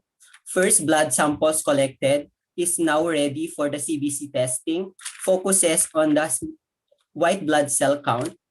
For the septal mucosa samples, which is collected, is now ready for the histological examination. And lastly, for the nasal serum irrigation samples, which is used for the enzyme-linked immunosorbent assay or ELISA testing. The gathered data from the aforementioned clinical tests will be processed and ready now for the statistical analysis, and they will be analyzed using one-way analysis of variance, or what we call one-way ANOVA, and the least significance difference to evaluate now the significant difference among various treatments. Next slide, please. For the Gantt chart, this will be the activities to be done. For the finalization and approval of proposal, it will be done by the month of May up to June. Then the sending out of communication letters and follow-ups will be on the month of June and July. For the laboratory activities, for the purchase request, it will be on the month of July. For the collection and processing of plant samples, it will range from the month of June to August. For the preparation and extraction of aqueous extract, it will be done from the month of July to August. And for the development of nasal spray formulation and acclimatization of lab rat, also the acute oral toxicity test will be made also from to the month of August. For the sensitization of intraperitoneal of albumin, it will range from the month of September up to November, similarly for the provocation and the treatment. For the collection of samples, it will be done on the month of November. And for the data processing and analysis, it will range from the month of November to December up until when the study is ended. Next slide, please. For the research instrumentation, the following will be used in our study to gather data we need. As stated in the locale of our study, the histological examination will be handled in the clinical laboratory of veterinary medicine located at CSU Carrig campus. The CBC and ELISA testing will be done in the Department of Agriculture located in Carrig. And moreover, the one-way ANOVA and least significance difference will be done by the assistance of a professional statistician. Next slide, please. Attached here in this last slide is our study plagiarism report, as well as the next slide, please. Ay, wala na ba? as well as the Institutional Animal Care and Use Committee known as IACUC for the animal use protocol and the animal permit that would be animal permit. That would be all, and thank you.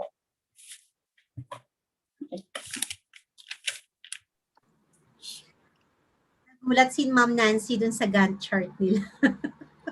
Title, please.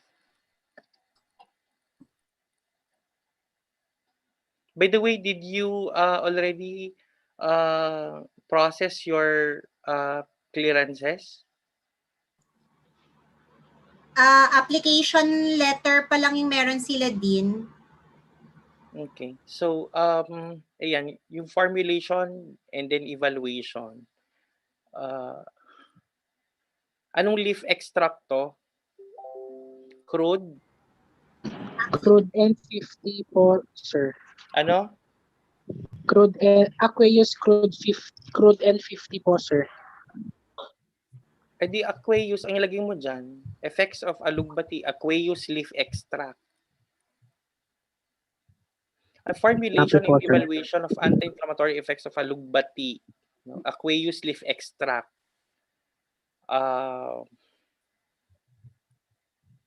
Mali. Hindi ma'am, parang mali. Mali yung title. Formulation and evaluation of nasal spray for allergic rhinitis from alugbati leaf, aqueous leaf extract. Yes. Ano yung i-formulate nyo? Alugbati ba? Hindi kaya. Formulation and evaluation nasal spray of the effects of nasal spray extracts derived from alugbati aqueous leaf extracts. Formulation and evaluation of nasal spray for allergic rhinitis derived from aqueous leaf extracts derived from alugbati aqueous leaf extract. That's the title. Yes. Introduction.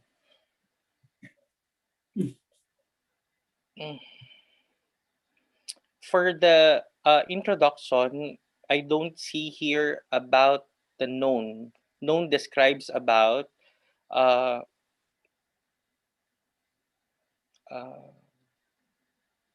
effectiveness of nasal sprays for management of allergic rhinitis. That would be number 1. Number 2, known would be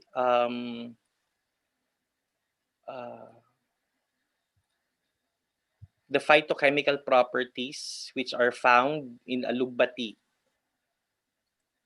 Third of the known would be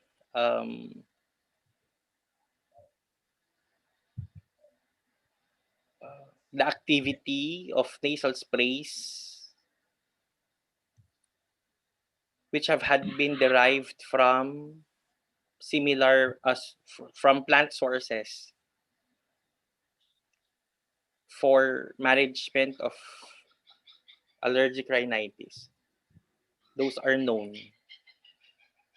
Mali yung first part. Yung alugbati na yan, ilagay nyo lahat yan sa RRL. That is not what we are supposed to see the introduction. Second would be unknown. Unknown will talk about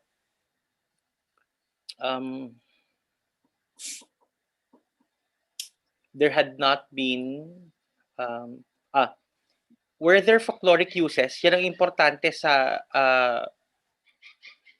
natural products researches. You can never work on it not unless there are evidences for folkloric uses. Hanapan nyo yan. Yes po, sir. Sir, regarding po dun sa known na plant user, plant extracts po na similar po sa amin. Yes.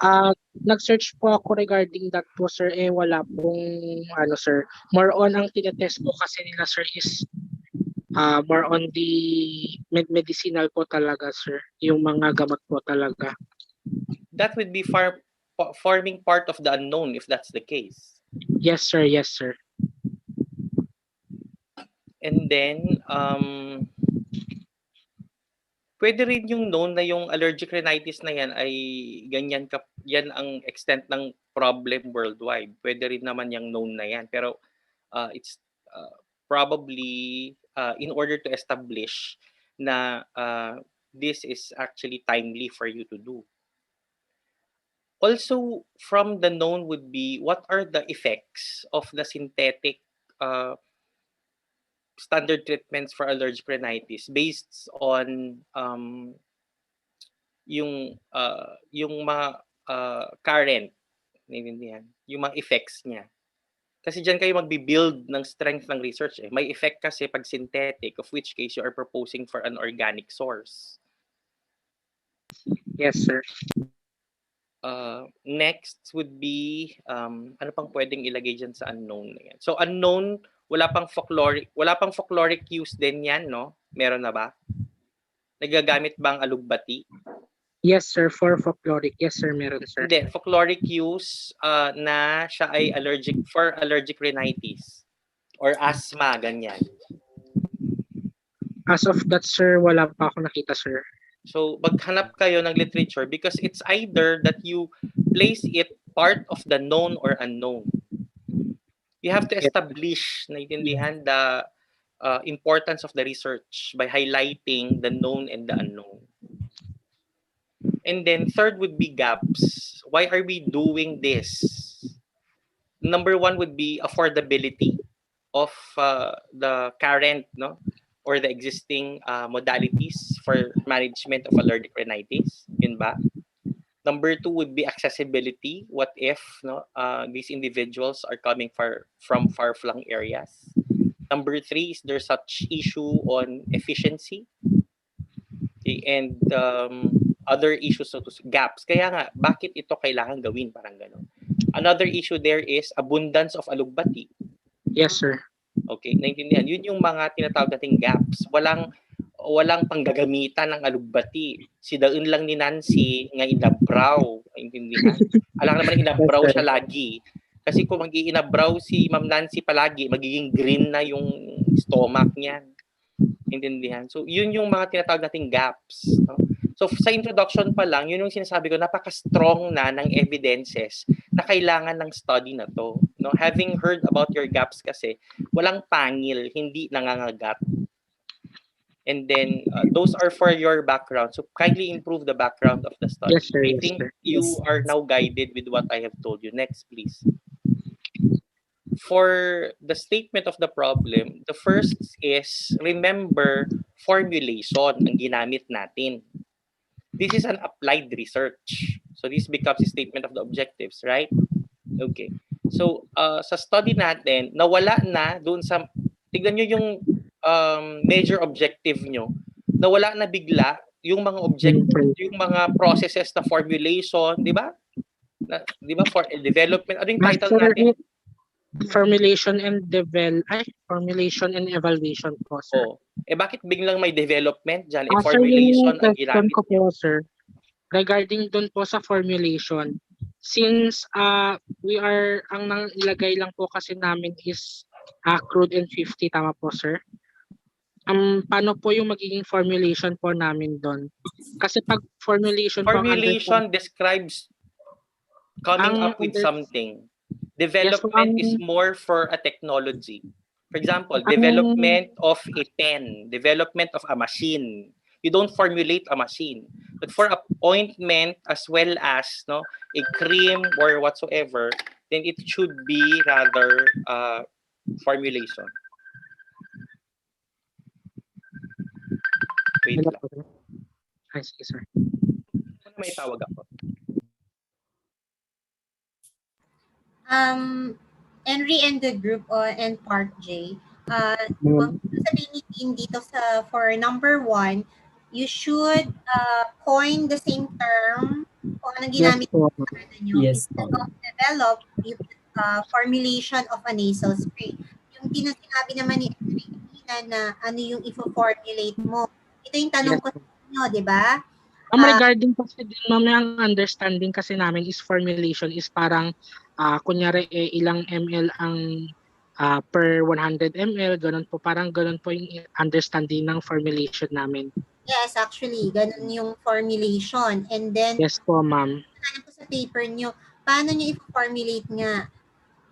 Yes, ma'am, regarding that po, naghanap po kasi kami ng mga similar study about ano po, formulation po. Puro drug po kasi hindi po namin alam kung since yung itetest naman po namin is crude and 50, parang for what po yung formulation namin since ang itetest naman po namin is crude and 50. So why not yung formulation na lang namin, yung itetest namin? You cannot directly put sa nose naman nung rat ninyo yung ano, 'di ba?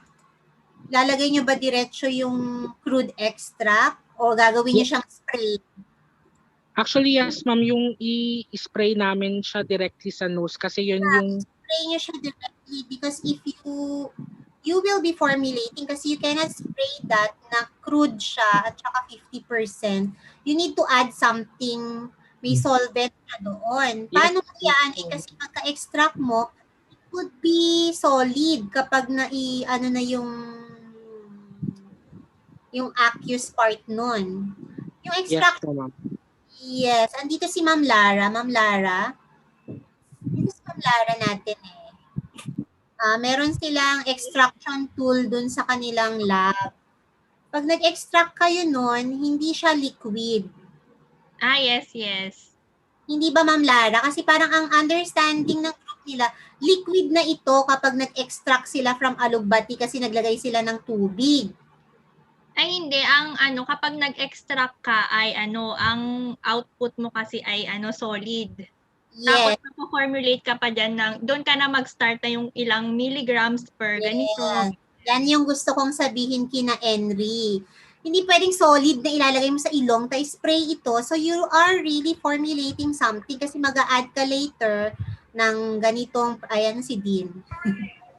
Yes, yung solvent po, ma'am.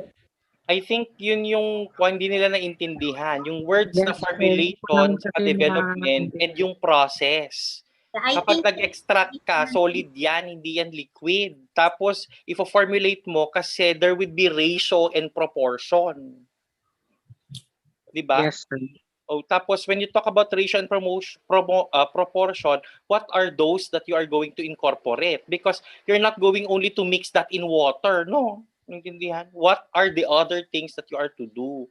Development kasi would talk about a machine that you are to develop. Development of a tracer. Kung di ba? Yes, sir. Yes, sir. Formulation ang correct na term dyan.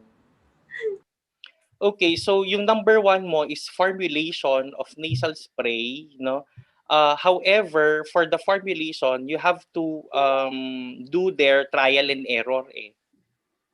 Naintindihan? So, yes, formulation. Sir. So, i-discuss mo yan. Hindi pwedeng formulation. Kasi if that would be formulation of nasal spray from alugbati, ang magiging, that is already part of the methodology. Kung ganyan ang magiging objective mo. Naintindihan? So, dyan is formulation of nasal spray effective for ganon. Using, naintindihan?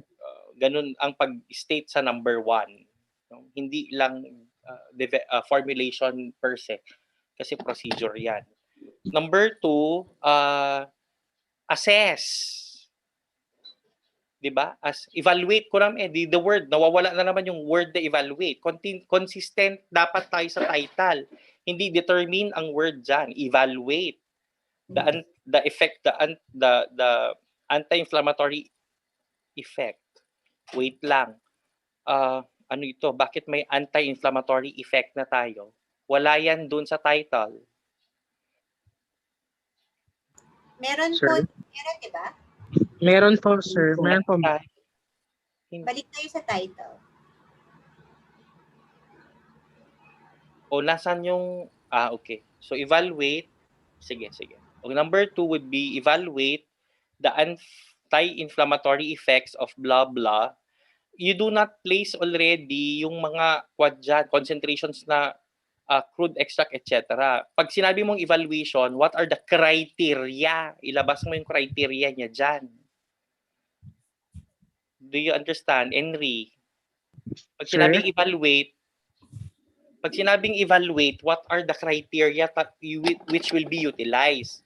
Kapag sinabi mo kasing formulate, nakuha mo na yung how do you call it? Yung formula. Ito na siya, no? Kumbaga, ito ang gagamitin mo, okay, ito na yung product mo. When you're going to evaluate, that's for your number 2, you don't evaluate crude extract, hindi ganyan. Ano yung gusto mong maging outcome? Evaluate. So what is the outcome? No, for example, evaluation of antimicrobial susceptibility in terms of letter A, minimum inhibitory concentration. Ganun yan eh. Or zone of inhibition. Ang lumalabas sa evaluation is, no, ano yung gusto mong i-evaluate, anong aspeto. For example, when you're going to try it to animals, will there be atrophication of cells? Intindihan? Would there be increase in mucus secretion? Ano yung magiging outcome to say na yung inyong product ay effective? So ano yung mga kunyari kunyari anti-inflammatory po sir. Kunyari doon po sa histopathology analysis po yung lowered po yung scarring, ganun po sir. Oh, so yun yung ilagay mo diyan sa letter A. Ano yung mauuna? Kasi histopathology is towards last stage na yan. Yes, sir. Naintindihan? So yun yung hindi yung crude extract, positive control, hindi. Yes, sir, yes. Naintindihan? Ano yung magiging outcome? Kung for example, paano mo masasabing maganda ako, no? Yes, sir. Okay na. Then dapat yung CBC nyo and ELISA, di ba? Sa number. Yes, ma'am. Yes. Sabi ni Dee. Yes, ma'am. Yes, ma'am. So yun yung i-evaluate. So, pero yung histopathologic effect, huli yan, hindi ka mag-histopath agad bago ka mag-CBC. Yes, sir. Yes, sir. In fact, kung wala namang effect yan, wag mo nang i-histopath. Sayang lang pera mo. Yes, sir. Okay, so anong nakikita? For example, yung tools mo kasi for evaluation, yung CBC, ELISA, histopath, tools yan. Anong magiging, tag dito? Yung end goal po namin, sir. Yung kanyang outcome or output. Pag sinabing CBC, ano bang titignan mo dyan? Increase in red blood cell? Yes, sir. White blood cells, white blood cells, sir. Tapos yung sa histopathology, sir, is yung ciliary loss, ganun po, sir. Ganyan yung pag-evaluate. Kaya nga importante yung model eh. Model dito. Ano ba yung i-evaluate mo? Number 3,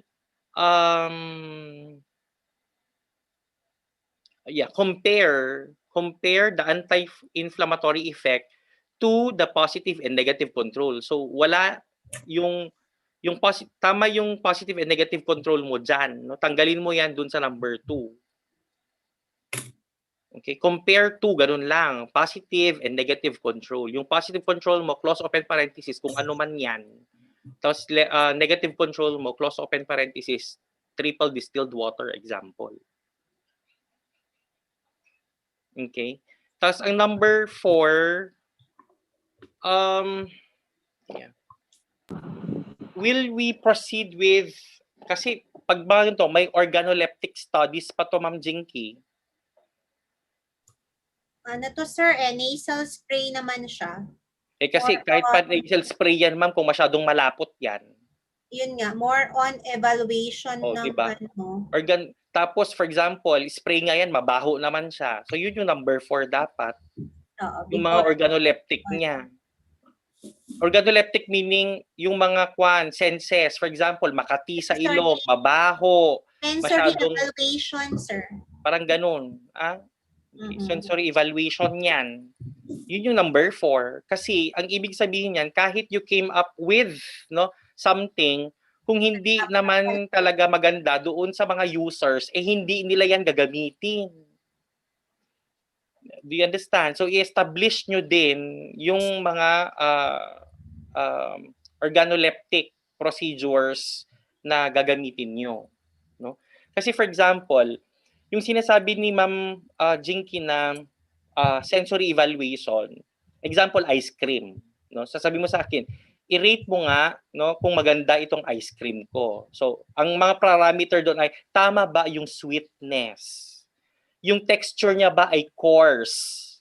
Naintindihan mga ganyan? Nakukuha nyo ba? Yes, sir. Yes, Ano sir. naman yung ganun yung number 4 niya. That's the right way of doing a study such as this. Okay?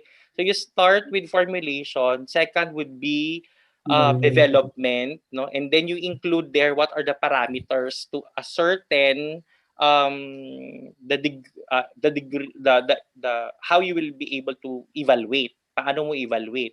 Number 3, you compare your outcome to your positive and negative result, positive and negative controls. And then number 4 would be your sensory evaluation. Hello, sir. Bali, yung ang itetesta lang po namin is yung mismong formulation na isa lang po, sir. Of course, kasi yun lang.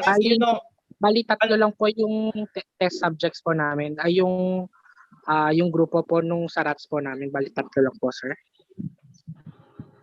Yes, kasi yung number 1 mo is coming up with the product na eh. Yes, sir. You cannot come up with 4 products there, no? Yes, sir. You come up with the best. Yes, sir. Yes, sir. The Bali, best trial and error po kami sa una, sir. Exactly. Yun nga, yung kaya nga formulation kasi trial and error yan. Yes, sir. The best will be the one that will proceed with the methods, yung other methods. Yes po, sir. Okay? Ganun yun, no? So kung tatlo lang yan, actually yung organoleptic mo, yung number 3 mo, Henry, is only 1. So parang isang treatment group, yes, dalawang control group. Pero yung number 4 mo describes about isang product lang yan. Yung yes, sir. Yes, sir. Naintindihan? Yung ipapa-organoleptic mo, iisa lang yan. Yung treatment lang po, sir. Yes, So sir. sana naintindihan ng grupo yung gagawin. So kahit kasi nakapag-come out kayo, kung mabaho naman yung alugbati, Diyos ko, imbes na makatulong sa akin, dahil makahinga ako, baki ikamatay ko naman, na ampep matgaya. Naintindihan? Yes, sir. Yes, sir. Okay? Tapos yung kulay, baka alas si Fun sa ngayon yan, knowing alugbati, o kung Diyos ko. Naintindihan? O kaya, yes, at least you know, when you're going to add some things to something, magkakaroon ng mga granules, kung kuna na sa, yun pa mamaya pumunta sa lungs ko yung granules, imbes na nakatulong sa akin, kinamatay yes, ko sir. pa. Naintindihan? Yun Yes, yung sir. number 4. Okay? So you change the objectives. The Yes, sir. Yes, sir. objectives will tell you about the procedures. Okay, but I'm not quite sure, Henry, about what you were telling kanina na increase in the white blood cell. You better check that, because if there's Yes, sir. increase in the white blood cells, it means that something came in toxic. Yes, sir. Yes, sir. Because white blood cells will have to indicate that something is wrong. When you are sick, white blood Yes, cells sir. are increased. Okay, so alamin nyo lahat yan. Dito, Sir Basong, si Sir Basong ba nagsabi ng CBC for your anti-inflammatory, Henry? Kailan dito ka ba, Dick? Si Kennedy po kasing nakausap, ma'am. Yes, ma'am. Si Doc Basong po. Yes, but for CBC, does that mean that there will be increase in white blood cells? Otherwise, Yes, sir. Increase po dapat, sir. Kasi pag increase po kasi, sir, increase po yung inflammation, sir. So, ang goal po namin is decrease yung white blood cells, sir. aha. Not necessarily. Ma'am Jinky, I believe the design here would be pre-test, post-test. Sila muna, sir, magte-test sila ng CBC dapat before, after the ovalbumin provocation, and then post-test nila yung dapat increase na nun, and then after the treatment dapat decrease na. Pwedeng ganon. Basta pre-test, post-test design ito. Yung number 2, doon sila pre-test. Kasi evaluation Ma'am, parang hindi po conclusive kung CBC lang yung parameter for... Ma'am, may ELISA sila tsaka histo pa. Yung ELISA for what? Maraming ELISA dyan. ELISA Bali ng yung sa ano po sir, doon po sa cytokine levels po nung animal sir. Yes sir, nung sample po. Basta may pagkukunan kayo niyan. In Sir, other regarding words, sa ang nangyari dun sa PA sir, ang sabi niya hindi kasi namin natanong pa sir kung pwede ba yung sa rats yung sample namin, hindi pa po sila sumasagot sir. Pero meron po silang ELISA po sa sir, sa DA po sir. yes, pwede ring ELISA, naintindihan, pero yun nga, ELISA describes about a process or a machine, naintindihan? So the ELISA machine is what you have in your DA. But the reagents for the ELISA technique relative to your procedure, that is one thing that you have to work on. Naintindihan? So ELISA is a machine, ELISA analysis, but you have to have reagents for ELISA. Hindi ipasok mo na lang doon at bahala na siyang mag-read. Ay hindi, naintindihan? Merong mga reagents pa yan. Okay, so ELISA can be qualitative, ELISA can be quantitative. You're talking about a machine, perhaps that's a quantitative. But should it be quantitative? Of course, there will be reagents. You determine what are the specific procedures for that ELISA procedure. Okay, so much of things to actually work on this. Okay, so again, for your design, it would be pre-test, post-test. Experimental design, pre-test, and post-test. Study design. Do you understand? Yes. Yes, sir. Yes. So sana, okay, next. For the conceptual framework, yes, you're going to have here input, process, output, but what you place in your boxes are wrong. So your input would talk about alugbati aqueous leaf extract. Correct? Naintindihan? Prepared at varied concentrations to determine the best formulation. Second would be your positive control, which is what? Hindi mo lang ilagay yan nasal spray, no. The positive control is what? No? For example, Spiriva, ganun yan eh. Di ba sa asthma, Spiriva, mga ganyan kasi yan. So alin doon, anong brand, no, ang nasal spray? Third would be your tignan nyo yung nakalagay sa inputs nyo, ang dami, control variable, nasal spray, tapos positive control, propionate. Ano yung fluticasone propionate, yan yung positive control. Ang negative control mo, triple distilled water. Correct? Yes po, sir. Okay, tapos yung input mo would be your sprogdolirats, pwede yan. Okay na, so ang input mo lang dyan ay alugbati leaf aqueous extract. No? Tapos you'd have the sprogdolirats and then your positive control and then your negative control. Now, in your process, hindi ganyan yung extraction, development, experiment. Hindi. That is already the methodology. Ang process na sinasabi sa paradigm is what you're going to do. For example, kanina, ELISA. Naintindihan? For example, tatlo yung process mo. Doon sa, for example, no, doon sa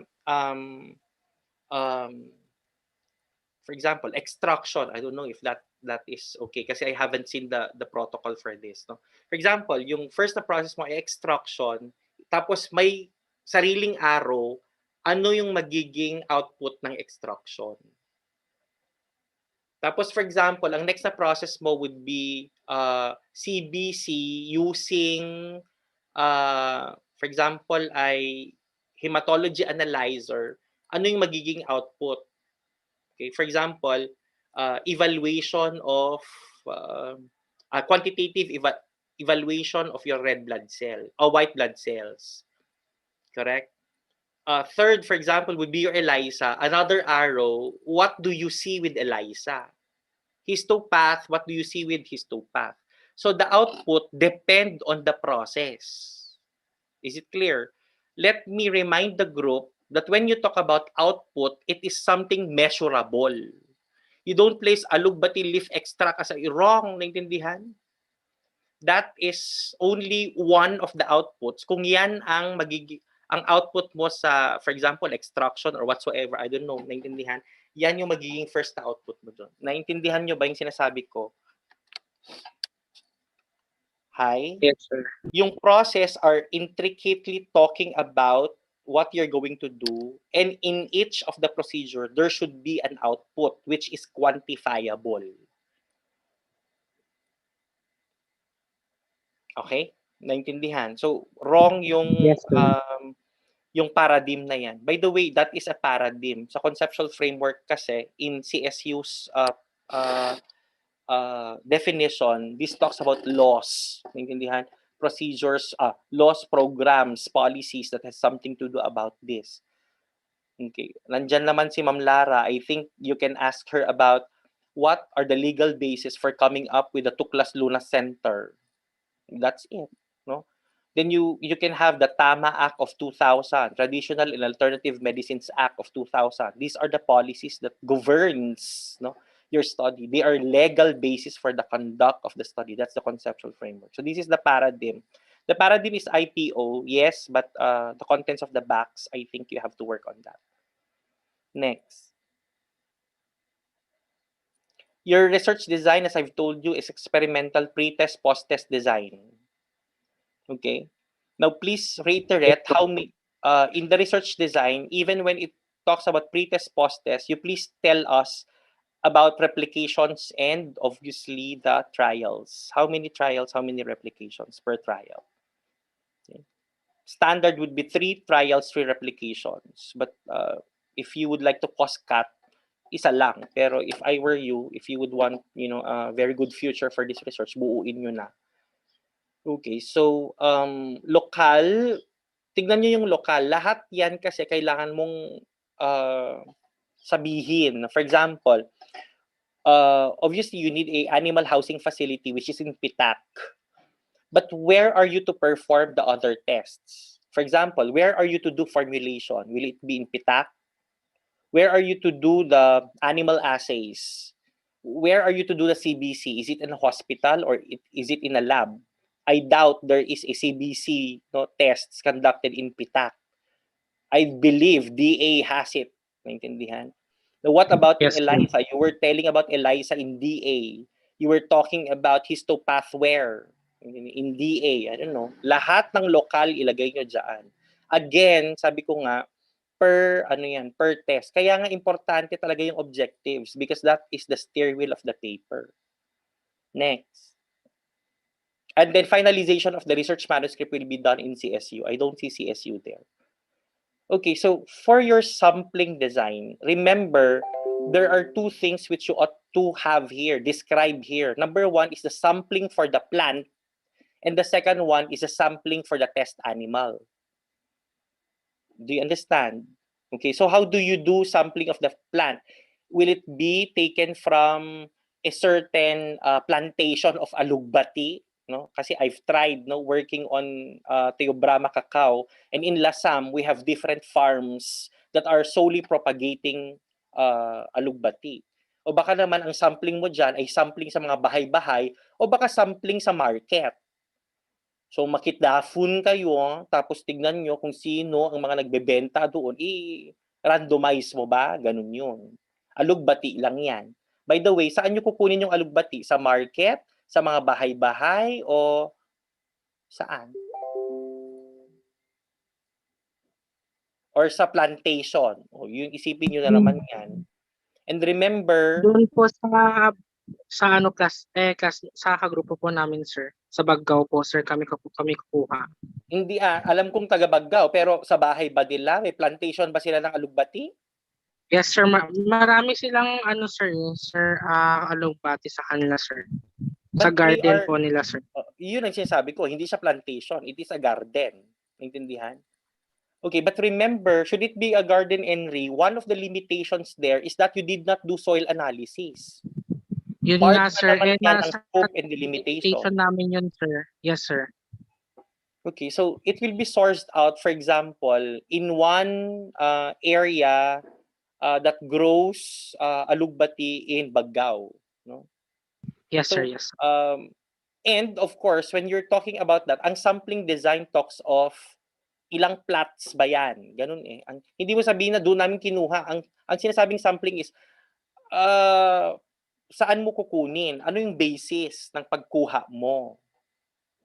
For example, dito sa bunga, doon sa likod, doon sa, naintindihan? O random mo na lang kunin per plot. Ayun, hindi ko alam kung paano yung itsura nung pag-grow nila ng alugbati. Naintindihan? Yes, Next sir. Yes, dyan sir. would be your sampling design for the animals. So it is a randomized. Because you have to remember, randomization is important to claim that your design is experimental. Okay? So dapat lumabas sa sampling design na ito yung word na randomization. Yes, sir.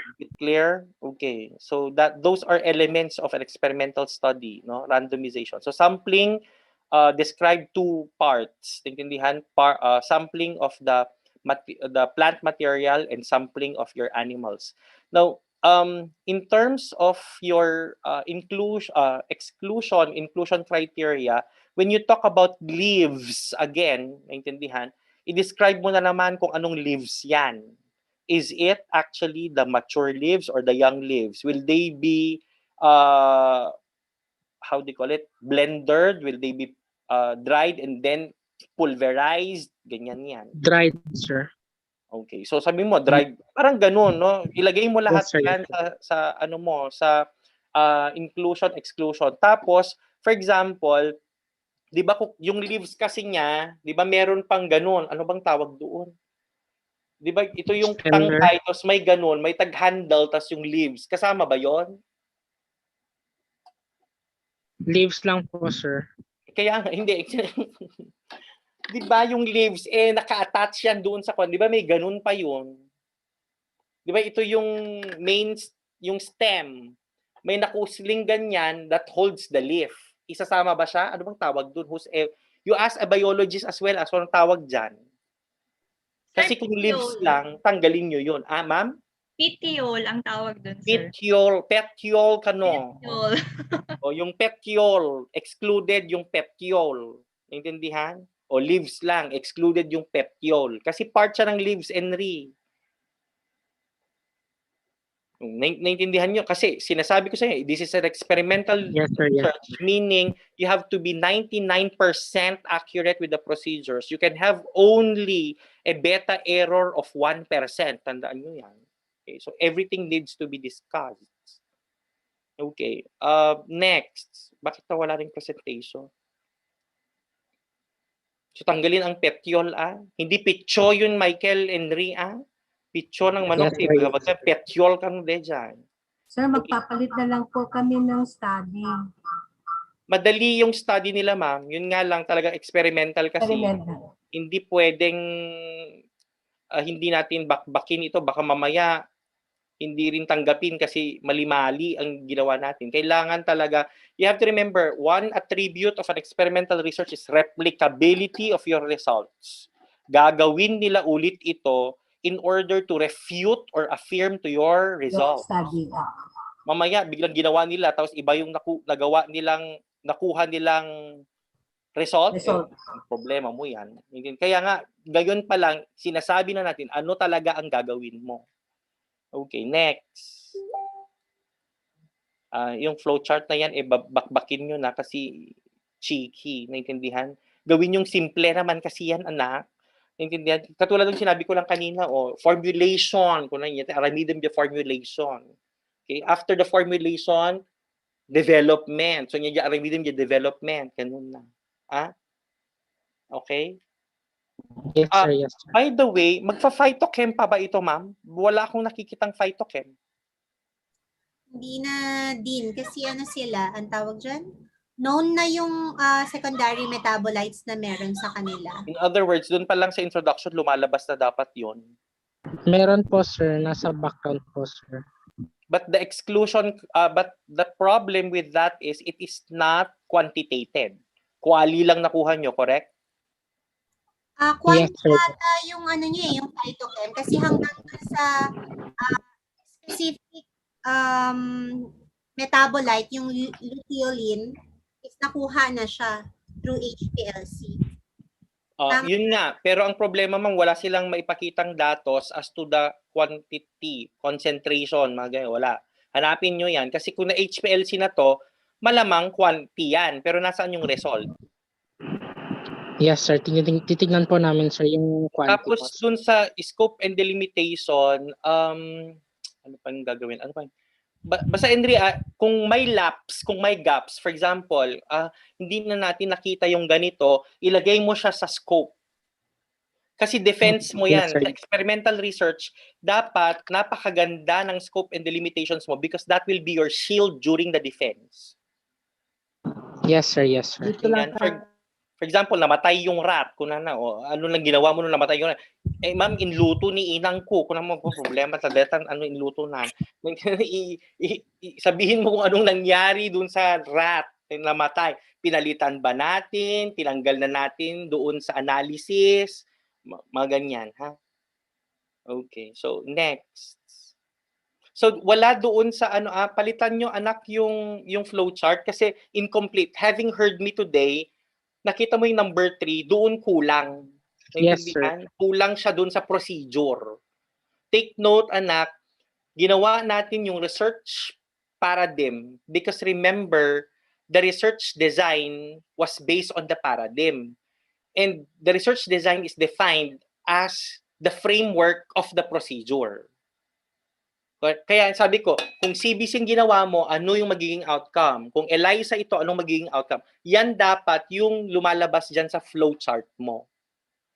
Okay? Kasi sa flowchart, wala na. Sinabi mo lang na, okay, which one? Hindi mo, kasi sa flowchart, anak, wrong na yung, kunwari, yung last part mo. Histopath, CBC, ELISA. Will you do them together? All together? No.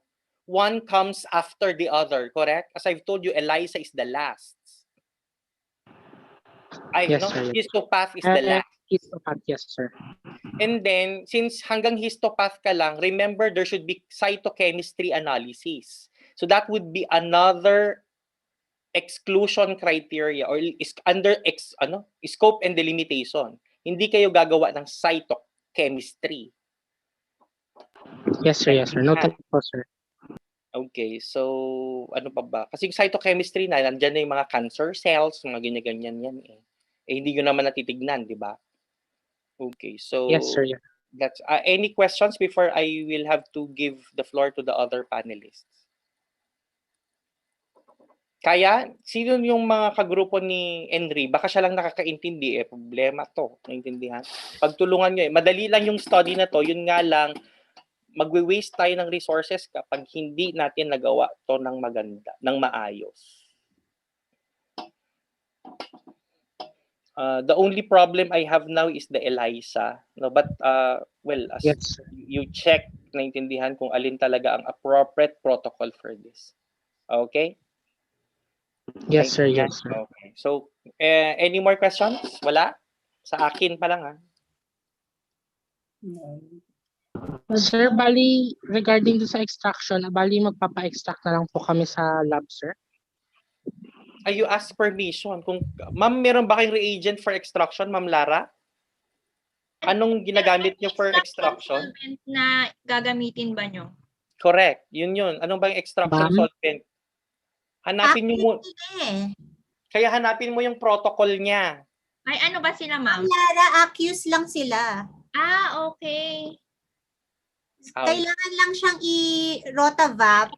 Lang pala, oo. Yeah, kaya nga nagulat ako sa nila that they will have their extraction done at PITAC. You can have your extraction done at DOST or kina Ma'am Lara. They have extraction procedures.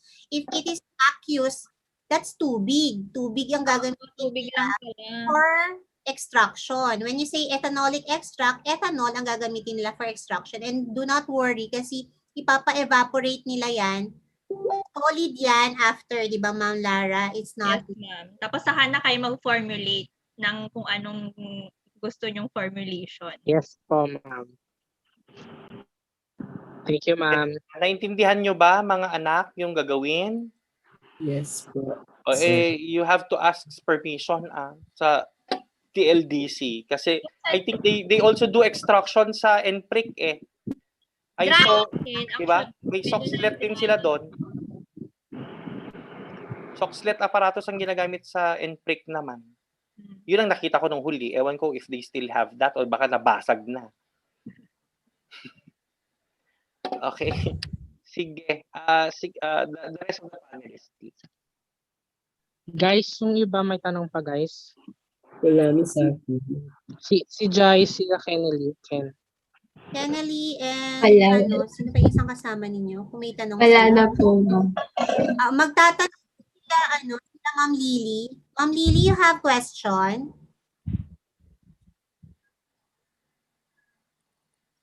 Wala si Ma'am Bea. Bumalik na ba si Ma'am Bea? Wala pa. Sir Nico. Ay, andyan na si Ma'am Bea. Hello po. Hello po. Yes po. May tanong kanina si Ma'am Bea. Signal. Ma'am, nagtitingin kasi ako ng regarding sa cell-mediated response for allergic rhinitis. Ang nakikita ko is IgE mediators, ganyan. Hindi ko alam kung suited ba yung method na gagamitin nyo para doon sa sinasuggest nyo na test na gagamitan for ELISA testing. Pangalawang concern ko is that yung availability of test. Sabi nyo 'di ba sa DA itong machine na to, tong ELISA na to, anong tawag dito? So limited kasi itong mga to at sobrang mahal nila. That's my second concern. So anong tawag dito? Will this test be feasible para magawa nyo itong experiment ninyo?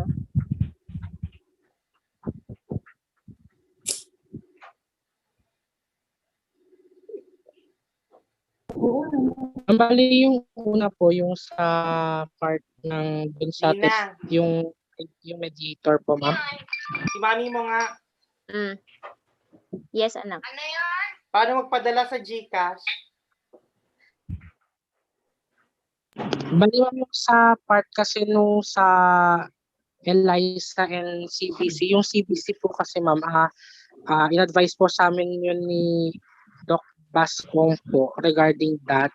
Tapos yung IG mediators po kasi yung mga testing po kasi wala po kasi dito. Actually, yun po yung needed po namin. Since ang biggest bet po talaga namin is ELISA, since yung makikita po talaga yung mga cytokine levels po, ma'am. While yung yun nga, yes po, ma'am. Yung CBC nyo kasi talaga is inconclusive siya. It may or it may not increase yung WBC. Yes kasi po, ma'am. anong tawag dito? May tawag, kailangan mo ng other test to confirm yes po, ma'am. allergic rhinitis. Now, okay lang na ilagay natin yung CBC dyan, kaya lang, kailangan natin ng additional test. Ang problema, itong paglagay nyo nga ng ELISA is, yun nga, factors includes yung availability of test. Pangalawa, yung assurance na availability of test nga. Tapos yung parameter talaga na gagamitin nyo, anong mediator ang gagamitin ninyo para sa allergic rhinitis, para ma-test niya kung talagang allergic rhinitis nga talaga siya. Ma'am, honestly pa ma'am, hindi pa namin na-check kung regarding dyan sa mediators po, ma'am. Kung ano po yung, hindi pa po kami nakapag-decide about dyan po, ma'am. Patay tayo dyan. Literature, hanap kayo ng literature, tapos hanapin nyo na rin, itanong nyo na rin sa DA kung meron silang mga, tanungin nyo kung ano yung mediators na meron sila. humoral or cellular, tanungin nyo kung ano yung meron sila. So you work on that. Siguro unahin nyo munang tanungin ang DA kung ano ang available test na meron sila. And then tignan nyo kung magsaswak siya doon sa allergic rhinitis. Ang hirap kasing i-diagnose ng allergic rhinitis. Binabasa ko siya sa sa tawag dito. Parang nagbabasa ako ng mga articles tungkol sa allergic rhinitis. Yes, Lang siya regarding dun sa pagka-sure po namin ng allergic rhinitis po, ma'am. Nag-base po kasi kami sa isang study na sobrang similar po sa amin. Balang in-induce niya po kasi yung allergic rhinitis po.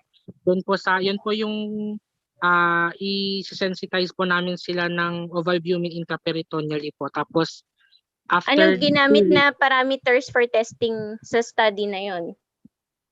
Ma'am? Anong test ang ginamit para sa study na yon? Yung histopathology and yung biochemical testing for cytokine levels po, ma'am. O di dun, pwede nyong gamitin yon. Tapos tanungin nyo na ngayon yung availability niya sa DA. Since ma'am yung biochemical testing po ma'am naging malabo po siya since hindi po sila nag-offer ng ganun po ma'am. Puro for biochemical testing for lang po may microorganisms po yung ganun po yung sa kanila ma'am.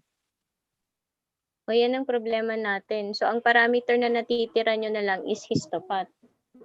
And yung we can make use of ELISA rin po ma'am since actually tatanungin po namin yung DA kung nag-accept kung yun po yung mga variables na mabibigay po nila sa amin po ma'am. I-make sure nyo muna. Yes po ma'am. Ano Yes, yung... po. Tapos, one last. Kailangan nyo talagang gumawa ng acute oral toxicity test? Ma'am, payo naman po na sa amin, yes, ma'am. Regarding that, ma'am, yun rin po sa ating tatanungin namin sa acute oral toxicity test about that na hindi, paano po yung gagawin, ma'am? Yung, kasi nalito po kami, nag-base po kasi kami sa other researchers po na kung hindi po namin sure kung ilan po yung ilalagay po namin doon sa test na po yun, ma'am. Hindi, madali lang tong acute oral toxicity test kasi meron naman siyang standard na procedure. Ang concern ko lang, Ma'am Jinky, kailangan talaga nila ng acute oral toxicity test. Nasal spray lang naman siya. Hindi naman siya Kung hindi siya oral toxicity test. Acute toxicity test pa rin. Kasi hindi papayagan ng BAI or ng ALAO, they give the extract in large amounts na mamamatay lahat ng pagbibigyan nila agad. They need to test it first. Kung hanggang saan yung maximum na anong pwedeng nila. Ano yung book, ma'am, para dun sa toxicity testing? Di ba may ganon? Meron. Na... Ano yun, Ma'am Lara? It's OEC guide ba? Yung mga toxicity test? Hindi ko sure, ma'am. Oo, kasi hindi na kailangan ng oral. Ano ba Baka yan? merong topical toxicity test. May ganun ba? Hindi ko rin alam. Siguro may guide kami ni Doc Bas Ong dito. Yung point ni ma'am is hindi naman natin ibibigay orally yung alugbati. Although alam naman natin kinakain natin ito, we just need to undergo that process para lang correct. Ano lang sa kanila. Kasi mag-ano kami ng permit, ma'am Animal permit. Kanila na it's kung ano yung maximum levels na safe kung in 2,000 yung dun sa usual is 2,000 milligrams ata per something nung weight ng rat is buhay pa siya. Go na siya kung kahit crude yun na 100%, yan ang ibibigay. Yun lang, ma'am. Yun lang ang aking concern. Yes, si Mahal to, guys, ha? Yes po, ma'am. Thank you po, Mahal ma'am. to. Handa ata si Ma'am Nancy, nagpakatay na siya ng baka para dyan. Pero mahal nga talaga to. Sir Nico, meron ka pong comments? Wala akong ma-comment. Oo, si Ma'am Lily wala ding ma-comment eh. Si Ma'am, ako na lang magko-comment para kay Ma'am Nancy. Can you go to the next slide? Ito mga anak ko, hindi ko ata masyado nakita, but yung from your collection of plant samples until yung sensitization ninyo, hindi yan aabot ng 1, 2, 3, 4, 5 months. Magagalit si Ma'am Lara. Dapat pagka-collect nyo ng plant sample nyo at na-formulate nyo na si nasal spray, kasabay na nito yung acclimatization ng lab rats ninyo. At hindi pwedeng next month pa kayo mag-oral toxicity test at next month pa kayo magse-sensitization at provocation. Actually, in 1 month lahat ito, mga anak namin. Kaya inaayos ni Dean yung protocol nyo kasi once na nag-start na kayo with that, in 1 month tapos na kayo hanggang histopath. Yes po, ma'am. Copy po, ma'am. Oo, nagulat ako sa Gantt chart nyo. Ang sinasabi ko kay Ma'am Nancy tapos actually madali lang yun sa kanila kasi experimental yun. Nagulat siya hanggang December yung kaya sabi ko, ako na yung magtatanong sa inyo. Tama, Ma'am Lara, Yes, when you start this? Tama. Oo, when you start this, sabay-sabay yan. In 1 month, tapos kayo. Ma'am Jinky. Yes, ma'am. Kaya nga sabi ko, right after the proposal, they should start kasi MECQ ang Cagayan from June 1 to 30. Limited po ang galaw natin. Cagayan yon. Ilagay mo lahat ng rats dyan sa bahay nyo. Tapos gawin mo na yung bahay nyo na laboratorio, ganyan. Ang ginawa nila, ma'am, dun sa sa rats nila, nandun sa mismong bahay nila yung mga cages. Ma'am, yung sa pitak, meron silang mga assistants doon. Oo. Magpamerienda na lang kayo. Yes, magpapamerienda na lang kayo. Sila din yung nag-administer, mga ganon. Sila nagpapakain po for the acclimatization. Sila magbabantay po. Sir Jules. Ma'am Nancy. Yes, ma'am. Oo. I just want to know, and also siguro gusto din ng grupo na malaman ito, how much is the puppy in the window?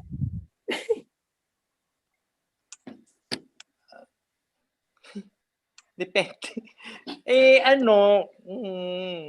Actually, LIB muna kasi ang gawin nyo. Number 1, ilang rats ang kailangan. Tapos yung transportation. Kasi normally, alam ni Ma'am Lara yan, yung rats na yan, dapat sinusundo yan eh. Saan ka bumili ng rats, ma'am? Sa Bai? Sa Mandaluyong ka ba kumukuha, ma'am? O hindi pa kayo nag-animal asset? Na yun, sir. Pero normally Manila yan kinukuha. Kung hindi naman, Kung hindi naman, Henry, meron kakilala si Dr. Basong dyan sa taga Isabela. Taga Santiago. Oo, may kakilala siya dyan. So, tanungin mo kung magkano yung rat. Huwag kang kumuha ng eksaktong number, baka mamatay. Kaya may acclimatization, magsobra ka. So, for example, ang kailangan mong rat ay 15, bumili ka ng kahit 20, ganun. Okay na. Yes, Tapos second, would talk about yung procedure. Yung extraction nyo, tubig lang naman ang solvent niyan, pero baka may costs kina Ma'am Lara. Tanungin nyo na rin. Kasi hindi libre ang kwan. Kahit TLDC yan, anak, may costs ang bawat tests. Hindi nila libre yan na. So, that's number 2. Number 3 talks about yung tests na gagamitin. For example, if you're going to do CBC and it would be manual, you can do that in the lab. But if you would want na easier ang CBC, you can have hematology analyzer. So, it will have to cost you, kung walang platelet count, nearly like 250 per sample. Tapos, tanungin mo na kung ilang sample mo, di ba? Tapos, dun sa histopath analysis, magkaiba kasi yung processing at saka yung reading fee. Yung processing natin is nasa 250 per slide, pero yung reading fee, kapag si Dr. Campagnano yan, would be 100 pesos per slide. Yung ELISA ang hindi ko ma-ensure, Henry. Naintindihan? Kasi nga, Yes, sabi sir. ko, hindi siya normal na ELISA na ginagawa ko sa mga experiments. So, hindi ko alam kung isa-source out mo yan. Ibig sabihin ng isa-source out ay kung meron mga ELISA techniques na ganyan sa ibang lugar at ang kailangan mo lang ay ipa-extract yung dugo tapos ipa-send or ipa-ship, mas maganda. Pero kung ikaw yung bibili ng mga kailangan para sa ELISA, that would be, I think, more complicated, no? Kasi kailangan buuin mo yan. Minsan kasi, yung fate ng research natin sa experiment, kahit gusto mo nang gawin, kung kulang pa yung mga reagent mo, hindi mo siya maumpisahan. Alam mo yan, Ma'am Lara. Diba? Yun yung reklamo natin sa experimental researches. Kahit nandyan na lahat, yung mga rat mo and all that. In fact, before you even order the rat, huwag kang magmadali sa rat. Baka mamaya, kasi laki na lang pusa yung rat, hindi pa kumpleto yung gagamitin mo. Naintindihan? Yes, sir. Yes. Tignan nyo muna yung protocol. Pag nagawa nyo ng protocol, saka kayo mag-order ng rat. Tapos, magpa-schedule pala kayo ng, tama si Ma'am Bea, wag na mag-oral toxicity kasi wala namang, induction, naintindihan, through bronchial gavage. Puro inhaling, parang topical lang to, topical ointment, inhale lang yan eh. So, isupay na gastos yung oral toxicity tests. Okay, so with my sharing, I think nakita mo na medyo may kamahalan. Tinext ko lang si mami mo na ma, mag-prepare ka ng 1 million para sa sa pero sabi ni ma'am, nagka-prepare na ako ng 10 million. Sabi niya naman, ayan, yung tinext niya. Kaya sabi ko, okay po, so wala naman palang problema. No? Joke lang yun. Hindi, actually, yan, magiging mura yan basta matapos yung LIB. Kaya gustong-gusto kong ma-present yung LIB sa mga kasama mo para alam din nila na ganito yung kailangan nyo. Kasi baka tawa lang sila ng tawa kasi na-accept yung proposal nyo, pero pagdating na lang bayaran, si Henry na munang re-resto, tapos hindi na sila magbabayad, problema mo yan. At least ngayon pa lang, masabi nila sa magulang nila na, ma, I think may tig 20,000 kaming kailangan paglaanan para sa thesis. Kasi mukhang ganon. Naintindihan, mukhang mga 20,000 each ito. Parang isang tuition, parang isang term na tuition lang na kung nag-enroll kayo sa isang term, parang prelim lang, prelim sa ibang school. Okay, Ma'am Nancy? Ma'am Nancy, mamaya. Dean, kung maganda yung protocol nila, yung mga pinaayos ni Ma'am Bea, isasama namin to sa YIP kung okay lang. mag-grant para mas makapag-open pa sila ng maraming tests for kung pwede nilang magpa-lab services kung meron naman silang 500,000 na i-grant sa kanila. Yun nga lang talaga yung protocol ang babusisi. Yung protocol, yun ang hahanapin nila. Pag funding agency yan, how valid is the protocol? Yun kasi. Kaya Henry, also your ELISA, kung wala si DA, pwede itong i-outsource specifically for allergic rhinitis. Lahat ng mga pinasa natin for allergic rhinitis is kung meron yung ibang services sa Manila at papadala na lang yung mga... As far as I know, Ma'am, St. Luke's has it. No, kung nasaan si Ma'am Nilda Munoz, meron sila niya. Kasi yun ang isa sa mga niya yung anti-inflam. Yung head ng lab to.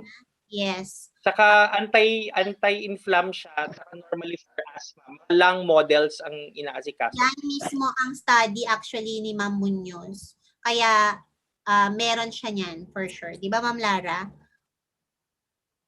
Ma'am Nancy, ikaw na. Ikaw na ang last na magko-comment. Ready ka na ba? Mukhang hindi na ako makakomment. Mukhang hindi na ako makakomment. Okay.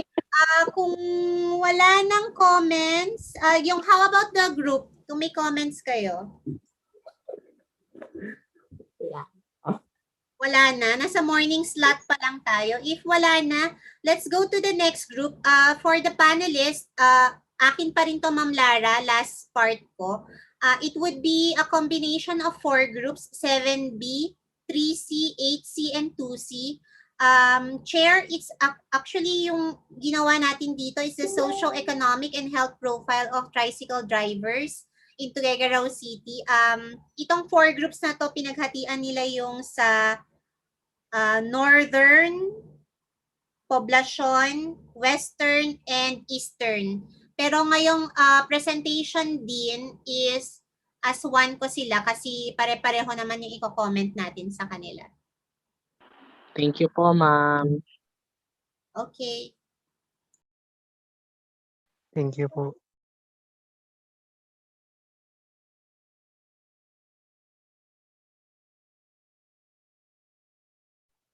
So let's now proceed to the next group. For the 4 groups that will tackle this study, may we now call on the presenters for this thesis. To our panelists, our co-researchers, and our advisors, a pleasant afternoon. I, Yanina Valdepeñas, together with my co-presenter, Ma Elimay Lial, will be presenting to you our research entitled Socioeconomic and Health Profile of Tricycle Drivers in Tuguegarao City, a basis for a municipal occupational health program. Next slide, please.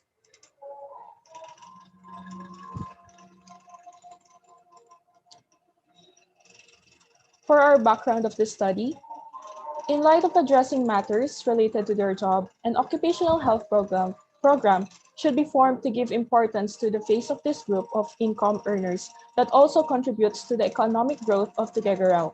Hence, to institute a municipal program that would deal with such issues, socioeconomic profiling is a tool that can assist in identifying unique and shared characteristics to implement growth strategies, development planning, and support growing local services. Also, health profiling serves an integral part in problem identification to cater to health programs prioritization based on the indicators. Next slide, please. For the statement of the objectives, generally, this study aims to assess the socio-economic and health profile of tricycle drivers of Tuguegarao City as a basis for municipal occupational health programs. Specifically, it seeks to answer the following. 1. What is the profile of tricycle driver in Tuguegarao in terms of A.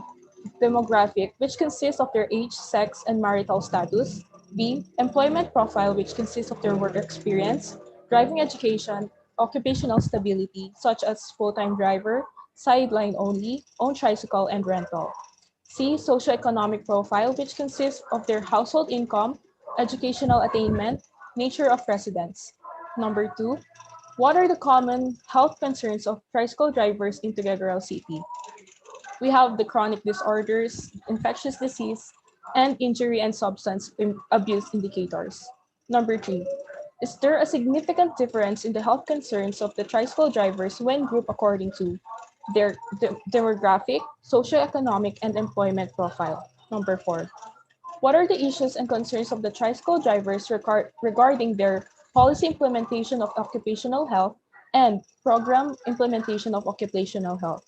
Lastly, what are the recommendations or suggestions to come up with a municipal occupational health program for tricycle drivers? Next slide, please. For our research paradigm, in our independent variable, we have the demographic profile, socioeconomic profile, employment profile, health profile, and issues and concerns about occupational health. For our dependent variable, we have the comprehensive assessment of the socioeconomic and health profile of tricycle drivers in each barangays of Tuguegarao City. Next slide, please. In our research design, the design of the study will be descriptive method. This method will help the researcher understand and gather more relevant information from the respondents to serve as the foundation for proposed program. The locale and the duration of the study, the research will be carried out in Cagayan province, particularly in Tuguegarao City. The duration of the study will be 6 months from June to December 2021. Next slide, please. For the next slides, I will be giving the floor to my co-presenter, Maileme Leal. Thank you, Yanina, for the sampling design. Respondents for the study will be selected using the stratified systematic random sampling method. Each barangay that was identified will be considered as strata and based on the population of the tricycle drivers in the corresponding barangay. So here we will use the Cochrane's formula in computing the sample size. However, since the data is not yet available, the computation for each strata cannot be shown at the moment. Next slide, please. Flowchart of data collection. First, the researchers will first forward a written request letter to the local government unit of Tuguegarao City to ask for approval to collect the data of the tricycle drivers in each barangays of Tuguegarao City to conduct this study. After securing the letter of request, a letter will also be written to the respondents through their tricycle operators and drivers association presidents to ask for their permission and participation in the research study. Upon consent, the researchers will proceed with the data collection. The sampling design that is specified will be employed in selecting the respondents. After identifying the respondents, the letter of consent will be sent through their TODA president and the survey questionnaires. The respondents will be given 1 week to answer the questionnaires, after which the said questionnaires will be retrieved through the assistance of the TODA presidents and other officials. The researchers will then proceed to encode and organize the data for analysis. Selected respondents will be called through their mobile numbers for the interview phase of the data gathering. Before the interview proper, the respondents will first introduce themselves and ask for their consent. If the respondents give their consent, the interview proper will commence. Interview per respondent is expected to last for 30 minutes up to 1 hour. Next slide, please. So here is the Gantt chart of the activities for the entire duration of our study. Next slide, please. For research instruments, so here is the content of our questionnaire. We have the personal profile. Under this, we have the name, age, marital status, monthly income, nature of residence, educational attainment, contact number, and sex.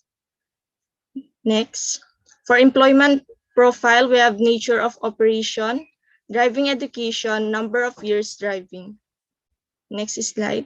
For health profile, there is a question here. If the respondent answer yes, they can continue this if whether it is under the chronic disease, infectious disease, injury and substance abuse, and other common health concerns. Next slide, please. For occupational health program, we put here 5 programs. First, we have the PhilHealth and Alcancia program. Next, Republic Act number 10596, or an act penalizing persons driving under the influence of alcohol, dangerous drugs, and similar substances, and for other purposes. Next slide, please. Letter C, HIV or STI transmission educational program. Letter D, Magna Carta of tricycle drivers and operators. Next slide. And last, OSHA or 191593, Motor Vehicle Safety Equipment, Operation and Maintenance. Next slide. So here are the questions for the interview guide. Attached here is the snapshot of our plagiarism and grammar report with the total score of 99. Next, please. And for ethics clearance. So that would be all. Thank you for listening. I would like to apologize, but there's a slide po na na-skip sa background of the study. So for our background of the study, public transport driving is indeed challenging, and it is even more challenging for drivers of indigenous and informal modes, such as public utility jeepneys, tricycles, and motorcycle taxis. Public transport drivers drive more than 12 hours a day, with tricycles accompanying and servicing short distance trips. Those of the indigenous and informal modes lack necessary social protection benefits compared with the drivers of formal modes. Tricycle drivers are exposed to various occupational health risks, which raises several health issues. They are forced to sit for long periods in dirty, noisy conditions that contain toxic air contaminants. This is in addition to their unhealthy lifestyle choices such as irregular eating behaviors, poor driving posture, and challenging work environments, all of which over time harm their health, leading to occupational disease. However, despite the numerous risks associated with their job, little to no effort was made to address this issue. That will be all. Thank you po.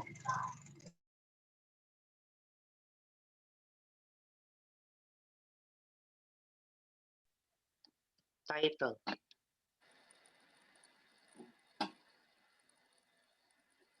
Socio-economic and health profile of tricycle drivers in Tuguegarao City.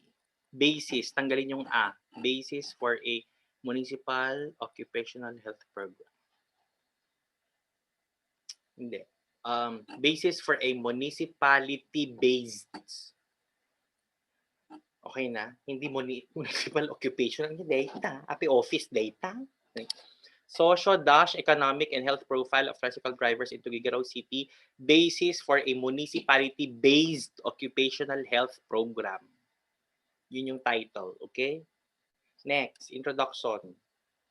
Maraming groups ito. So, for the introduction, I would like to reiterate again about the known, naintindihan.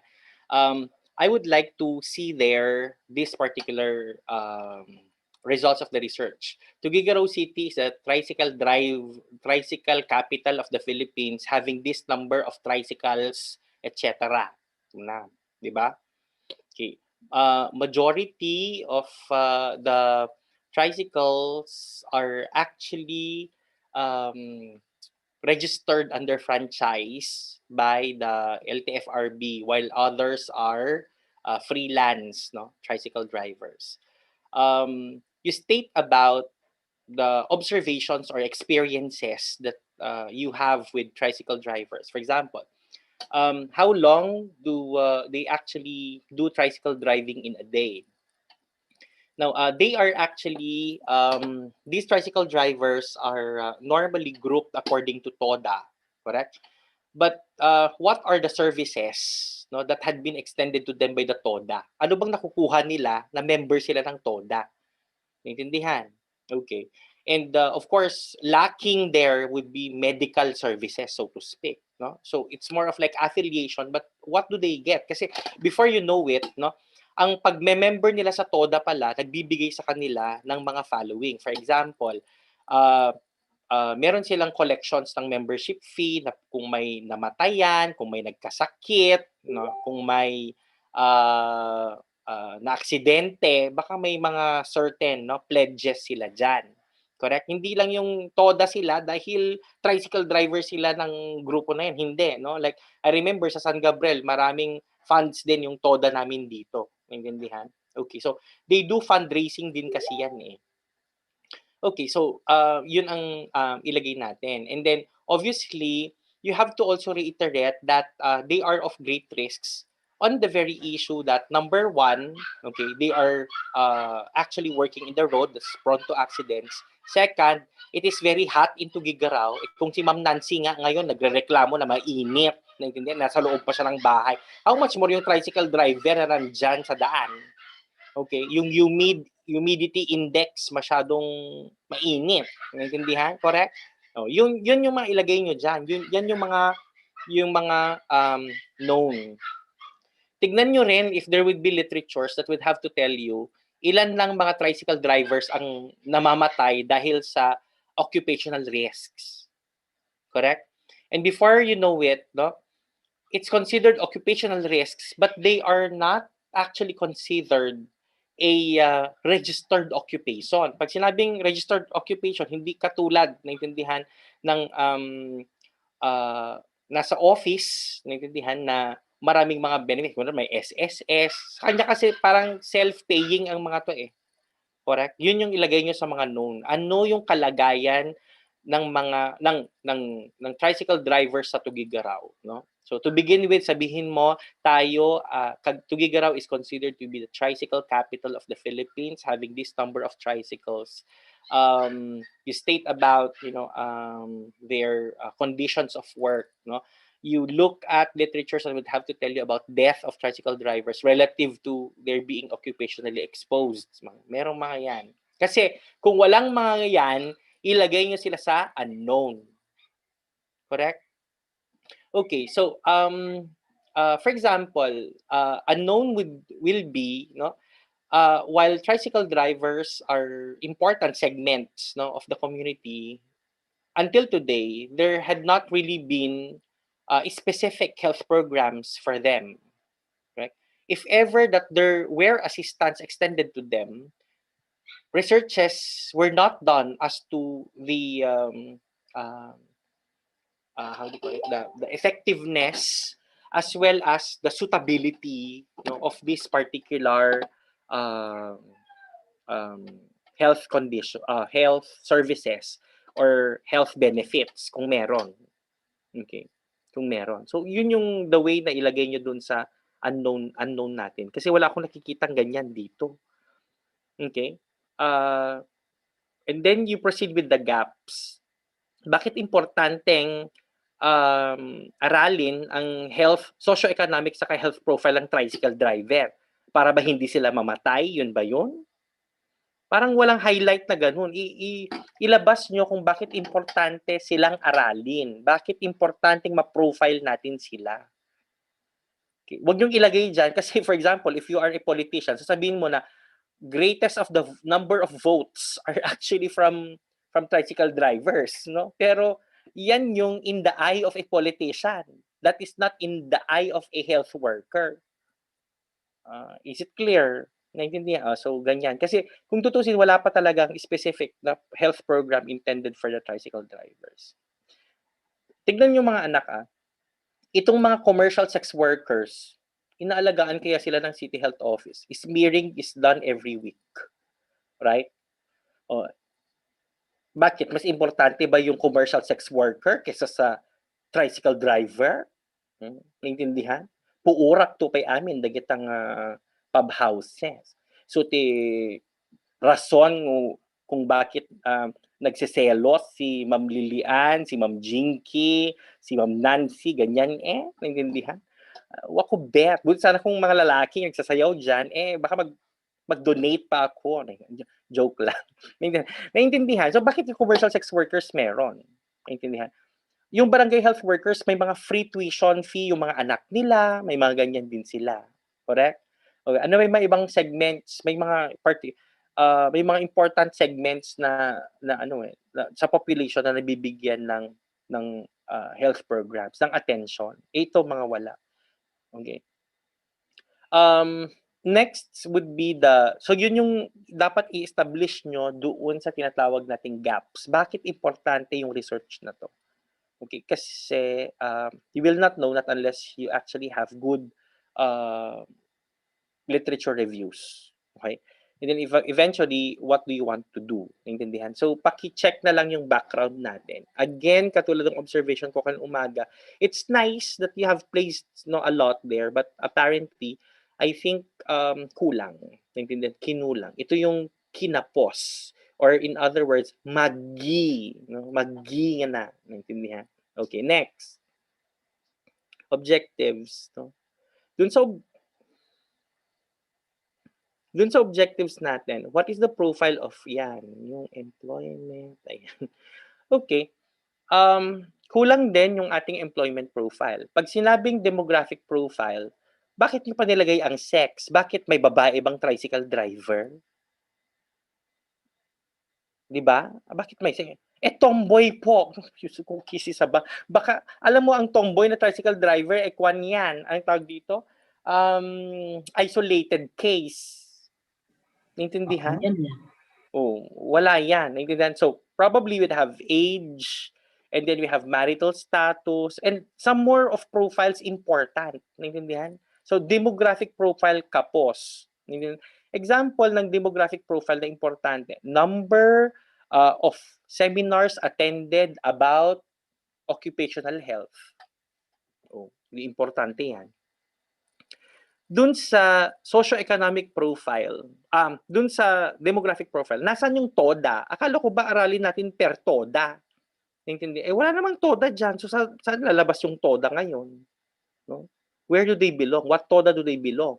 Correct? Okay. Employment profile. So, damihan nyo yung demographic profile. Hindi as flimsy as that. No? Halos dalawa lang nilagay mo dyan. Okay. Employment, yeah. Nasaan yung kanilang educational, yung level of education nila, socio-economic mo nilagay. Okay, so after demographic should be socio-economic. Socio-economic talks of household income, but apparently when you talk about household income, that should be average monthly income. Pag household, annual ba yan? Average monthly income of the family. Number 2 talks about family size. Hindi importante yung average household income kung hindi mo tanungin ang family size. Kasi 1 million ang monthly niya. Pero 1 million din sila sa pamilya niya. So, pwede ba yan? Hindi. Okay? So, side by side with average monthly income would be your your family size. Correct? Okay. Now, next would be, for example, well, you have their educational attainment, but I think better na next na profile doon would be other alternative source of income. Okay? Kasi for example, tricycle driver siya sa umaga, pero security guard siya sa gabi. Greater ang risks niyan. Pwede yan. I have seen some individuals na ganyan din. Okay? Na how do you call it? Tricycle driver siya pero during may extra job siya. For example, nagde-deliver siya ng mga fish, ng mga mangga, ganyan eh. Okay? Hanapin niyo rin 'yan. Okay? Well, education attainment is good, but one thing very confusing is the nature of residence. Ano dyan, nature to residence. Ano yan? Permanent resident? Hindi ko maintindihan yung nature of residence. Can anyone please elaborate what nature of residence is? Bali po yung nilagay po kasi naming parameter sa nature of residence po is kung nagre-rent po ba sila or nakikitira po ba sila sa relatives. Ganun po din.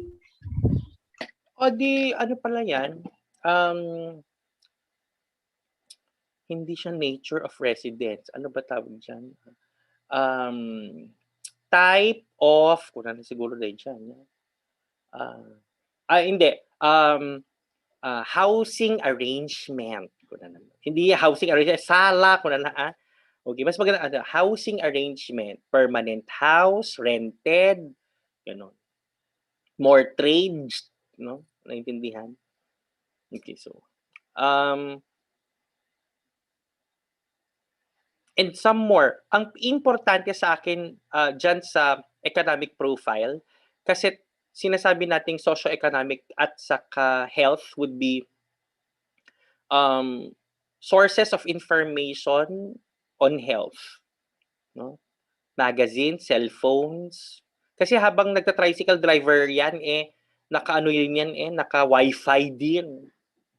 Correct? Chismosa din, nag-TikTok din sila yan Di ba? Meron din sila. Next would be membership in organizations. Fraternity, o baka yung KBL Association. Alam niyo yung KBL? Kasal, Binyag, Libing.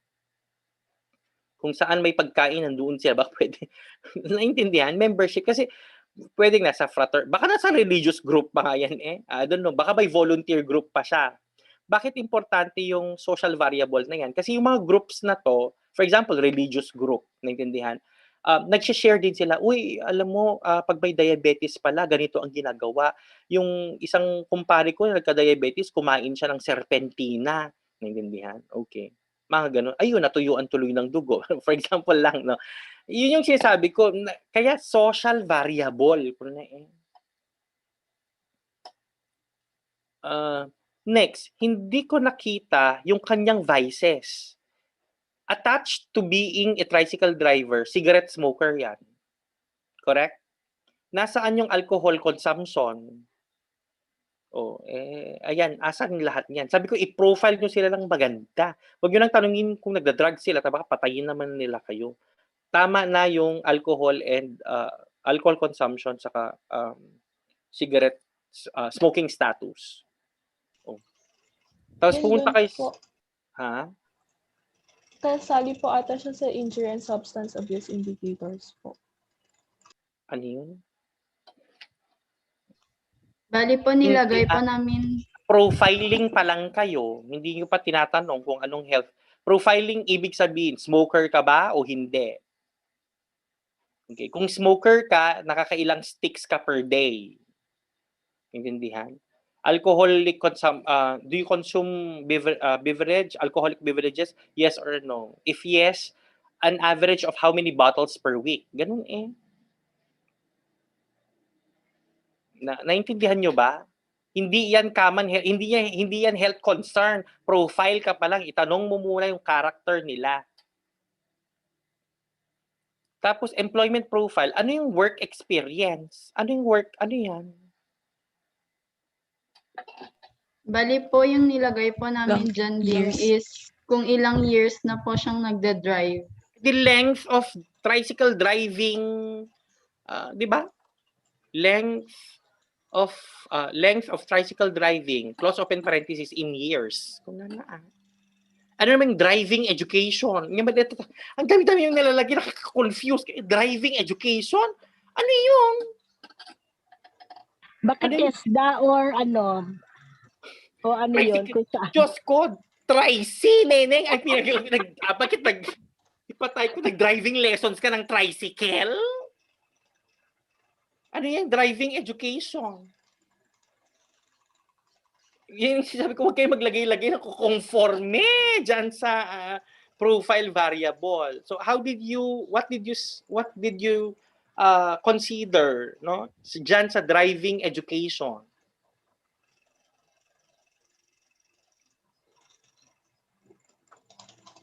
Bakit may driving education? Sulitan nyo yan. Walang driver education. Driving education. No, length of years na lang, sir. Nung nila, driving experience. Yung length of experience nila ay yung driving nila, di ba? Sir. Ang nakalagay diyan ay yung work experience kasi nila is tricycle driving, length of service, length of years as tricycle driver. Kung naman in years. O di mas madaling pag makita pa lang ng panelist, okay. Diba? Pero yung driving education, one was like telling, ano daw yan? Saan niya nakuha yung lisensya niya? Kuna na? Bakit aside from LTO, saan mo pa kukunin yung lisensya? Bakit meron ba sa ABG na nagbibigay ng lisensya? Doon sa store ni na Nico ba? Wala naman. Mali yung driving education na yan. Okay? Kasi remember, nagpo-profile tayo ng socio-economic at saka health. Bakit napunta yung driving education? Maliban na lang kung yan talks about health education. Diba?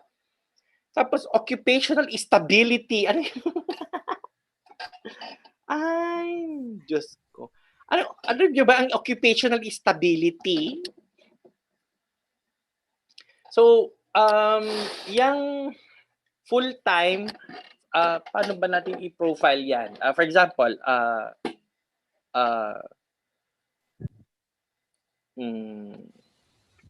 employment status, ganun sir. Siguro yan sir, hindi kasi siya employment. Hindi naman sila parang, employed. kasi hindi siya employment. So, for example, type na lang siguro. Type of tricycle driver. Siguro full-time, sideline. Kasi DJ driver, category ko na naman siguro na. Category. Sir Julius, baka mamaya yung category na yan, magiging professional, amateur. Hindi, kasi license yun, ma'am yung ano niya. So, kasi nandyan naman yan sa definition of terms. Ang gusto kong sabihin ay valid sana yung mga terms na ito, yes, pero nakakatawa sila. Work Naintindihan? shift. Work shift kasi ma'am talks about morning shift or night shift. Kasi Diba? actually may night shift, sir, yung mga kolorum.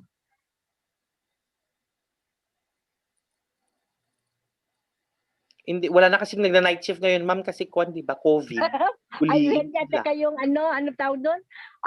MECQ. At saka yung yung bawal pag 9 o'clock, ganun? Curfew. Curfew. O sino nga ron ang i-drive nila kung gabi liwas. So category, ganun na lang siguro, category, under category would talk about full-time, sideline, pati mo yung category mo, may full-time, may sideline, may owned tricycle, may rent. Ay, magkaiba yun. Yung boundary ka at saka yung owner ka, iba yan. Alam mo, ang mali siguro, sa dinami-dami niyong anak, hindi man kayo nag-interview ng isang tricycle driver. Anong tawag sa inyo? Kasi, ito na lang. Hindi nyo ba nakita ang survey questionnaire ng franchising board? Di ba, itong mga to ay pumupunta sa munisipyo para magpa-register. There's such a franchising board, di ba? O di kunin niyo yung form na yon, makaka-deduce kayo doon ng mga items. Naintindihan? So pwede ba na mag-link, i-link niyo yung sarili niyo sa franchising board, no, para makuha yung form na finifill up ng tricycle driver. Tapos doon niyo kunin yung mga yan. Hindi kasi tayo nanghuhula, anak.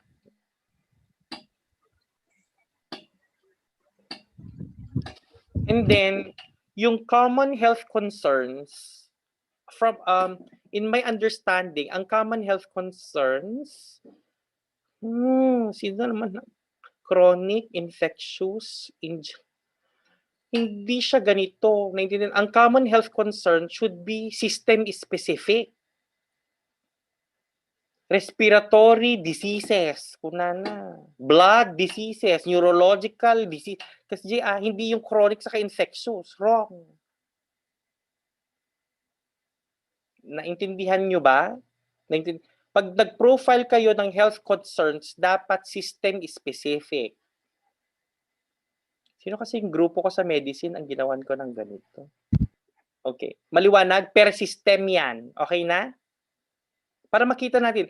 For example, nasaan yung blood disorders? Yun, mas magandang tignan. No? Ilagay ang number 1, gastro, puro ulcer na dagita. O, kaya nga, parang ganun, gastrointestinal. Tapos from the gastrointestinal, ano yung mga kwan nila? Anong mga specific na gastrointestinal? Respiratory, ilan ang may asthma, ilan ang may TB, ilan ang may COPD, ilan ang ganun per disease. Per system. Correct? May hypertension pa. Ilan ang may cardiovascular disease, kung naman Yes. o ilan ang ganun Ilan ang may infectious, kung ano naman ang kategory mo ng infectious? O, di ba? Ilan ang may skin disease, may kinurad, may ginadil, may finunggos, kung na. Ganun natin i-profile.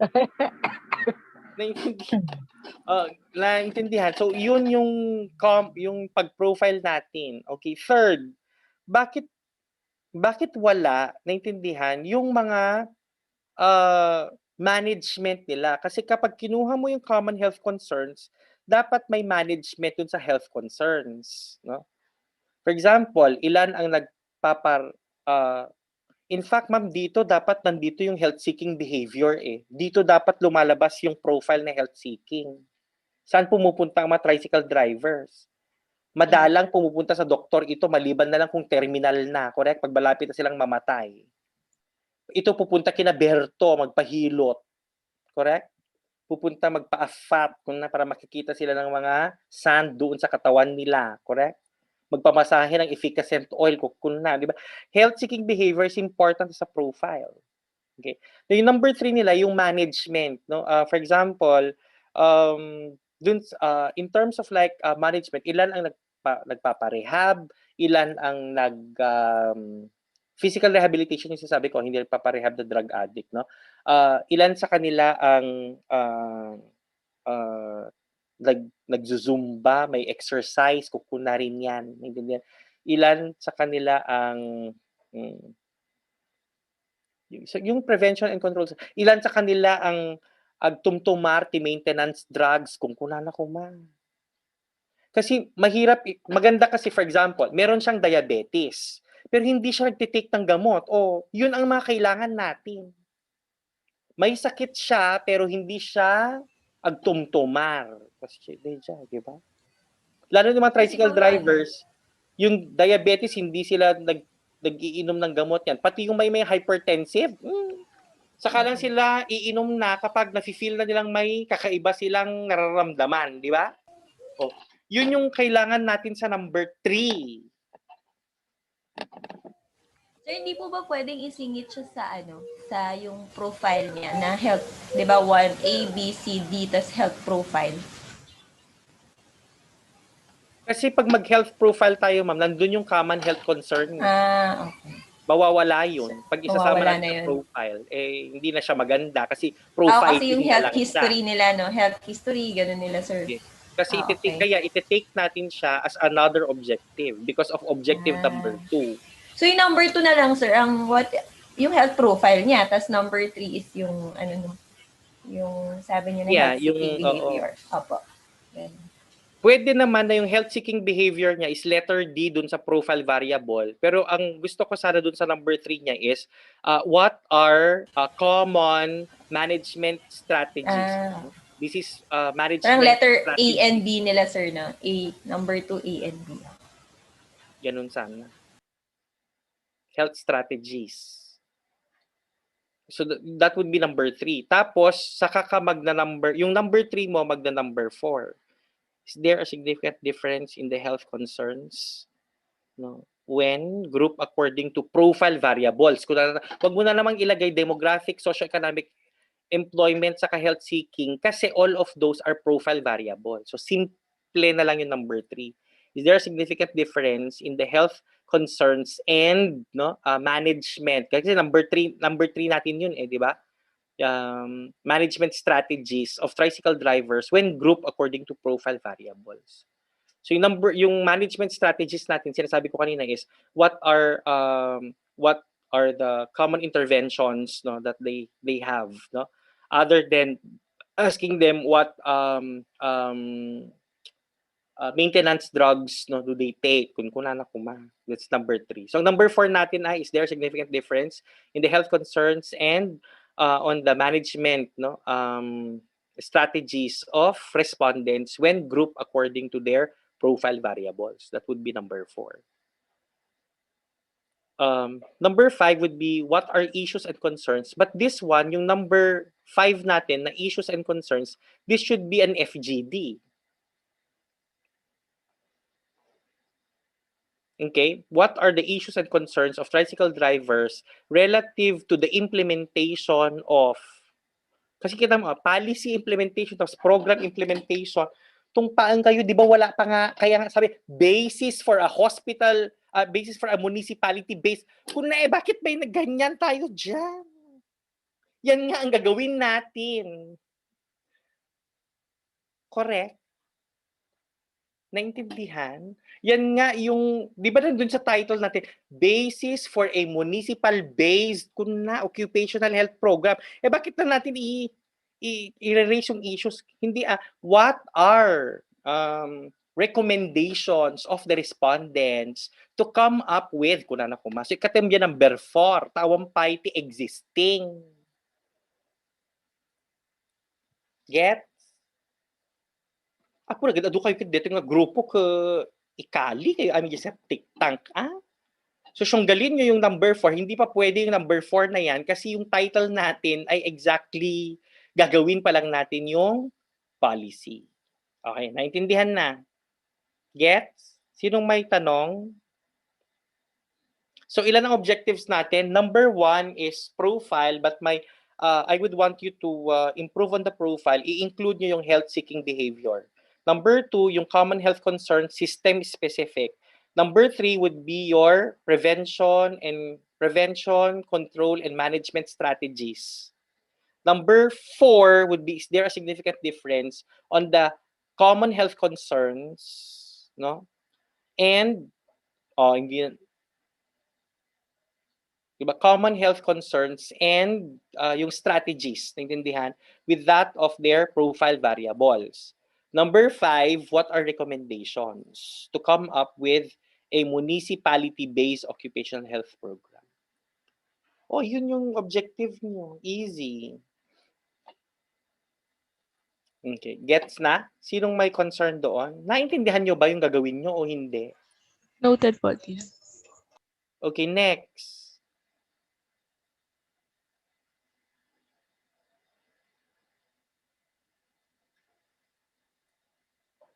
Di ba profile tayo? Profile, di ba socio-economic and demographic profile? Right? Di ba yun yung title natin? Hi? Ano yung title lang? Health profile? Tayo, Sheena? Ano yung Yes, title? ma'am. Socio-economic and health profile. Oh, bakit yung kwan? Ilagay mo. So, ang independent variable mo would be profile, no, of respondents in terms of, di ba? Profile of respondents. Kung ano profiling of respondents.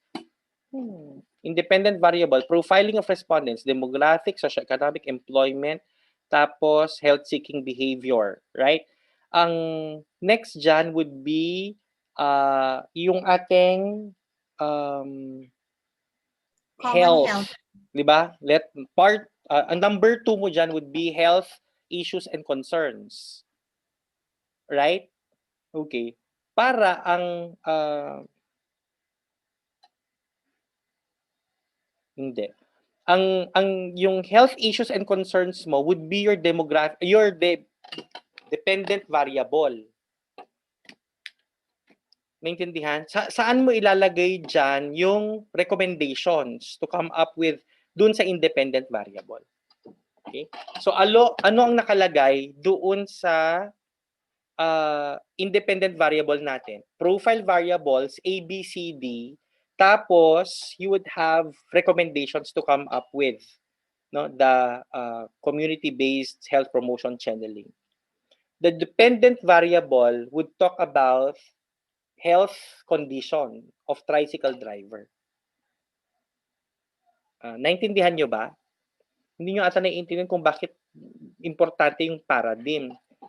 Kung ito yung profile variable, ito yung magiging sakit niya. Ang sinasabi, kaya nga dependent eh. Yung sakit ng tricycle driver ay depende sa kanyang profile. Correct? Naintindihan? Dependent. Kung na nga ron. Okay na. Now, for example, yung part 2 doon would talk about your recommendations. Yung recommendations na ibibigay ng tricycle driver ay depende na naman sa sakit niya, correct? Yun yung kailangan nyong malaman, kaya tinawag na dependent. Do you understand? So dalawa lang ang nandyan sa independent. Tapos ang dependent mo would be the health status. Okay, questions? Kaya? Okay na po din. Kaya po din. And then from there, you should have what we refer to as your confounding variables. Dapat dito may mga confounders. I think you know what confounders are. There should be a box lower, no, below that particular arrow going to the dependent variable. That would be the confounders. And the confounders should point to the dependent and independent variables. Confounders are parameters that influences the results of the study but are not measured in the study. Example, previous employment. Example lang ha, yung asawa ni Olive Chris, no? Dati siya ay isang radiologic technologist. Naintindihan? Sa abroad, no? Ngayon, umuwi sa Philippines, ayaw niya nang mag-rad tech, gusto niya na mag-tricycle driver. Do you believe that the former occupation has an effect to the current ailment? Yes or no? Yes. But we did not ask in the study about his previous occupation. Correct? Naintindihan? Confounder yan. Naintindihan nyo? Dati factory worker yung tricycle driver. Ngayon, tricycle driver na siya. Don't you think that his being a factory worker before is contributory to the existing disease that he has? Yes. But that was not asked in the paper. Hence, it becomes confounder. Do you understand? I need confounders here. Naintindihan? Yes. In fact, the Yes po, dear. residence of the tricycle driver is a confounder. For example, if you live in the city, no, is it not that you are more prone to having respiratory diseases and blood, no, diseases as compared to those who lives, no, in the urban barangays? So residence was not asked, correct? Because what you asked in the profile variable is the TODA. Naintindihan? So residence in itself is a confounder, the place of residence. Na gets na? In fact, ang problema po diyan, kung sana kung the type of tricycle. So yung type of tricycle. 'Di ba meron yung motor na 2T tapos merong 3T, kulang sa ulo, TT. Ano din siya? Yung mga old na motorcycles, 'di ba, yung mga smoke belchers so to speak. Kung gumagana pa sana noon 'yon, pero ngayon bawal na kasi yung mga old that type na tricycle. Naintindihan? Okay. Nakukuha niyo yung sinasabi ko? Naintindihan? Kasi Yes po, dear. kung yung old tricycle drivers, kung old tricycle 'yan, nag-e-emit ng mga pollutants so to speak, din siya yung unang makakaano niyan. Okay. So, for example, the total number of hours of sleep, don't you think it's a confounder? Because if you believe it is important for you to profile, then you ask that. Naintindihan? Sa akin, importante yung number of sleep Pero yung tricycle driver kasi di ba, pagkatapos tricycle driving, may agileweng. O di hanga makoturugan. So, sakit naman. Okay? Do you understand? Okay? Mga ganyan. Confounders ang tawag sa kanya. So, ang simple sana ng paradigm, palitan nyo ito kasi mali yung paradigm. Next. Ang research design is descriptive, pero ang nilagay natin doon ay, is there, pabalik doon sa objectives? Is there, what are issues significant? Okay, descriptive inferential research. Why? Because is there a significant difference? Naintindihan? Good. Research design, Ma'am Jinky, is descriptive inferential because they were limited to profiling the health and and then finding relationships for both. Descriptive inferential research ito.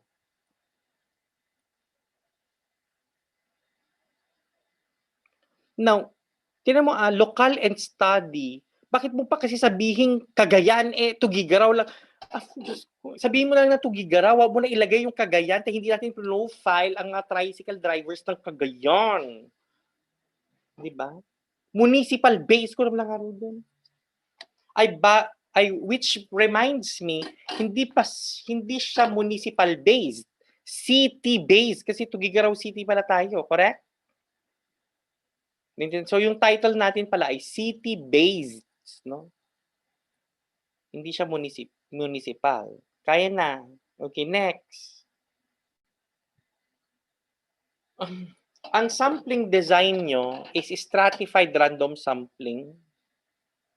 Pero wait, no? Bakit naging stratified random? Di ba individual researches ito, ma'am? As far as I know, individual researches ito, right? You're defending now as a cluster, the entire group. Do you understand? Bakit naging stratified? Kasi each of the group is working on 2 or 3 todas. Yun ba yun? Din bali po kasi northern poblasyon and western tsaka eastern po yung barangays. Bali po yung sa stratified systematic po sa mga barangays po na belong sa western is i-consider po namin siya as strata po ng sa pagkuha po namin ng sample size. Kaya this is taken as an individual group, di ba? For example, Western Barangay. So ilan ang toda sa Western Barangay? Ganun ba yon? Yes po din. Okay, so that will be stratified random sampling. Naintindihan? Hindi systematic. Stratified random sampling. How many todas belong in the respective assignments that you have? Okay, naintindihan. And then since it is stratified random sampling, per strata, sabi mo naman, di ba? Per strata, you're going to compute for the varied sample size. Correct? What is the strata per toda? Yes po din. Okay, so sige, next. I hope you knew what you're gonna do. Naintindihan? Okay, so from the flow chart, well, apparently you have to start with your questionnaire formulation, pre-testing, and validation. And then obviously it terminates. This flow chart would terminate on the research finalization, dissemination of research results. Okay, next. Ayoko na yung Gantt chart. Bahala na si Ma'am Jinky. So this group, do you have any questions? A long way to go. Ang daming kailangan gawin sa paper. I think I'm done, ma'am. The rest of the panelists, please. We ask for Sir Nico's comments, suggestions for this paper. Pwedeng pa ulit doon sa statement of the problem.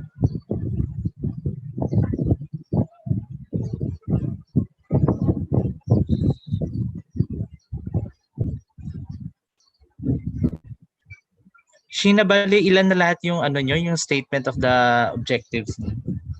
5 na po, sir.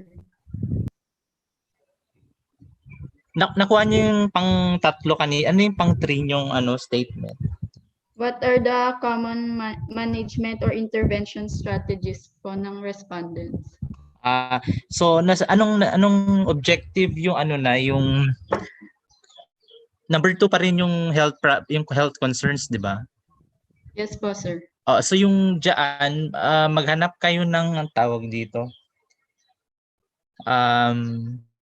Tama yung sabi ni Dino per system ito, pero hindi ko lang sure kung anong standard na questionnaire yung dito. May nakita na kasi ako noon dito itong health concerns. Naka-table na lang siya, i-check na lang nila kung nasaan yun. Hindi ko lang siya maalala kung saan ko siya nakita noon. And then yung sa nasan na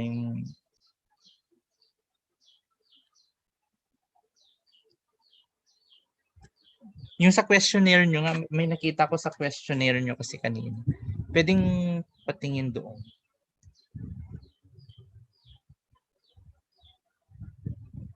Yung average monthly income ito, average monthly income. May tawag dito, may standard dito sa average monthly. Hanapin nyo sa PSA at meron siya doon.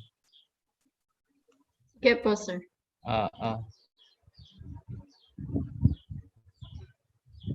Sige, next. May nakita. Yan, yung parang ganito siya kanina yon. Yan, itong health profile or yung common health problem, parang ganito siya. I-check na lang nila yun.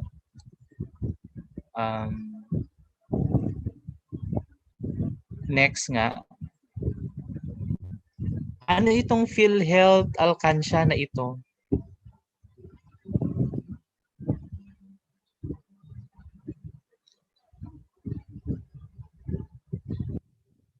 Yanina, ano ito? Hello, sir. Sir, yan po yung mga existing program na meron po ngayon. Kasali sa questionnaire nyo ito? Yes po, sir. Under saan na parami anong statement of the problem anong statement of the Sir, objective ito? Sir, yung bali po pang-apat po sana tinanggal. kaso tinanggal Ito na na yung po. tinanggal. Okay. Opo. Sige, Yes sige, po, sige. sir. Kasi nahanap ko kung saan siya under sana ito. Pero sige, okay, next.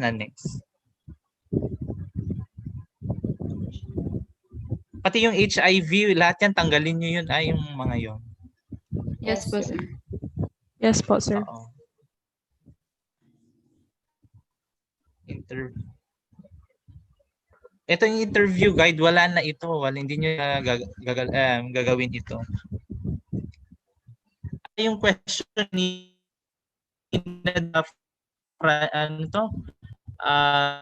about sa franchising, itry yung PRU sa City Hall. Sige po, Baka sir. pwede rin kayo makakuha ng doon, ng list ng TODAS.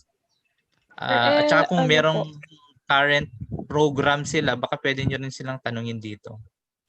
Nag-letter to mayor po muna kami, sir, para ma-access po yung data. Sige. Okay. Pero kahit papaano sana may na kayo, insight na kayo kung ilan yung TODA sa Tugigaraw. Hindi nyo ba tatanungin sa profile ng respondents kung member ba sila ng TODA? Bali po, sir, in-include na po ni Dean kanina dun sa revisions okay, po. sige. Tapos sabihin nyo, specify kung anong TODA yun, ha? Yes po, sir. Okay. Ma'am Chinky, yun lang po.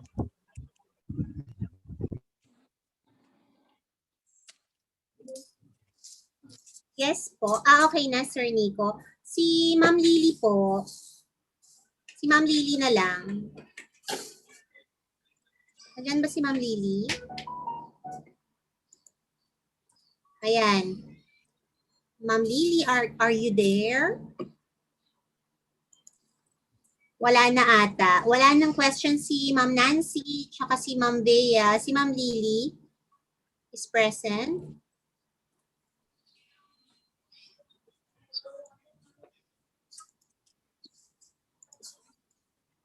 For the groups, meron ba kayong clarification?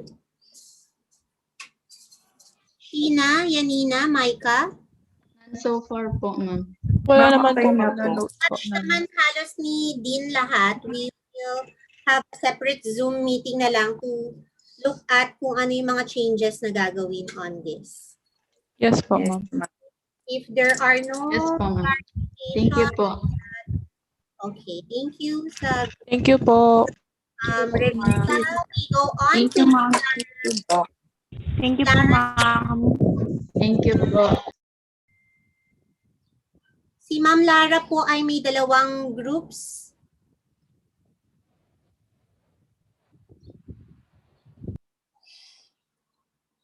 For A and for B.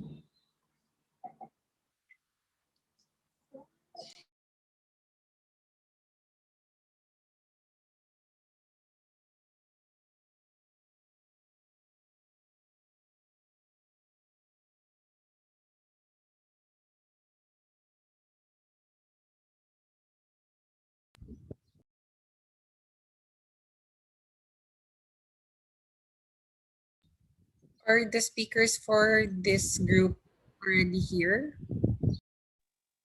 Yes po. Sige, you now start po. Wait. So our topic is a social study entitled Evaluating the Effectiveness of Learning Environment Network System in Distance Education among CSURT students in terms of knowledge acquisition, learning attitude, application, and critical thinking, a pre-post study. My co-proponents are Pelaila Zilpa Castillo, Jelena Castillo, Justin Kyle Collado, and John Dave Corpus, and I am Princess Anne Cornejo. So the main objective of our study is to evaluate how effective Lens is now that we are using distance learning as a mode of instruction and learning. And this, the knowledge acquisition, learning attitude, application, and critical thinking are the indicators in order to evaluate it. Um, Pre-post in the sense that the pre is the traditional or face-to-face method of learning before, and the pause is the usage of lens now in distance learning. So what we are going to do is to compare if there is a significant relationship of those indicator, which are the knowledge acquisition, learning attitude, application, and critical thinking, between face-to-face classes and now that we are using lens. Next slide, please.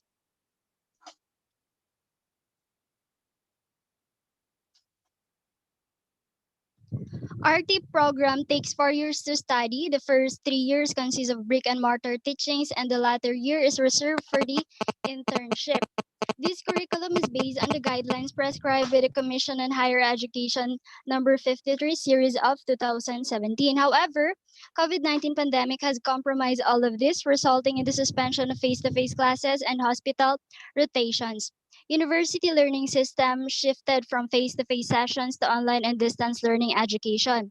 Different concepts of learning was introduced. We have asynchronous, synchronous, online, digital, and blended learning. Lecturers began to use the learning management system platform. LMS is a software or web framework to distribute content materials, monitor learning engagement, and assessing the results. Learning Environment Network System or LENS, the learning management system utilized by the Cagayan State University, is powered by Moodle. And as of 2014, we have 54,261 registered sites, 67.5 million users in 7.4 million users. Next slide, please. For the unknown in the background of the study, despite students acknowledges technology's benefits in support of their learning, still there are difficulties through the limits around the technical capability of the software, particularly in terms of its functionality. However, no studies describe utilizing a current capacity for online learning in the Philippine Allied Health Sciences universities and colleges. Hence, this study aims to evaluate the effectiveness of LENS in terms of knowledge acquisition, learning attitude, application, and critical thinking of respiratory therapy students in CSU through a pre-post analysis. This study will serve as the basis for helping the learners and instructors to coordinate, plan, deliver, and track their learning and teaching activities. Next slide, please. Okay.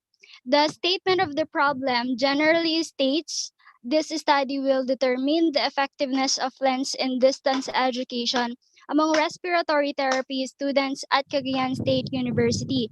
Specifically, this study will attempt to answer number one, what is the profile of the respondents in terms of letter A, age.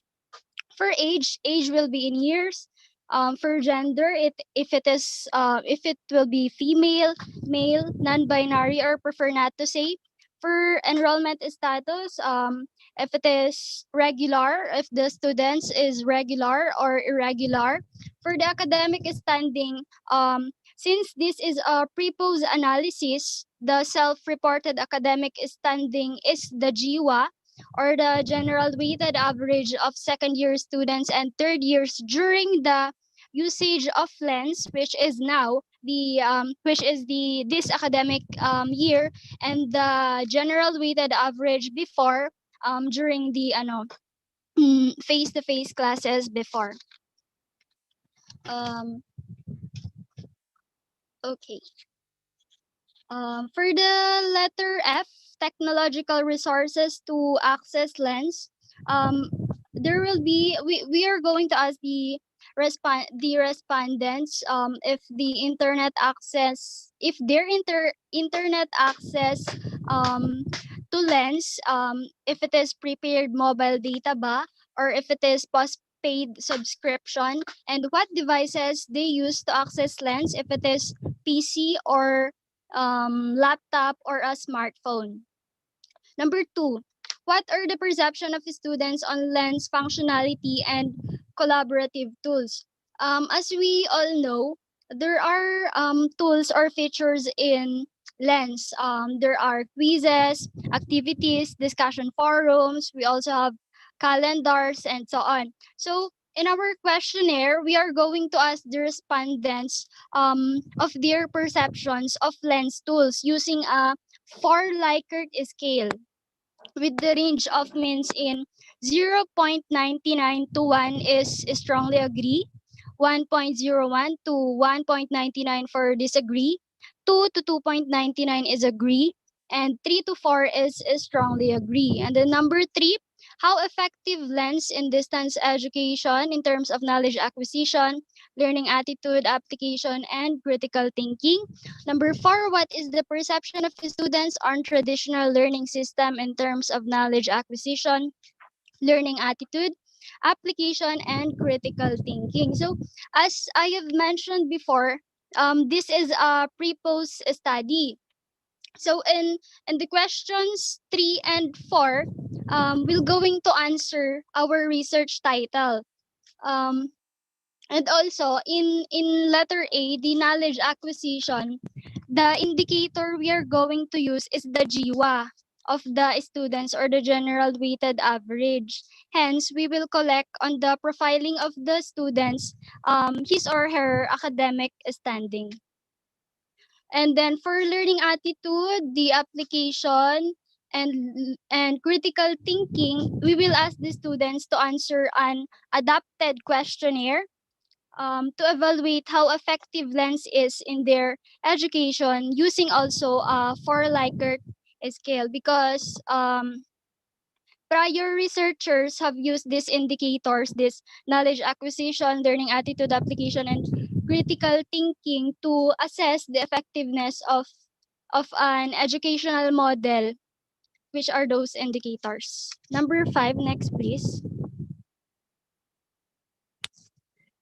So these are the inferential. Is there, number 5, is there a significant difference between the student respondents' demographics on how effective lens is in distance education? Is there a significant difference between the student respondents' demographics and their perceptions on lens functionality and collaborative tools? For number 5, for example po, may difference ba sa pagiging irregular ng students sa kung gaano ka-effective ang lens sa kanya? Or for example, sa number 5 pa din po, may difference ba sa paggamit ng smartphone to access lens kaya ganito ka-effective ang lens sa education niya? And then, for number 6, yung example, may difference, okay, basahin ko ulit. Is there a significant difference between the student respondents' demographics and their perceptions on lens functionality and collaborative tools? Example, may difference ba sa pagiging regular niya sa perception niya sa mga tools ng lens, or may difference ba sa paggamit niya ng laptop or PC um, sa perception niya sa mga tools ng lens. And then number 7, is there a significant relationship between lens functionality and collaborative tools and how effective it is in distance education? For example, may relationship ba sa lens tools sa kung gaano ka-effective ang lens sa education ng mga students? The number 8, is there a significant relationship between the traditional learning system and lens in students' education? May relationship ba sa face-to-face classes before and using of lens?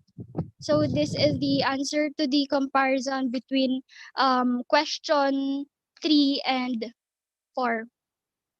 And then for number 9, what are instructors' perceptions of lens utilization in contrast to the traditional education system?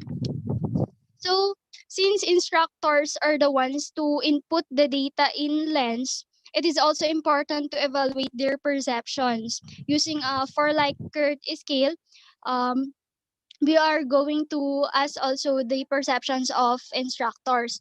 And also, the instructors are delimited to those who are using lens in their delivery of instruction. And the number 10, what are the least and most commonly used features of lens among RT students? So in these questions, number 10, um, we are going to ask the students to rank the least and most used features and issues they experience. 10 being the most used or experienced, and 1 being the least. So for example, sa features, ang pinaka nagagamit ba ay quizzes lang, pag-download lang ba ng modules? At sa issues po, as a student myself who is using Lens, the issues, for example, kapag ka linalabas na ang score ng exam, after ng exam, kahit check mo naman, pero si Lens, minamali ka. So that's one issue po. So another issue is that we have power interruption, is low internet bandwidth. Those will be seen in the research instrument later on. Next, please.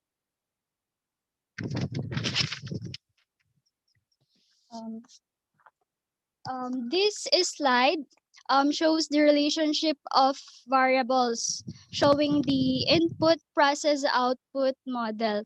The inputs are the profile of the respondents. We also have the perception of students on lens functionality and collaborative tools. Number 3, effectiveness of lens in distance education. And the number 4, perception of students on traditional learning system. Number 5, perception of instructors on the utilization of lens in contrast to the traditional learning system. Number 6, the least and most commonly used features of lens among RT students. Minutes left. The minor and major issues and concerns of students with lens, and the process is structured online survey using questionnaires and analysis. Um, For the process, the data gathering procedure we will use is survey, and the analysis for describing the data gathered, we will use frequency, percentage, means, weighted means, standard deviation. We will also use tables and graphs to show or describe the data. And for the significant differences, as per the statistician we have consulted, he suggested that we are to use the chi-square goodness of fit test, and for significant relationship, we are to use chi-square test of independence, since this is a stratified random sampling, or we are to categorize the data per strata. For the output, we have the quality respiratory therapy education. So, what is the reason ba why the administration has utilized lens in the first place? Of course, it is to give quality education despite the hurdles of COVID-19 pandemic that we are going through right now. Next slide, please. Uh, Next slide, please. Okay.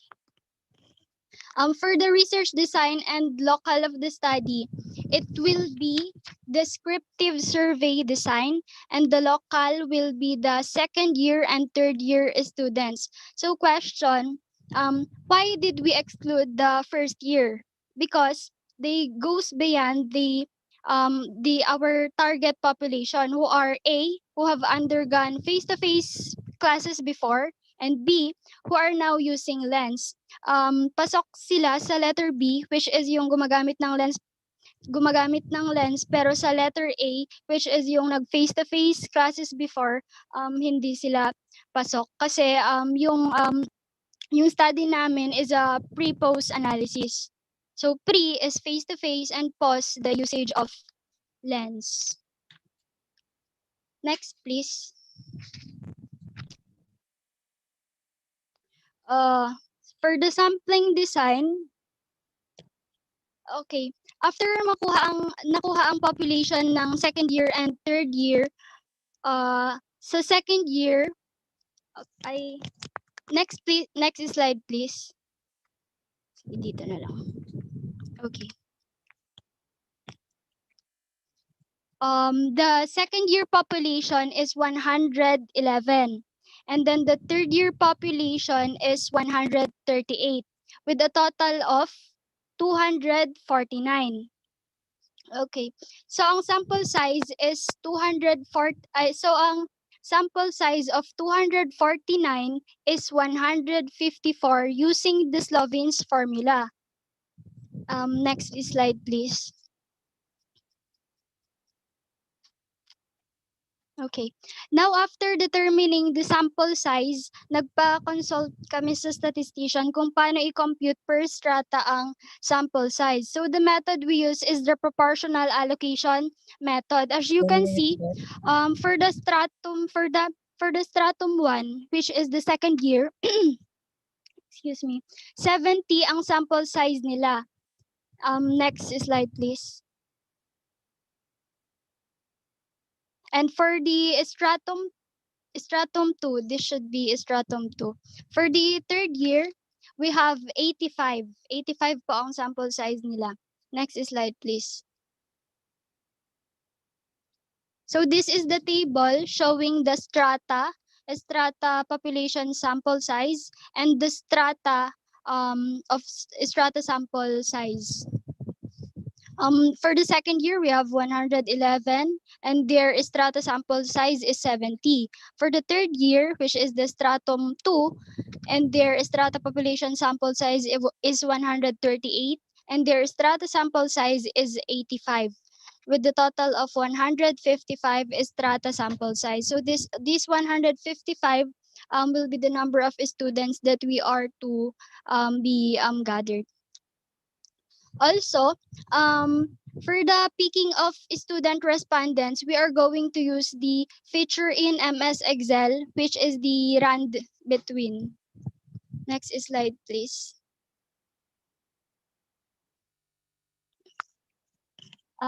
Prior to the letter to the RT department chair to determine sample size, there should be a formulation of questionnaire. Okay, and the next letter to the RT department chair to determine the sample size, a statistician consultation on sampling method and data analysis. Next one is letter of permission to the college dean and department chair. Next one is the application of ethical clearance from the ethical review committee. Next is letter to the panel of experts. And then next is the content validity of research instrument by panel of expert. Since some parts of our questionnaire is self-made, we will consult to the panel of experts. They will give their qualitative and quantitative insights about our questionnaire. So for the quantitative, we are going to ask the panel to score the items or statements of our questionnaire. 1 being not relevant, 2 somewhat not relevant, 3 quite relevant, and 4 for highly relevant. And then the panel of expert will also judge our questionnaires according to the proper order of words, grammar, and regarding to its clarity and relevancy. And the number 7, computation of content validity index of research instrument, followed by the letter to the instructors and student respondents. The next one is data collection through survey questionnaire and data analysis. The next thing that followed data analysis should be the data interpretation. Next slide, please. This is the Gantt chart. Finalization and approval of proposal should be in May. Secure approval May and June. Thesis advisor approval and ethics clearance May and June. The development of module no. No. Assessment of expert instructors and students. We have June, July, August. Development of research instrument May, June, July, August. Assessment of tool May, June, July. May, June, July. Profile of the respondents questionnaire May, June, July. And then effectiveness of lens in distance education questionnaire, we have May to July. Perception of students on traditional learning system questionnaire, we have May, June, July. And then open-ended, okay. No need to read it na. Next slide then. These are the questionnaires po.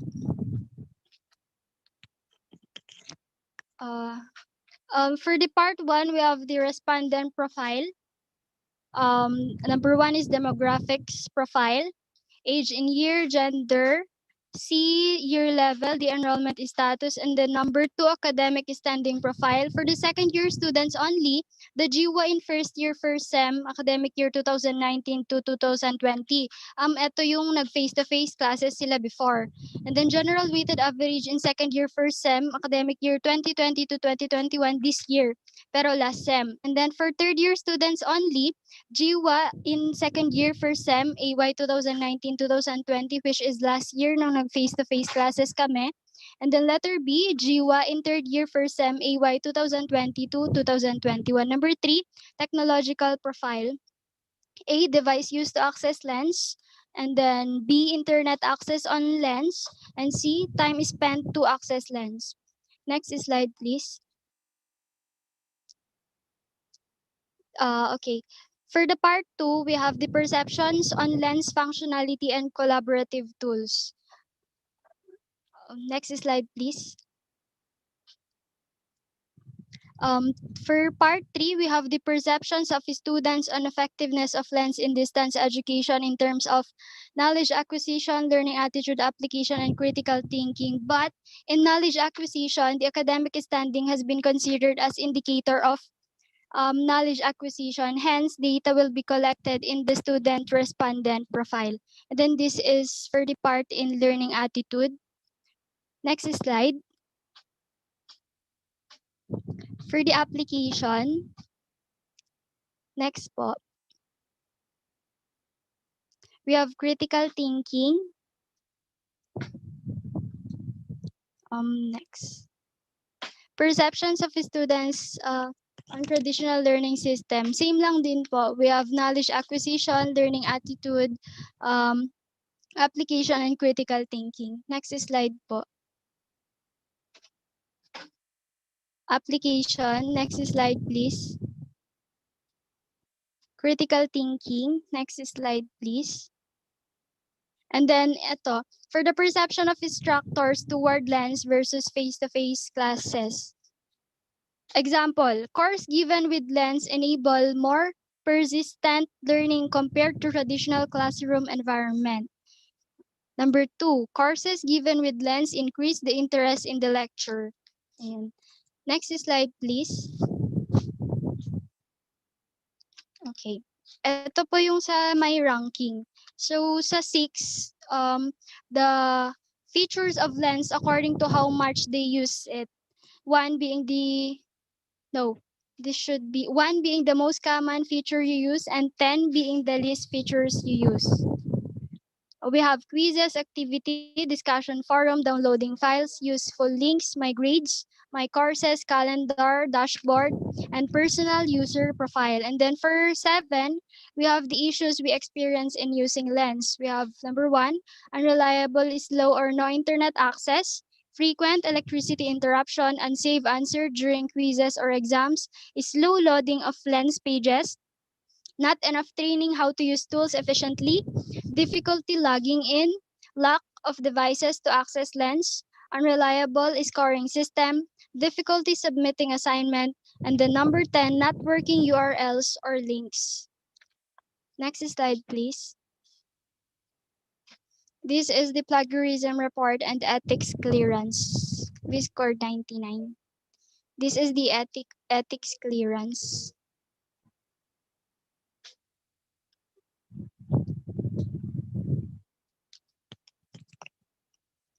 That would be all po.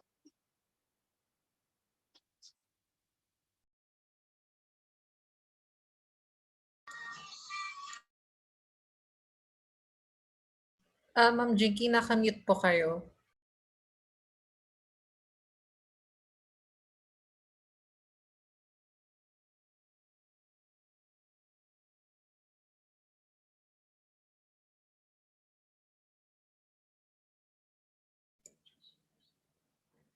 Okay, mauna ba? Andyan si Director? Or ako na muna? Okay, parang BCC. Ayan dyan si Director. Okay. So the title, evaluating the effectiveness, it's redundant, no? Of course, when you do evaluation, you evaluate the effectiveness, correct? Tanggalin nyo na yung evaluating. Effectiveness of the learning environment network system, close open parenthesis, LENS. It's normally known by students as LENS, no? Forget about distance education because that is actually applied for distance education. So remove distance education. So effectiveness of lens, uh, among CSU RT students, and then yung in terms of knowledge acquisition, learning attitude, application, and critical thinking, there should be a clustered description for such. Okay. So for example, effectiveness of Lens as a learning platform. Kung namlatan, okay. Okay na. Okay na. Effectiveness of Lens as a um, learning platform among RT students. Ganun lang muna siya. No? Okay. Tapos, hindi ko mawari kung bakit pre-post study. Ano to? Longitudinal? Yun bang sinasabi mo? Pre na nga, tapos may pause siya. Pre is the beginning, pause is the ending. So, is this a not even comparison, right? Hindi rin siya pre-pause. Hindi Ano rin yung pre-pause? Ano yung pre-pause? You just don't add things kasi which makes it appear to be too highfalutin, but in fact and in truth, it makes it truly confusing. Okay, so ang title mo is blatantly effectiveness of lens as a platform. Lens, ano sabi ko kanina? Effectiveness of lens platform. learning platform. Hindi, may learning kasi doon, ma'am eh. May learning environment network. So tanggal effectiveness online platform. The effectiveness of lens as an online platform. Okay? Hindi among by effectiveness, 'di ba? Evaluating the effectiveness. Okay. Effectiveness of or from among. Sige, among. The effectiveness of Lens as a learning platform among CSU RT students. Period.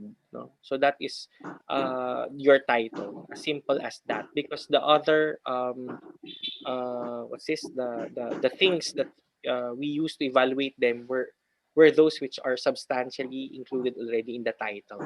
Okay?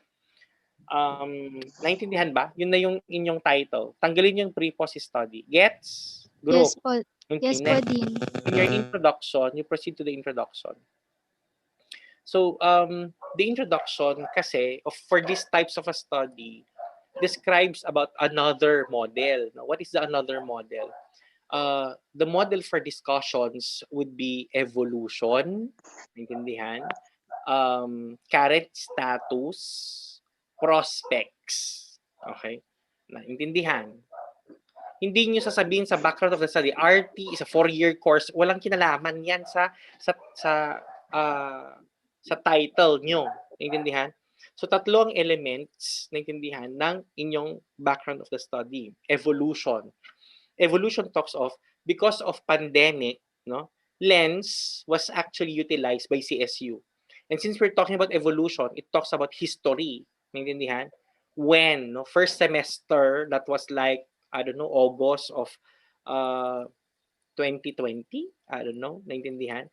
Okay. And apparently, there had been trainings by both students and faculty on how to actually make use of lens. That would be evolution. Naintindihan? After evolution, you would have to talk about the current status of lens. Correct? And then you'd have issues on lens, which refers to the gaps. And finally, you would have your prospects. What do you think will happen to lens? Okay, yun yung background. Okay? So, strike nyo yung RT program, hindi yan kailangan.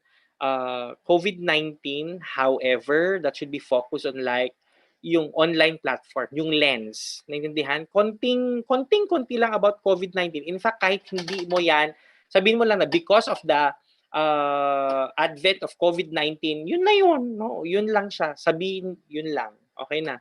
And then, yung shifting ng conventional, naintindihan, to the contemporary learning platform. So online tayo or blended learning.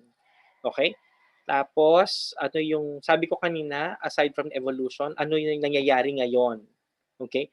In fact, ano nga bang nangyayari sa lens?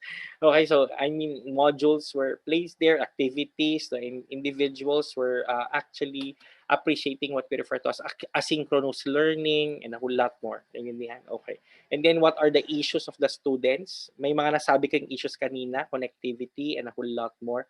Costs for hindi ko nakita diyan yung dun sa issues niya yung ma'am, nagka-crash siya kapag maraming gagamit. Wala akong narinig. No, I was listening intently. Issue 'yan, 'di ba? Kunwari exam si Ma'am Nancy magpapa-exam dun sa exam schedule ng SIBEA, for example. So anong mangyayari? Sasabotahin niya yung exam ng SIBEA kasi magka-crash. I haven't heard about crashing. Now, another is increasing the memory of the lens. I mean, we need the server eh. You have to remember, ito yung sinasabi ko, yung next would dyan, prospects. Yung prospects natin ganito. Na, siguro hindi nyo lang naiintindihan, no? Pero as a dean, ito yung iniisip ko. No? Yung mga faculty, they're given 1 year to give a grade of the student. Okay? So in which case, hindi nila pwedeng burahin yung mga activity ng mga students before. Nakikita nyo? Kaya yung nandyan pa rin, nakastore pa rin sa lens, yung mga activity ng mga estudyante natin nung first sem. Believe it or not, kasi hindi pa kasi nakapagbigay si teacher, naintindihan, ng grade. Naintindihan? Ang mangyayari dyan ay, pag-assume natin ng first sem this school year, buburahin na nila yung mga, yung more than a year nang nakastore. Okay, that is another. So in other words, kailangan mo talagang i-upgrade yung memory. Next is, kailangan mo rin i-upgrade yung server whatsoever kasi dumadami ang gumagamit. Example, first year to third year pa lang tayo ngayon. Kompleto na ang year level next year. Ang ibang programs, meron pa silang fifth year, so to speak. Do you understand? So, yun yung prospects. Hi, are you with me? Okay. Yun yung mga kailangan ilagay mo dyan sa background of para maunawaan nila, okay, ito pala yung nangyayari sa lens. So, evolution, current status, issues, prospects. Yun yung atake ng background mo. Ibang-iba siya, katulad ng mga pinagtuturo ko kanina umaga na gap, unknown gaps. Itong mga usaping ito, iba naman. Okay, naintindihan, gets? Okay. Yes po, Dean. Now, hindi ko rin alam bakit hindi mo linagay kung saan galing yung lens. In fact, subscription tayo. Hindi CSU ang nag-device dyan, nene. Saan ba galing yan? It was powered by Moodle po. It is a third-party services. Iyan, ilagay mo din sa background. Kailan Yes, tayo po. nakipag-partner sa Moodle? No? How much ang subscription fee natin? Per sem? Per year? Naintindihan? Evolution ko na eh. Kasi kapag nagkukwento ka na about it, natutuwa na ako, ito pala yung evolution niya. Not much of us, not even Ma'am Nancy knows about that. What she knows is there is lens. Naintindihan? But she didn't know exactly, Baka ngayon niya rin lang nalaman na ang lens pala ay learning environment. Ano yung N? Network. System. Di ba? Di ba? Parang ganon. Okay, next. No? Punta na tayo sa next. So, iba yung atake ng background nito. Okay. Tapos, what I would want you to have there, dun sa issues, yung gaps. Naintindihan? Yung gaps in the lens. Meron ka naman atang nabanggit na mga gaps kanina, pero hindi much as like yung sinabi ko na may mga crashing nang nangyayari. Naintindihan? Okay. Meron po sa background of the study po na ay sa paper po namin din yung mga issues po na sa functionality po ng lens po. So ang gawin mo ay yung chronology ng chronology or transition of facts in the background of the study is the same as the model I told you. Gets? Evolution, existing or current status, issues, prospects. Okay? Naintindihan? So, ganun yung paghimay ng background. Next, please. Statement of the problem. No? Generally, the study determines the effectiveness of lens, no? Effectiveness of lens as a online platform among artist students. O yan pala, nakita mo yung title mo? Yung title mo nandyan, o bakit yung title mo kanina ang haba-haba? Yan yung title. Naintindihan? Okay, specifically, it aims to answer the following questions. Number 1, profile of artist students. Diba? Huwag mo sabihing respondents, artist students. Sabihin mong artist students muna siya. Okay? Number 2, what is the perception of the effectiveness? Hindi dapat. Kasi number 2 mo is already assessment of the effectiveness. Is it not? Hindi po din. Bakit? Yung bale po sa assessment po, sa 3 at 4 po yun. Tapos i-compare What is po yung... number 2? No, what is number 2? Perception of students on lens functionality. Hindi ba yung lens functionality is effectiveness? Iba pula pa dun sa questionnaire namin din. Pwede pong pakita po sa sa questionnaire po. Sino bang gumawa ng questionnaire? Adapted po siya din. Saan mo inadapt? Sa DSWD? Hindi po. Bale, 3 pong questionnaire yung inadapt po namin din. Tapos... Ang problema kasi doon sa mga questionnaire na inadapt mo, anak, they are all talking about effectiveness. Because functionality is an indicator of effectiveness. Maintindihan? Ito po din, yung statement.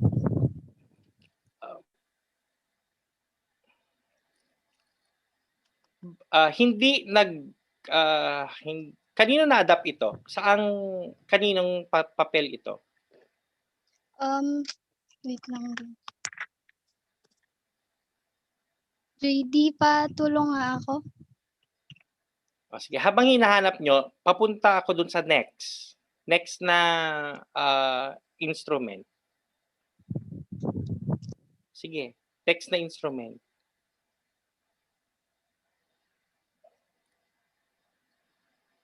Okay, so I now see that the benchmark statements are redundant.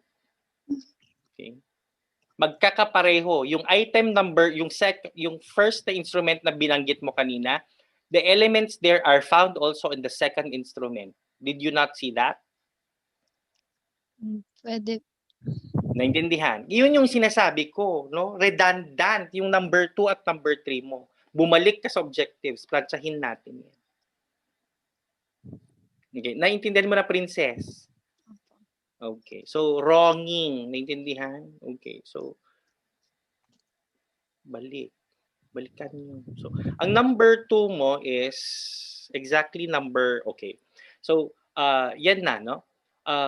What is the perception of students on the functionality of Lens as an online platform in terms of, ganon. Letter A, functionality and collaborative tools. Wala na. Letter B, knowledge acquisition. Letter C, letter B, letter C, learning attitude. Letter D, application. Letter D, critical thinking. Pero tinitignan ko, mga anak, yung questions under functionality and collaborative tools, kailangan hindi yan redundant doon sa application, doon sa questions under application.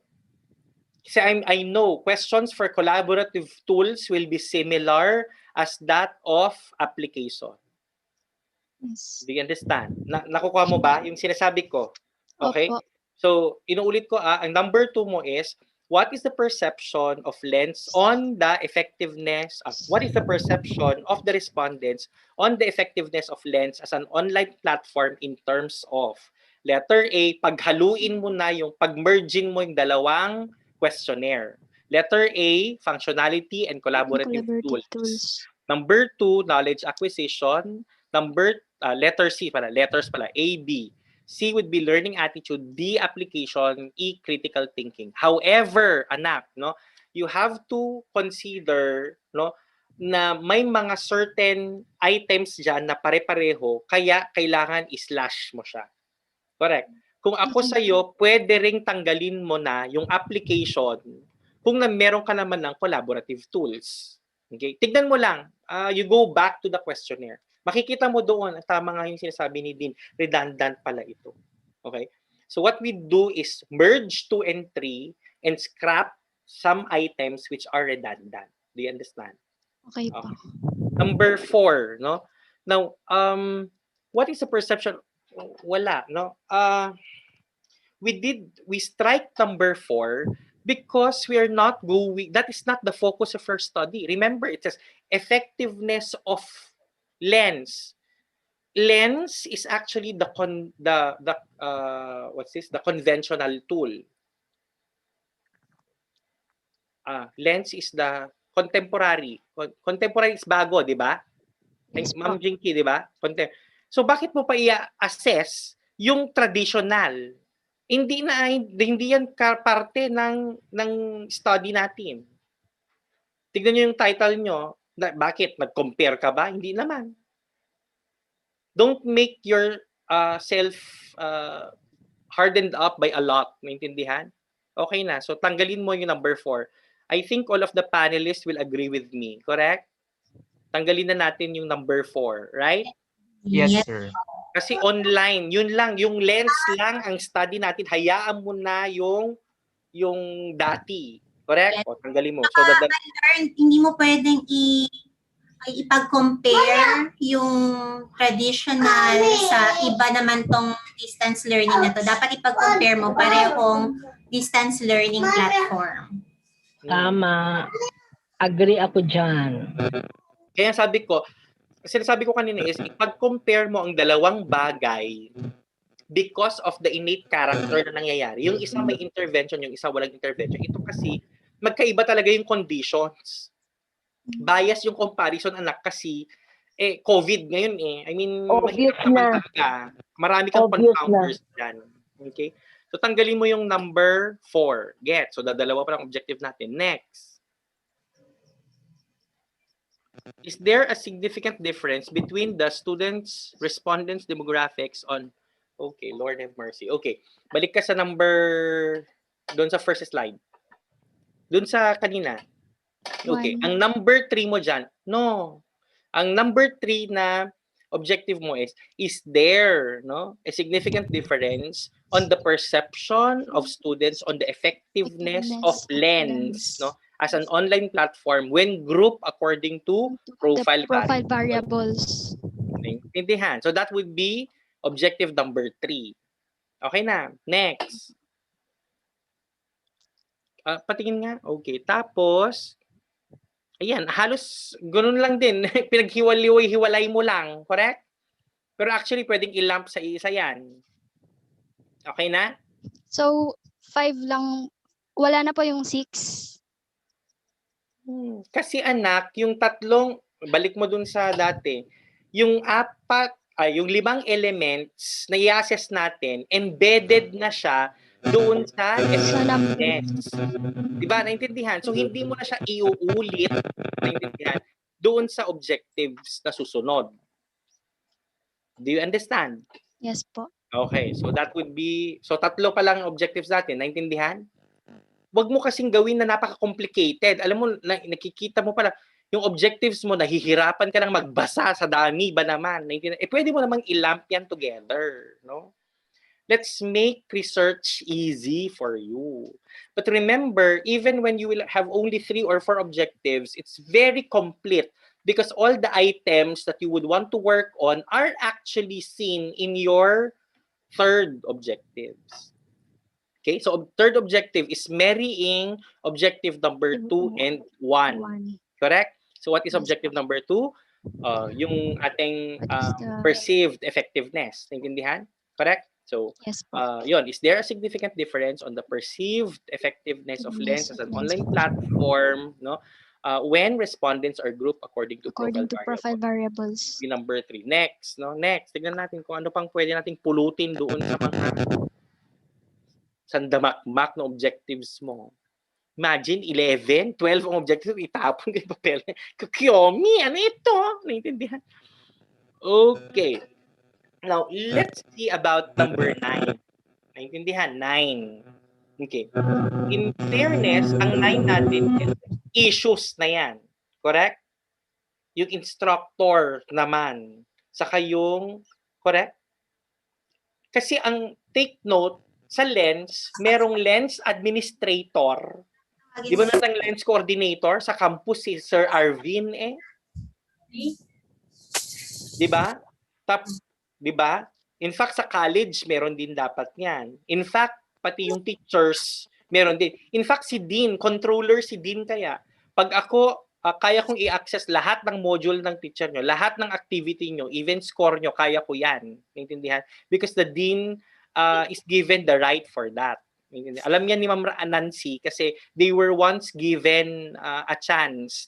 I think 2 weeks lang yung naibigay sa kanila. After that, tinanggal na rin sila as an administrator. Gets? Okay. So, ang number 4 is, what are issues? No? Okay. What are issues on the utilization of Lens as an online platform as perceived by no? This time, letter A, Lens administrator. Letter B, faculty. Naintindihan? Din, bakit hindi ko na tinanong yung students? It's because sila yung tinanong na natin dun sa objective number 2. Correct? How do they perceive? Pwede rin naman kasi how they perceive effectiveness lang naman yon. So, I think, ilagay natin sila sa third. Okay? Okay na tayo. So, ano number 4 na objectives mo? What? No? How? What is, after ng significant difference ng, wait lang po. Number 1 is what is the profile of the respondents. Number 2, what is the perception of the students on perceived effectiveness of Lens in terms of letter A, functionality and collaborative tools. Na. Okay, alam na namin yan. Number 3, is there a significant difference? Is there a significant difference number between 4, kaya mo na yun, alam na namin. Number 4. What is the What are issues?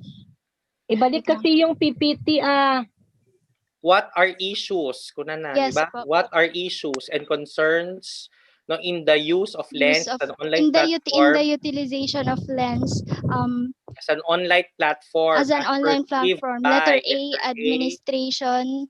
Letter B, administrators. And letter B, faculty. Letter C, students. Letter C, students. Tama. Okay na. Next. Balik mo na dun sa dati. I think yun na yung last. So, 4 lang ang objectives mo. Tama. Hindi 11 ang objective. Tama. Naman yung objective nyo. Kala mo pa maramihan ng objective, mataas ang grade. Wrong. Intindihan? Okay na? Hindi, sir. Naniguro sila dito eh. Nilagay nila lahat. Bahala na kayo mag cancel. So, 4 lang ang objectives mo. So, din yung yung mga issues po ng students mapupunta dun sa hindi, separate pa rin 4. siya. Ay, separate. Kasi yung number 2 mo is effectiveness. Hindi ka nagtanong ng issues. Yes. Number 4 yun. Number 4 po yun. Yeah. So, kasama pa rin si student sa number 4. Administrators, faculty, students. Tama. Gets? Opo. Okay na. 4 lang ang objectives mo. Bakit 11 yan? Next. Effectiveness ng Lens lang naman eh. Oo nga. Ngayon, ito, IVDV, ito. Alam na ng advisor mo kung bakit IVDV. Independent variable plus dependent variable. So, I think, alam mo na dun sa dependent variable mo, bumalik ka dun sa objectives kanina. Okay? So, profile variable, naintindihan. Tapos, you would have issues. Naintindihan? Yun yung tinatawag nating input. Independent variable. Yung dependent variable mo is perceived effectiveness of lens. Perceived effectiveness. Okay na? Isa lang ang nandoon sa DV. Tapos may feedback loop ka. Okay na? Sa baba. Okay po. Feedback loop, yung output pabalik sa input, pero dapat meron kang confounder. Ang confounder mo dyan, for example, techie ba? Katulad ko kanina, sinasabi ko ng sarili ko, techie ba yung estudyante o hindi? Kaya siya naloloka dahil hindi naman siya marunong sa computer, for example.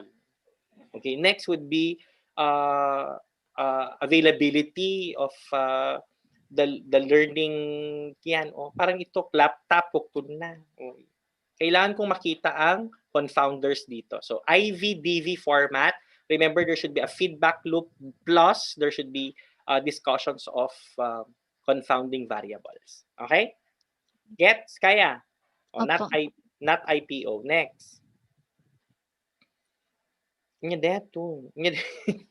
So, research design. By the way, Princess, yung number 4, gawin mong number 3. Tapos number 3, gawin mong number 4. Kasi the inferential research question should always be last. Naintindihan? Yes, okay, so nagkakaintindihan tayo. Tapos yung research design mo is not a descriptive survey. Itaas natin ng konti. Correlation. No, it's descriptive inferential. Because of, is there a significant difference? Naintindihan? So a little lighter than just but survey. No? A little lighter. A little higher than just but survey. Okay? Descriptive, inferential. Okay? Bakit siya inferential? Kasi kinuha mo yung profile, kinuha mo din yung kanyang issues, tapos tinignan mo kung may significant effect. Difference. Kung may effect, doon sa kanilang effective, doon sa perceived effectiveness. Okay na?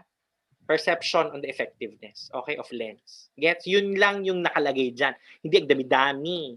Okay, next. Local, I'm sure local is CSU. Correct? Opo, RT po. Anong RT? Bakit kaya naging lokal ang RT? Tao si RT. Opo. Sa Andrews Campus. CSU Andrews Campus po. O period. Ganun lang. Ang dami-dami. The survey link will be distributed. Lokal, neneng. Ang lokal, lugar. Locality, lugar. Okay? Hindi ka maglalagay ng organization, ng student, ng school year. Gets? Kung lokal, lugar. Period. No? So, 1 or 2 sentences. Period. Okay na. Next. Kasi process na yung dinidescribe mo dyan eh. Ang sampling design mo, stratified random sampling po yung ginamit namin. Second and third year lang to? Bakit nawalan first year? Kasi? Yung kasi po kanina yung pre-post analysis po. Wrong. O ngayon, alam mo na, first year hanggang third year. Third year po. Tama yun. Random ka. So per strata, kukunin din po yung strata sample size nila. Yes. Valid sample size per strata. Okay? Okay, next. Hayaan mo na yan. Alam ko na yan. Si Hilaria, nakaka-appreciate niya. Okay, flow chart, alam mo na, di ba? Finalization of the questionnaire. Tapos second would be endorsement from the dean, naintindihan? Going to your department chair, inception meeting. Last would be data data dissemination. Okay? Results dissemination. Okay? Next.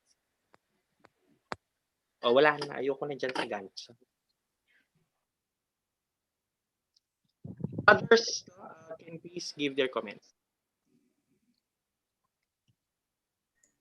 Ako may isa akong comment sa ang tawag dun sa objectives din.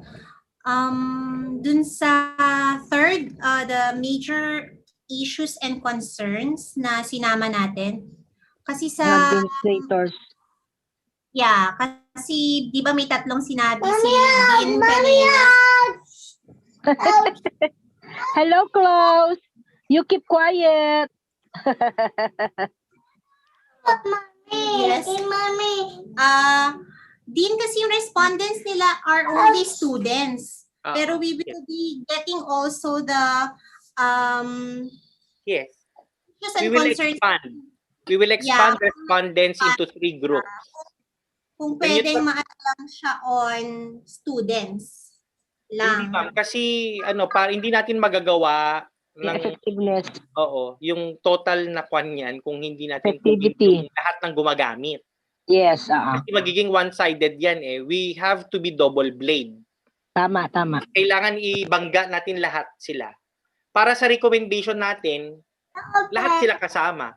Sa recommendations, for example, students, naintindihan?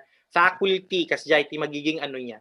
Ang himayin natin, ang design na to, sa recommendation niya is, anong recommendation para sa students? Kasi iba ang recommendations natin para sa faculty. Pero, Sir Julius, ang pamagat kasi parang RT students eh.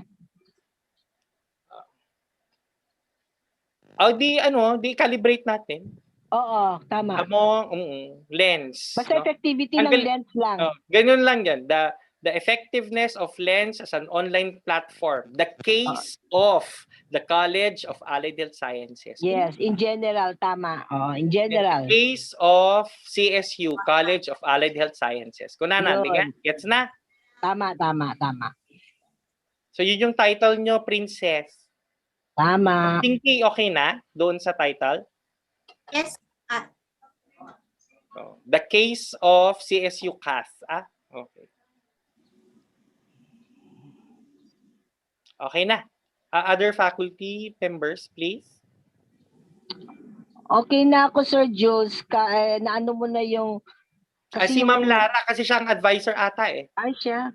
Oo. Ma'am Lara ata ang advisor dito. Yes, sir. Ako po. Ma'am, okay na yung tumbok ba? Mayroon pang hindi klaro?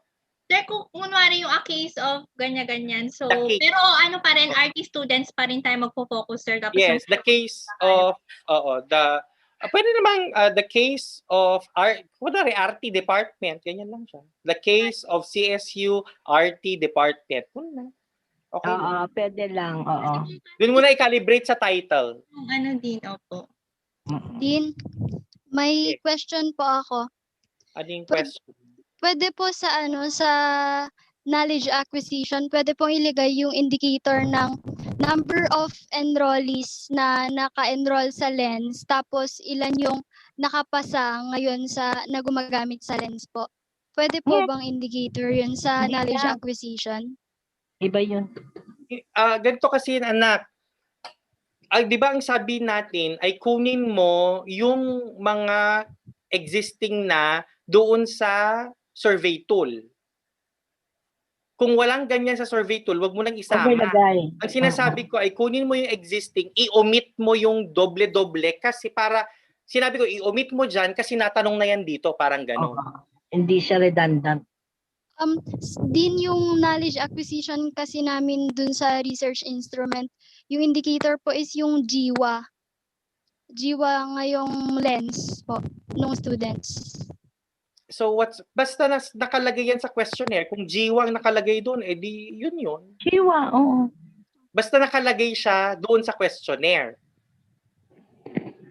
Gets? Opo. O yun lang. Huwag ka nang maglagay. Ang sinasabi ko is huwag ka nang magdagdag, no? Yun na yung mga indicators natin. Tanggalin mo lang yung mga pare-pareho kasi hindi siya pwedeng madobleng itanong. Gets? Yun. Yes po. Okay. Ano pang tanong? Meron pa? Wala na? Yung mga kasama ko po. Yung mga kasama mo, meron ka palang kasama. Ikaw lang naman kasi nagsasalita. Kala ko wala. Kala ko mag-isa ka lang. Sino bang kasama mo? Sino ang kasama mo? Wala ata. Wala naman. Wala ka naman pala kasama. Tinaguyod mong mag-isa. 7. Wala Hindi na? naman po. Wala na ata. Wala na ata. Okay na po din. Wala na sa questions. Ma'am Si Ma'am Lily, nasabi na niya kanina yung questions na naayos na ni Dean yung title tsaka yung statement of the problem. Yun din yung comment ni Ma'am Lily kanina. Si Ma'am Bea is back? Yeah, andito na si Ma'am Bea. Yes, ma'am. Okay na po. Okay na po. Nakikinig lang.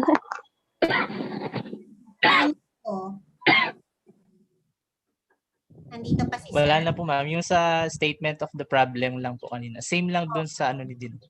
Yes. Okay, kung wala na, let's go to the next group.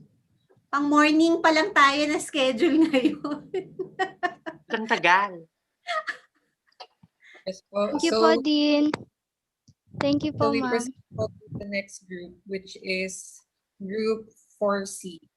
4C po ba? 4B po ata. So yeah, are the presenters here already? If so, then they may proceed na po. So good afternoon, everyone. I am Jolina Batwelo po from Group 4B. So our research topic is entitled Effectiveness of Online Training Among Respiratory Therapists of Tuguegarao City, Cagayan. Next slide po, please. For our background of this study, the COVID-19 pandemic has a global impact on healthcare systems. The vast and unexpected disturbance to hospital routines has affected continuing professional development or CPD for specialty trainees or STS. Online learning employs digital platforms to connect and immerse individuals across geographic boundaries. Most specialty training programs had switched to video conferencing, web-based learning, role play, video vignettes, and live and mannequin-based simulated patients minimize disruptions to medical education to maintain teaching going. Next slide po. For our statement of the objectives, generally, this study aims to evaluate the effectiveness of online training among respiratory therapists of Tuguegarao City, Cagayan. Specifically, this study attempts to aim that number one is to determine the effectiveness of online training of respiratory therapists employed both in traditional and alternative careers. So yung traditional dito is those who pursued RT and became respiratory therapists who are working at the hospitals. And yung alternative career naman is those who prefer to work on the academy. And number two, evaluate the effectiveness of online training in terms of preference. Sa preference, to determine how effective the tools used for online training. Example here are the Zoom meeting, Google Meet, and other forms of online platforms. Next is the effectiveness to assess the efficacy of online training of the respiratory therapist. And next, learning satisfaction to evaluate if there is an impact or effect of online training in the continuing development of the respiratory therapist. Number three is to identify the challenges and difficulties faced by the respiratory therapist toward online training methods. So dito, for us to know the different barriers faced by the artists during the online training na pinapasukan pa nila. Like, example here are the internet connection, stability, ganon, and the gadgets used. Number four is propose a strategic plan for continuing professional development of respiratory therapists registered in the Philippines or RTRPs. Here, it is for us to know or formulate a strategic plan that may aid in conducting online training as on RT who are undergoing continuing professional development. Next slide po. So for the research paradigm, we use IPO model. So sa input profile of the study participants, then online training preference, effectiveness, learning satisfaction, challenges, and difficulties. In the process, validation of survey questionnaire and floating of survey questionnaire to the respondents. And the output is effective strategic plans for continuing professional development for respiratory therapists registered in the Philippines through online training. Next po. For our research design, a descriptive design will be employed in this study. Descriptive research aims to identify precise characteristics, frequencies, and trends of the sampling design. So we use survey questionnaires in determining the effectiveness of online training towards respiratory therapies in Tuguegarao City. Also, the effectiveness in terms of the preference, the effectiveness itself, and the learning satisfaction and challenges and difficulties faced by the artists on the online training. And for objective is we use open-ended with combined observational method in conducting we use open-ended combined with observational method will be established in conducted online via email. Next po. In the locale of the study will be conducted within the scope of Tuguegarao City, Cagayan, where the number of RTRPs will be enough to generate appropriate respondents needed for the research study. The researchers will incorporate private and public hospitals around Tuguegarao and Cagayan State University College of Allied Health Sciences Department into the study. The survey site of the study will be determined by an approved letter approved by CSU CAS Department and the Pulmonary Department Head of CVMC, DMWC, and St. Paul Hospital. Next po. Sampling design. The researchers will use the Rausoft sampling calculator to determine the sample size for the study with a 5% margin of error and a 95% confidence level.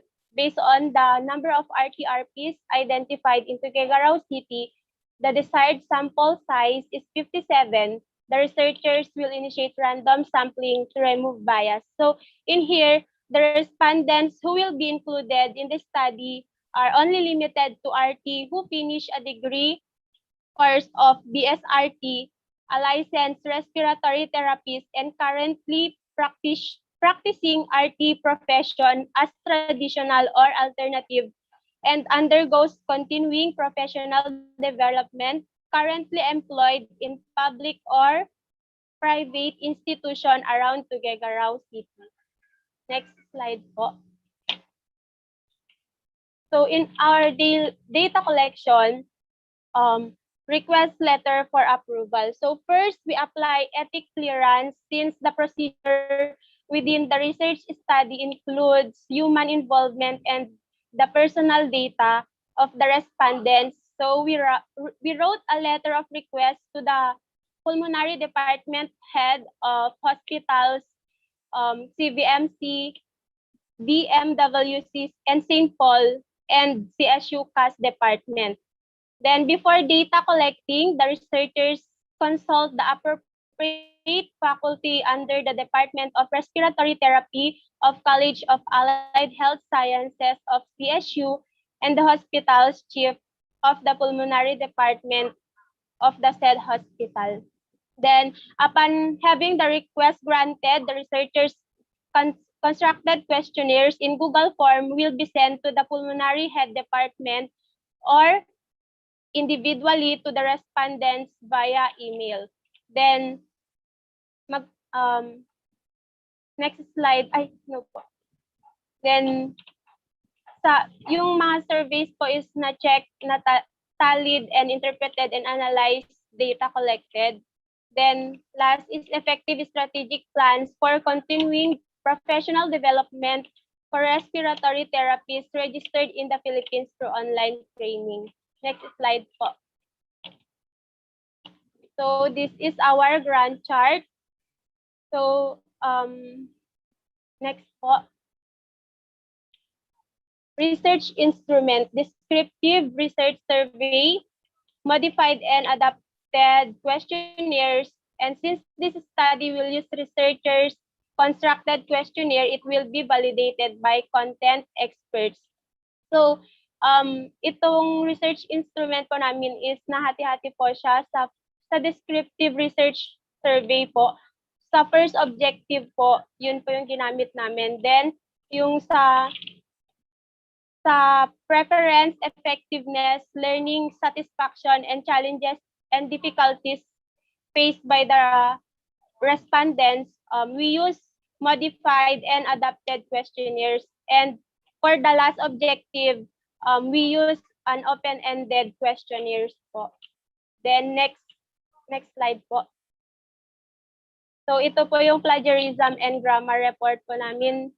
We scored 99. Next po. And here are the appendices po. Next po. And this is the ethic clearance po. Next po.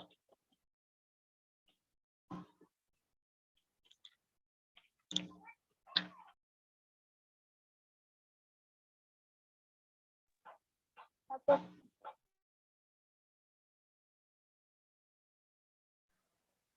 So I think they're done and ready to accept your recommendations and suggestions po.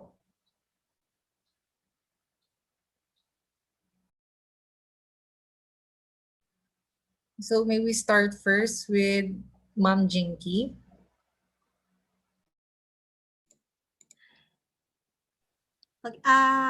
Si Director ang maunan, Mr. Revita. Malukri. Effectiveness of online training, no? Among respiratory therapists of Tubigaraw. Okay. Assessment. Effectiveness of online training. So, training. Okay, sige. Balik sa title. Respiratory therapist employed. Kasi pag off, it can be that I am an RT from Tugigaraw, but I do not work in Tugigaraw. Right? Naintindihan? So that would be a disclaimer. Okay. Effectiveness of online training among respiratory therapists practicing in Tugigaraw City. Original nito is the whole Cagayan na respiratory therapist. So will we have the entire Cagayan practicing? Basta by practicing practicing in Cagayan, gano'n. Yes po. If we have enough here in Tugigaraw City, why not po? Para mas konti lang yung nila. Pero I think yung sinabi ni Ma'am Nancy last time is konti lang ang congested, oo. So effectiveness of online training among respiratory therapists practicing in Tugigaraw City. Kasi pag off yan, anak, ibig sabihin, pwedeng taga Tugigaraw ka pero hindi ka nagpa-practice dito. Okay? So, sige. Kindly include that in the title. Next, please. In the background of the study, this goes back to the old way of presenting the importance of the study. First, we'll talk about the known, second, unknown, third will be the gaps, and the fourth would be what do you want to do. So for your known, I think you have to spell out here the continuing professional education requirement of the Professional Regulations Commission. We are required to actually have 16 CPD units to renew our license. So that is number one. That is the CPD Modernization Act of 2020. Okay, so if I'm not mistaken, and then what are those that are still known? Known would be the shifting of the platforms for training of professionals. Naintindihan? From obviously the conventional to this time, from the contemporary to the conventional. Okay? From the conventional to contemporary. Tama ba? 'Di ba? From the conventional to the contemporary. Online 'yan. Okay? Tapos you have to also include that in your how do you call it? In your known, no, na even when uh, COVID-19, no, is actually a concern, nothing has had changed about the CPD requirement of PRC, and that allowed today would be accruing CPD units, no, even on online or virtual gatherings. Okay, so that would be the known. Unknown is there are no studies yet that describes about how well do professionals learn when the mode of training is online. Maintindihan? Should there be, no, studies like that, none of these types, no, of a study was done to assess the case of respiratory therapists. Okay, so that would be the unknown. Okay, and obviously, what would be the gap? So the gap there is, no, useless yung training. No, it does not actually serve the purpose. That would be the first gap. Second is we will not know how to improve, no, the quality of the online training. If not that, we will be able to understand, no, the issues of the respiratory therapists. No? For example, issues like nagkakaroon tayo ng schedule ng online kung kailan may trabaho, lalo ngayon COVID o di busy lahat, tapos kailangan mo ng online training. So paano naman 'yan? I heard even a friend yesterday, he was like telling me, may training nga kami for 1 week, no? And then hindi kami pwedeng mawala sa screen ng 10 minutes, otherwise they will knock you out already, no? And you will not receive the certificate, parang gano'n. Paano naman kung nababanyo ka? Paano naman kung may errand ka? Paano kung may trabaho ka? Kahit naman kasi kunin mo yan sa office mo, once in a while, nadidistract ka. So, another would be the distractions. So, ganun yung paghimay, naintindihan, ng ating introduction. Because the last part of the introduction is, what do you want to do? Naintindihan? And what do you want to do is expressed already in your title. Okay? So, please redo, no, the presentation of the background of your study. Okay? Next, please. Under the statement of the problem, number one is you need to profile the respiratory therapists. Okay? Kasi it would be important to profile on the very basis, baka kasi it has something to do about their nature of work. No? Example, the RT is working in a private hospital or it can be in a government hospital. And as we all know, the government hospitals are mandated, naintindihan, to cater to COVID patients. No? While private hospitals still have the restrictions. They still can probably participate but not in full swing. Okay? Second, baka naman it has something to do about their duty hours. No? Intindihan? For example, night shift. Ikaw ba naman, sino ba naman ang magbibigay ng training sa night? Wala, di ba? O so kung ako ay nag-night shift, magte-training pa sa ako sa umaga, so paano naman nga ako mag-online? Third would be talking about like how well are they in terms of the gadgets? Well, I know that most of you, no, okay, or probably most of the graduates are really into it, but we're not quite sure. Now, there's a need really for us to profile. So the first thing that you ought to do would be to profile them. No, how will you profile? You'd have number one, your demographic. Letter B, your socioeconomic. Letter C would be your employment profile. No? Under employment, nandiyan yung work schedule, number of hours, no, sa kanyang work, kasi may mga RT din ngayon na nasa COVID ward, naintindihan. So sa COVID ward, as far as I know, 10 days na duty, 14 days quarantine. Okay, so paano pag naka-schedule yung virtual gathering mo the time that they are on duty? 10 days straight yan, day and night, no? And then they would have 14 days straight also for their how do you call it, for their quarantine. Ay, mga ganon. So kailangan mo i-profile it. So tatlo lang yung profile na yan. Yung educational level niya naman will be forming part of the socio-demographic profile. Okay? Baka mas maganda, mas magaling no? tawag dito, mas gusto ng mga may master's degree na kasi kayang-kaya na nila. Kasi sa masteral din, sanay na kami sa mga online actually, naintindihan. So, kesa yung mga BS lang yung natapos, no? Ilabas kasi natin yan, no? Baka yan nga yung totoo. Okay? So, sa profile, demographic, socioeconomic, and then you'd have your employment profile or work, no, profile. Okay, second would be effectiveness of online, no, training. Now, when you talk about effectiveness of the online training, there should be very specific measures to use. Hindi pwedeng traditional and alternative because if that's the case, you are trying to compare, no? And there's no point of comparing. Intindihan? Okay, because whether you like it or not, you cannot be back, no, to the ordinary times, no. Even after COVID, I'm sure we will never go back, naintindihan, to the usual thing that we do. We can have probably some sort of like mas marami ng online kesa yung physical, no, na training, so to speak. They will only probably address the need for face-to-face trainings, no, on the very basis na highly, no, required because it requires technical expertise, like operation of a machine, hindi mo naman pwedeng ituro yan online, intindihan, mas magandang na nag-hands-on talaga yan. Okay, so mali ata yung objectives ng study. So when you talk about assessment of online trainings, what are the measures for assessment? Okay, example would be letter A. For example, nanghuhula lang ako kasi kayo dapat ang nagbabasa ng review of related literature. Okay, letter A talks about practicability. Naintindihan? Okay.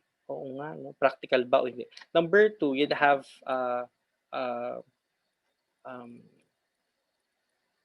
parang information, dyan, anong bang tawag doon? Sino ba may education majors ng mga ganito? Practicability. Number 2, for example, yung kanyang manner of delivery. Parang ano to, Ma'am Lara, parang kunwari nagsa-survey tayo, at the end of the online training, itatanong mo, di ba may survey tool? Itatanong mo yung, for example, kumusta yung speaker? Right? Natuto ka ba? What about yung reception? Ganyan, ganyan.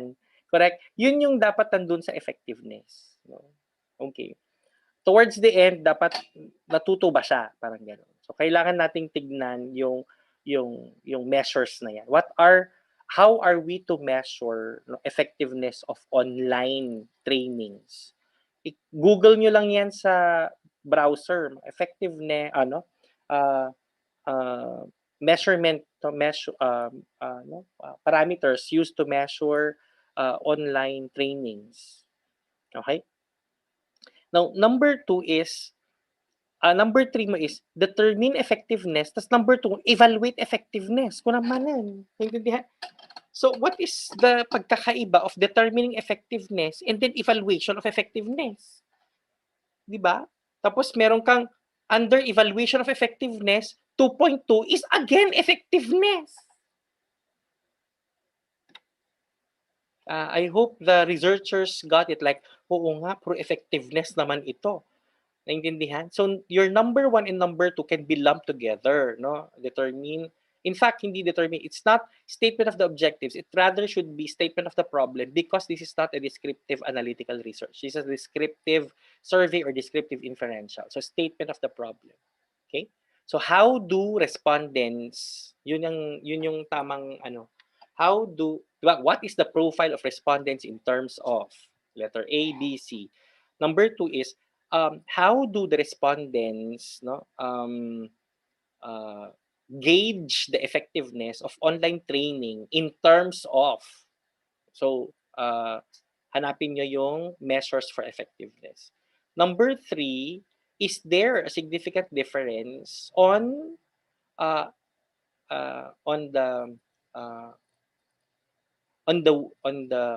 how respiratory therapies regards the effectiveness of online trainings when grouped according to profile variables. That would be number 3. Okay. Number 4, what are challenges and issues of respiratory therapies on online trainings? Okay, yun lang yun. 4 lang. Hindi ka pwedeng mag-propose ng strategic plan, anak. Hindi ikaw yan. Kahit pa mag-propose ka, kung hindi yan ang gusto ng management, wala ka na magagawa. Puro online na talaga kasi ngayon. Naintindihan? Okay, so 4, Ma'am Lara, yung kanilang objectives. Profile in terms of ABC, correct?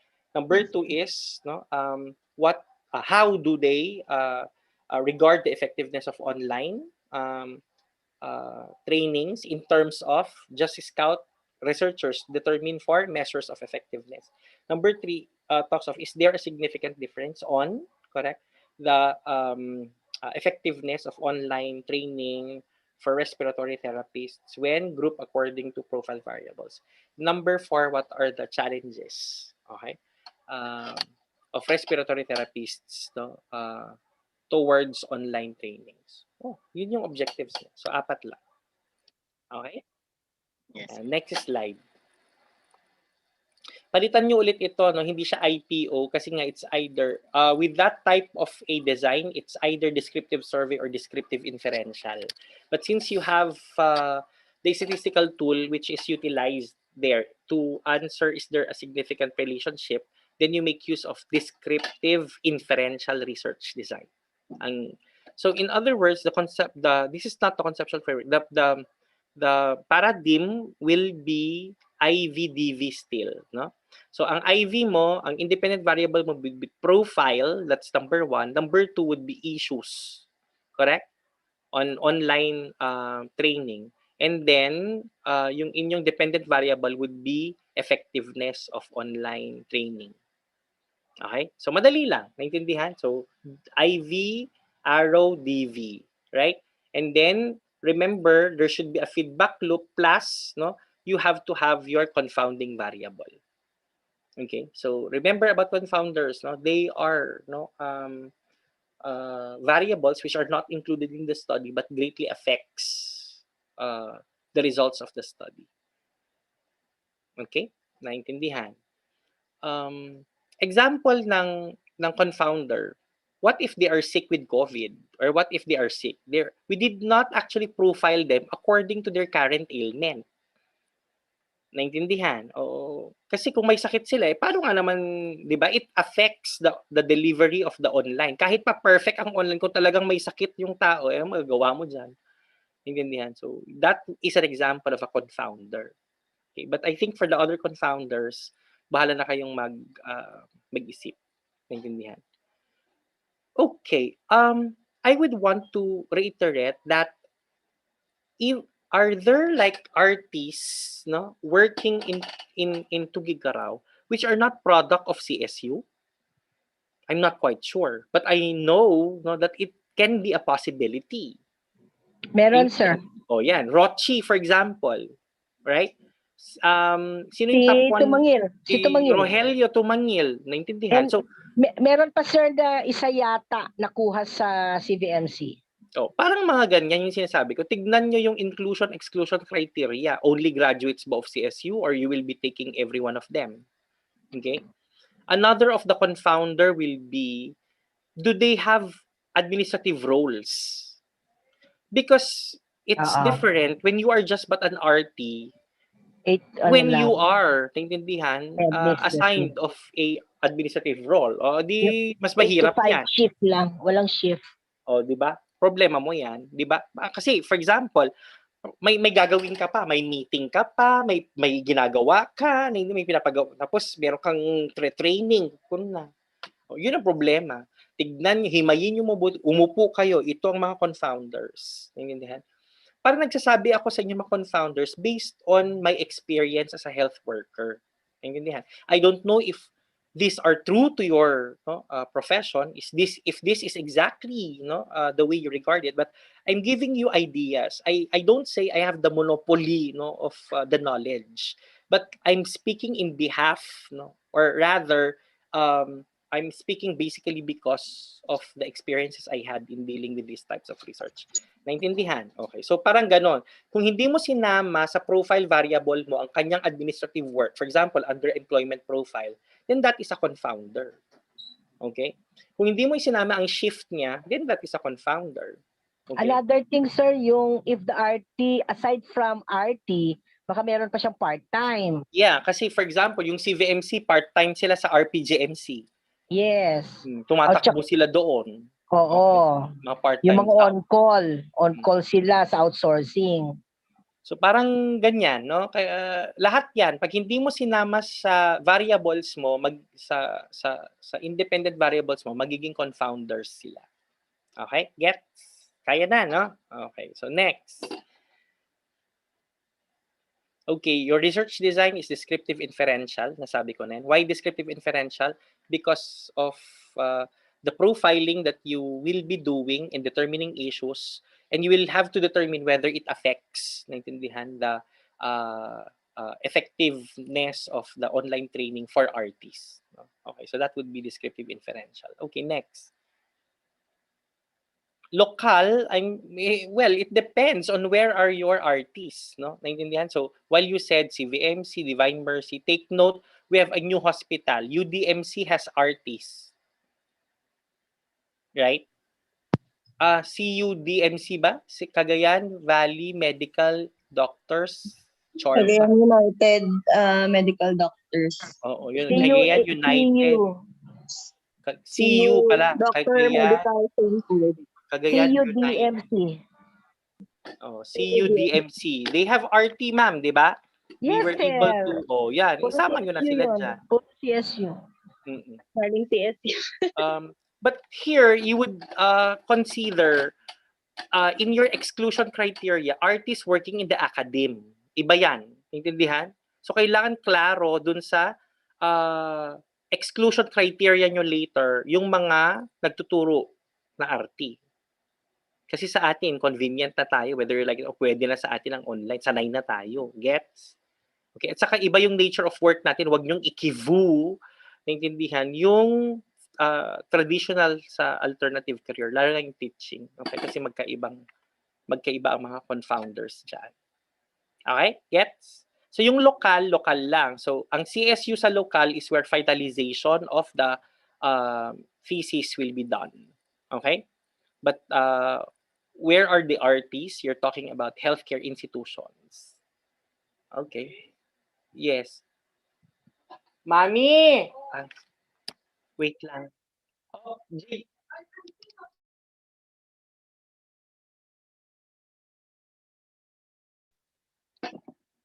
Ano pa yun? Chantal. Next, please. Ito naman dog. So, ang sampling design mo dyan, wow. Parang tuwang-tuwa naman, may soft sampling calculator, kung kuna ba. Simple random ka na lang, naintindihan. Okay. Hindi kasi pwedeng purposive kasi is there a significant difference? Kuna na. Simple random sampling, carry na yan, naintindihan. Okay, so when you talk about simple random sampling, ayoko kasi pwede kasing stratified yan if you're talking about hospitals. Pero sabi nga natin, kukunti ang RT. Intindihan? So ang gawin mo na lang, you take them all together. RT into Gigaraw. No? That is the cohort. Naintindihan? And then you compute for valid sample size. Naintindihan? Wag mo na silang i-cluster. Wag mo na silang, how do you call it, i-stratify. Kasi, for example, ilan lang ba ang RT ng Cagayan United Medical Center? Baka wala pang 10. O, paano yan? May compute mo pa yung valid sample size ng 10. Okay, hindi na. So, stratified siya. Okay? Sorry. Simple random sampling siya. Okay. So, wala na si sampling calculator, kukunti yung sampling frame mo. Okay? Next. Data collection, I think you know that already. From the the questionnaire, naintindihan? From the questionnaire formulation to validation, naintindihan?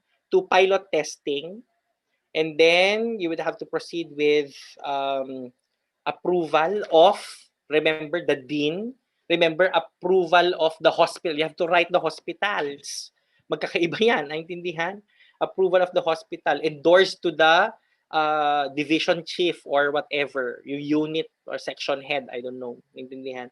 And then, you have the data collection. Nakalagay doon, tignan mo data collection tas survey questionnaires. Ano yan? Di ba wrong? Data collection, collation is next. Naintindihan? And then, analysis, because analysis talks about presentation, discussion, and interpretation. So, analysis lang yon. Naintindihan? And then, you would have finalization of the manuscript, and then you'd have dissemination of research results. The last would be dissemination of the research results. Okay? Next. I think wala na. Ayoko na ng Gantt chart. Okay? I think that's it. Ma'am Lara, okay na po?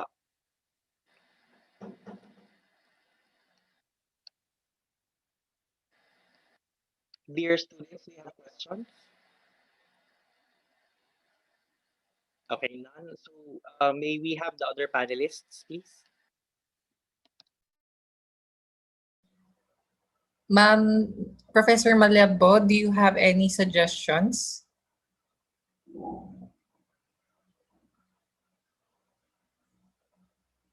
How about Professor Nancy Martinez po? I'm okay now, Dean. Everything was corrected already, I think. Yes po. How about Professor Vea po? Okay na din ako. Sir Nico, do you have anything to say po ba? Nasaan na si Miss Bat? Sino yung presenter kanina? Si... Yes po, I think po si Jolina po. Jolina? Sir. Ano ulit yung profile of the respondents mo? Sir? Ano yung profile ng respondents mo? Yung sa traditional and ano po, sir? Alternative career po. Hindi, I mean yung number one objective mo. Ano po? Dalian nyo, kasi baka mamaya mawala na naman ng net si Sir Pwede Nico po, nyo. balik po sa slide. But Julina, na-correct na yan. Jolina, yung bago. Walang naiwan sa slide na yan. Yung bago, yung demographic, Yung bago. socio-economic, ganon. Employment profile, di ba? Yung corrected. Walang nagsulat sa inyo, yung totoo. Wala, syempre. Kaya nandiyan yung advisor. Bahala ka na daw, Ma'am Lara. Nandiyan ka naman daw. Gamitin si Ma'am Lara, ha? Ko buti na lang tinanong ko kung hindi rin pala nila. Feel nila wala na silang pro. Kaya ako yung Napiling nila si Ma'am Lara magte-take down ng notes. Ma'am, meron po. Ano yun? Ma'am, na-take note ko po. Employment profile po. Para po sa profile of the respondents po is meron pong 3, demographic, social economic, tsaka po employment profile. COVID profile. Schedule and number of...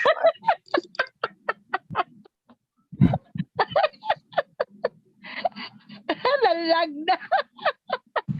Sir Nico, sumuko na. Jolina, siguro maganda ilagay nyo din yung kung anong kung merong specialty yung RT na yun, kung siguro kung sa PFT, sa ABG, maganda rin yun kasi para alam ng supervisor kung anong applicable na training ang pwedeng ibigay sa specific or kung sa lahat ng RT, naintindihan. Siguro pwede mong idagdag yun sa itanong sa profile. And then yung length of years, meron kayo nun, di ba? Field of specialization. Yung field of specialization kung meron sila.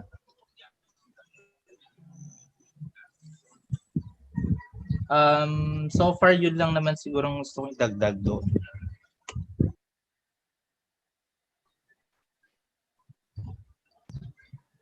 Kayo, may tanong kayo?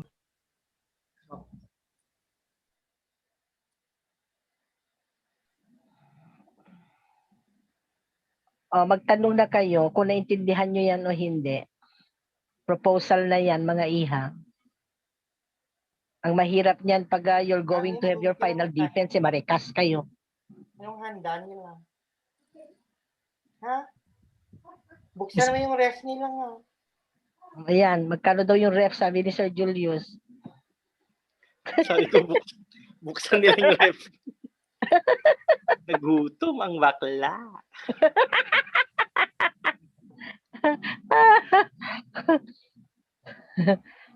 Sino mang kagrupo mo, Jolina? Si Ma'am Lara daw, ang kagrupo Oo, niya. Ma'am Lara, na-take note mo na lahat yung i-revise mo. Na-revise ko na. Ma'am Lara, itatanong ko nga kung dahil na-take down mo yung notes, kung meron bang parameters yung effectiveness kanina na nilagay ni Dean? Wala, nag-ano lang siya. Ang sabi, talagang nag-notes talaga ako. Ang sabi ni Dean ay mag-search siya lang kasi hindi rin kasi basta mag-search parameters ng effectiveness. Ano questionnaire? Yeah, kasi nag-search ako kanina ng mga categories for online training effectiveness. Meron madami. So, yun yung parameters hindi nila under that. Pero parang may na-search din sila yung parang ganitong domain, may mga ganun din sila, baka hindi lang nila na masyado. Yung simple lang, Ma'am Lars, siguro. Kasi effectiveness lang naman. Parang evaluation lang ng isang seminar kapag tapos na yung seminar. Sige ma'am, ganun na lang. Oo, yun lang kasi. Anong title nyo nga? Char. Baka nakalimutan nyo na din. Okay. Okay na? Does the researchers have any questions pa? Wala na daw po. Be sure na wala na, ha? Yes, ma'am.